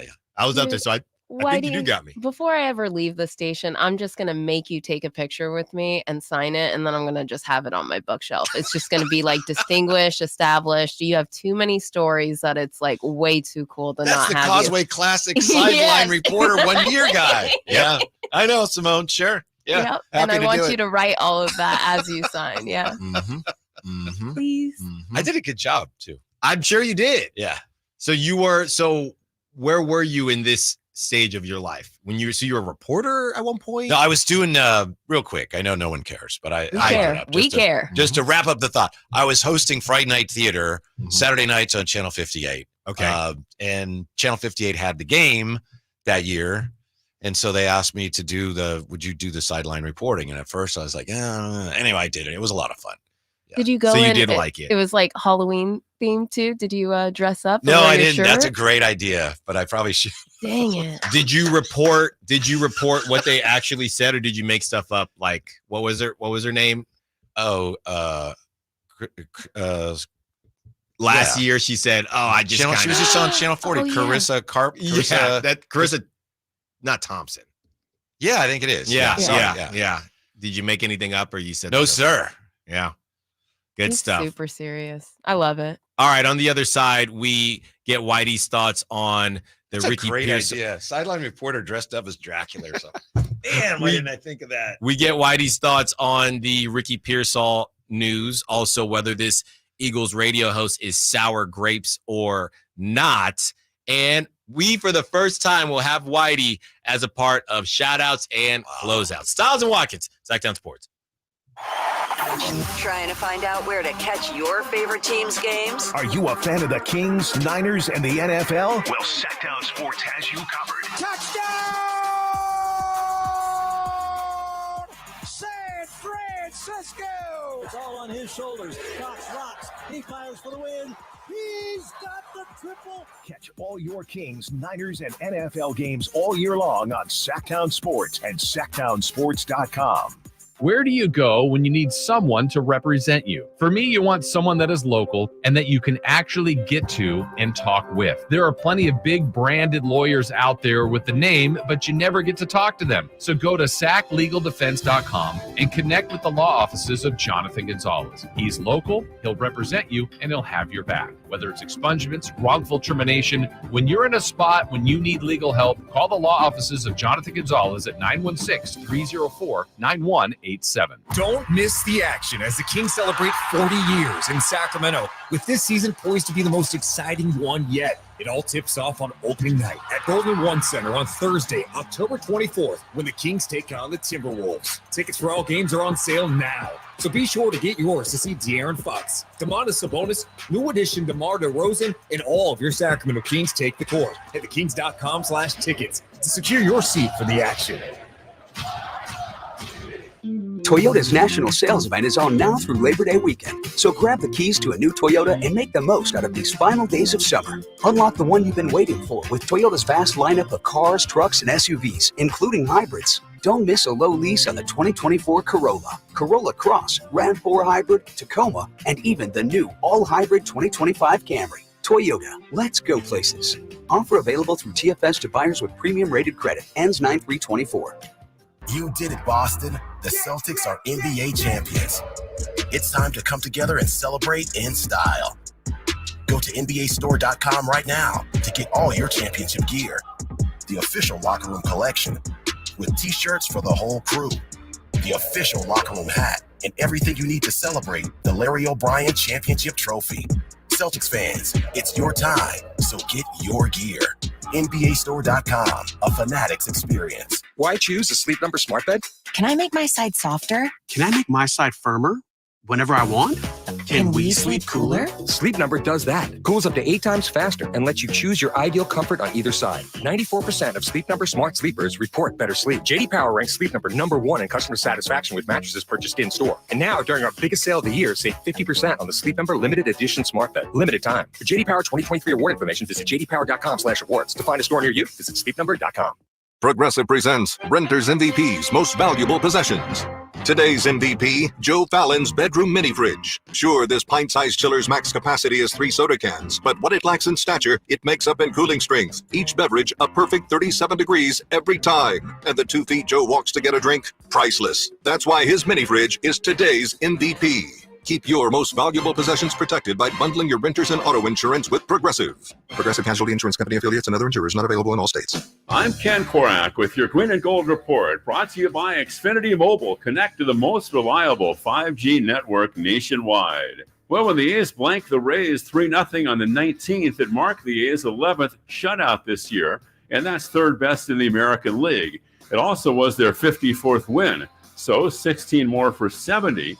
Now, the A's won just 50 games a year ago, so a 20-game improvement last year to this year, that would be pretty impressive. Want to save on some of the biggest names in streaming on the network made for streaming? Now through September 21st, get 150 megabit Xfinity internet for 12 months with a 1-year contract. And for just $15 a month, add the new Stream Saver. That includes Peacock, Apple TV Plus, and Netflix for just $35 a month. Switch at Xfinity.com today. Restrictions apply. Requires paperless billing and autopay with stored bank account. Equipment, taxes, and fees extra. After promo, regular internet rates apply. Currently $54 a month. Actual speeds vary. Stream Saver requires Xfinity internet or TV and price subject to change. Lead generation is one of the most important aspects of any marketing campaign. Let us help you identify your target audience and market your products or services to them. Go to aimyourdigital.com today. aimyourdigital.com.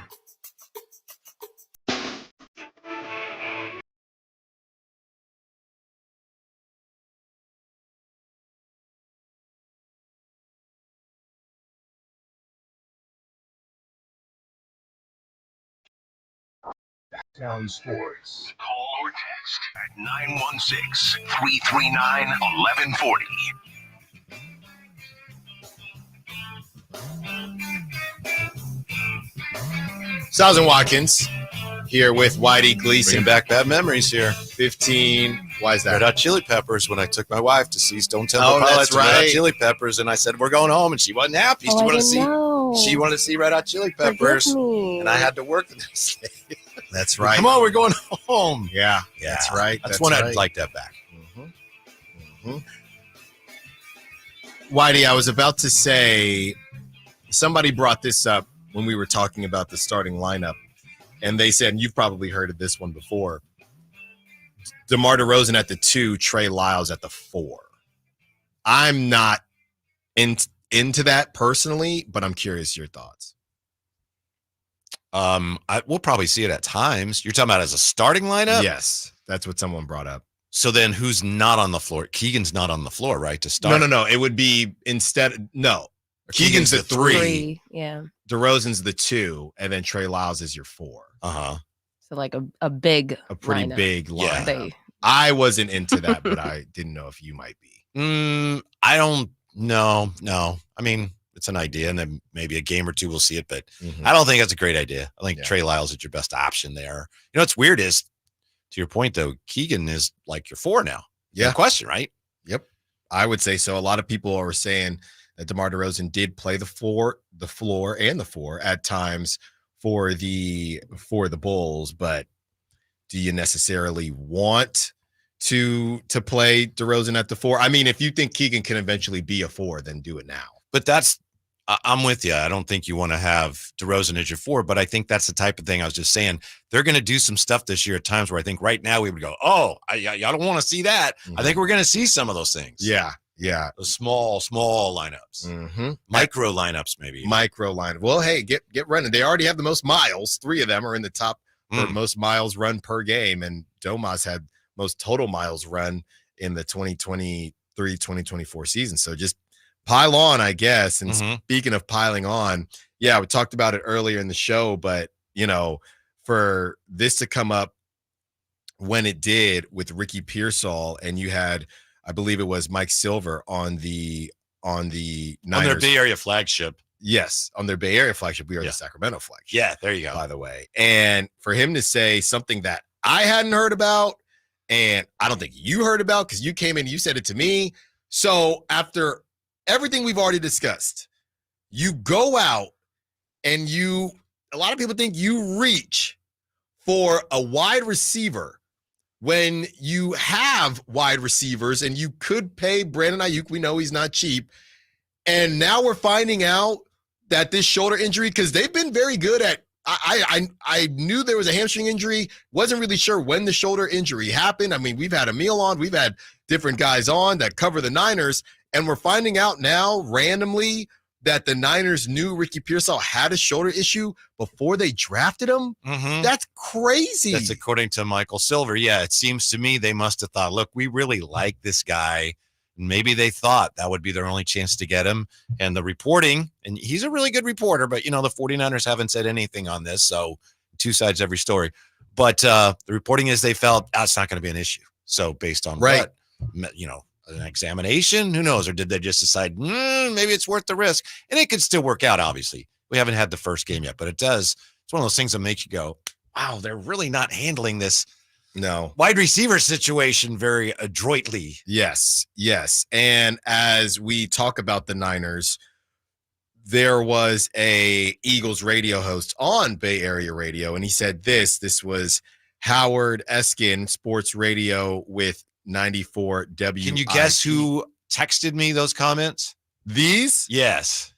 He usually sits right here when I'm sitting where you are. No. Draper. Yes. Wow. We're doing the show, and he texted me that yesterday, and I just gave him a thumbs down. He was talking about the Kings or something. He goes, what?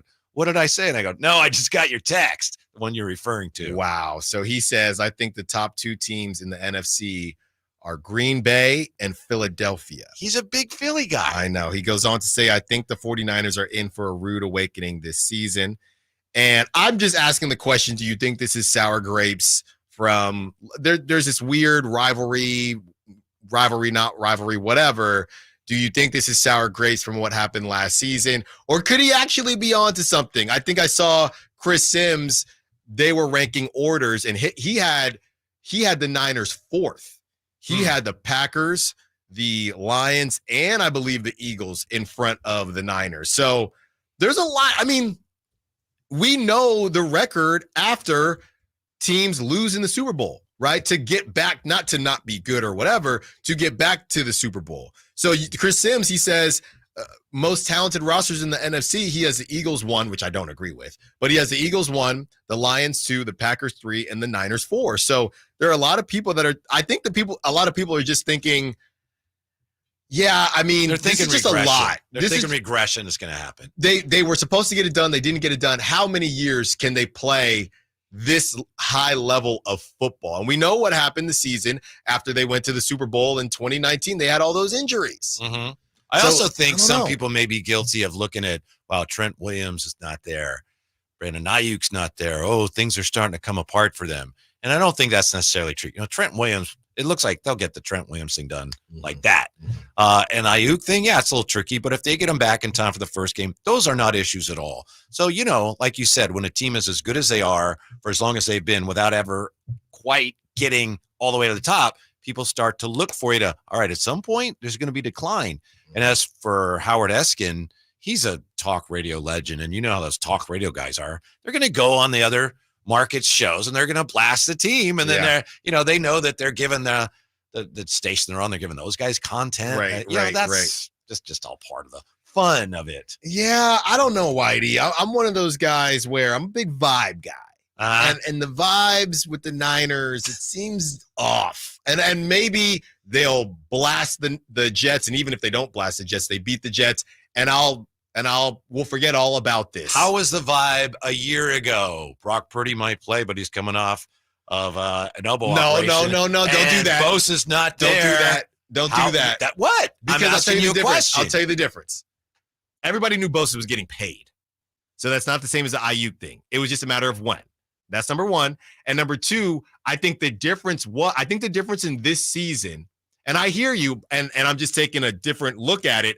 I think the feeling going into last season was Brock, because it turned into Brock was ahead of schedule, and it was if Brock didn't get injured, we would have won it that year. So there was hope. This season was the first season Niners fans, media, there's nothing they can say. The last couple years when the Niners have lost, it's been Jimmy Garoppolo is not good enough. Brock Purdy got hurt. There's no excuse. There was no excuse. Also, and it was just about a year ago, I know it was after the first preseason game where everything went down with Trey Lance, and there were people going, this organization is a joke. Remember that? People were saying they don't know what they're doing. Whitey. They're incompetent. That was a year ago. Yeah. So I know that it seems that way now. It seemed that way last year, but there's lots of time to figure this out. The bad thing about Bosa's situation, as you said, everyone figured he'll get paid. They'll figure it out. He said after the Super Bowl, it's like, yeah, I wasn't the same this year because the contract took so long. Yeah, and neither was Debo. Season. Neither was Debo. Yeah. So both of those. So now you got to assume, is the same thing going to happen with Ayuk? Right. That's not a good thing. And yeah, I hear you. The Trey Lance thing, that was funny because people said, what are they doing? Give this guy. And look, he's actually played decently in the preseason, but Brock Purdy is a better quarterback. That cannot be really Disputed. argued at this point. Yeah. So I hear you on that. Although Bonte would probably dispute it. Well, he probably would. Yeah. Whitey, I did have something. I want to ask you fair or foul on this. We don't need to play the audio, but Razorback from Arkansas, the defensive coordinator, Travis Williams. Okay. He talked for a good long while about sign stealing and Harbaugh, and not about Harbaugh, but just about sign stealing in general and how it's kind of a thing. And that's why a lot of people didn't understand why Harbaugh was in so much trouble. It's something that is done, right? So I wanted to ask you something, and I wanted to see your thoughts on whether this is fair or foul. So I had a coach, okay, and stop me if I've told you this story or pretend like I haven't. I had a coach who would essentially teach us to cut the grass. Did I tell you this one? No. Okay. So games where there were only 2 umpires, it would be called cutting the grass. And basically, if you were at second base and there was a base hit, he said one umpire is behind the home plate already. The other umpire is somewhere where he can't see third base. So the infield grass, he would say, cut the grass. Get home sooner. And get home sooner. And it just made me think about some of these unwritten rules and whether or not you would be okay if someone said, hey, cut the grass, they can't see, and you score. And I saw a video of it, which reminded me of it. Are fair or foul cutting the grass? Fair, but like I said yesterday, what I would do about that if I was on the other team. Yep. You can cut the grass, I'm going to give you a shave. Yeah, and the other thing is, too, at that field, our dugout was first base. So if you cut it, the whole dugout would have seen. Yeah. The whole dugout. I never did it because, I didn't need to because I can fly. Yeah. But I used to fly. I did that once in a game and I didn't mean to, but they didn't. I was safe, luckily. I missed third base by a foot. Whitey, cut the grass. Against Vallejo High, too. No wonder he's okay with it. All right, Simone, let's get some music going quickly. Shout-outs and closeouts. I'm going to give a shout-out quickly. I'm going to go corny here just because it's been a long week. Like I said, the nanny has been under the weather. So shout-out to our nanny. She does a great job. But shout-out to my wife. It's been a tough one. She had to handle work and everything like that. So I'm going corny here. First time I think I've done it on record. So shout out to the family and safe travels to Philly. I will see you shortly. Whitey, please, you're up. Whitey. Oh, I didn't realize. I pass. Whitey, I didn't know I had to have one. I'm sorry. Supplement me really quick. My brother and his bride-to-be next Saturday. Getting married.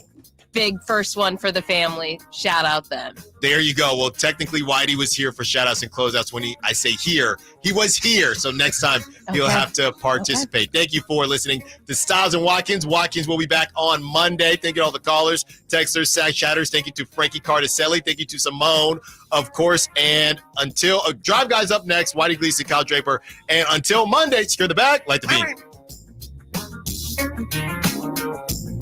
The Sacramento Kings play here. He's got the triple. Sacramento takes the lead. Get your Kings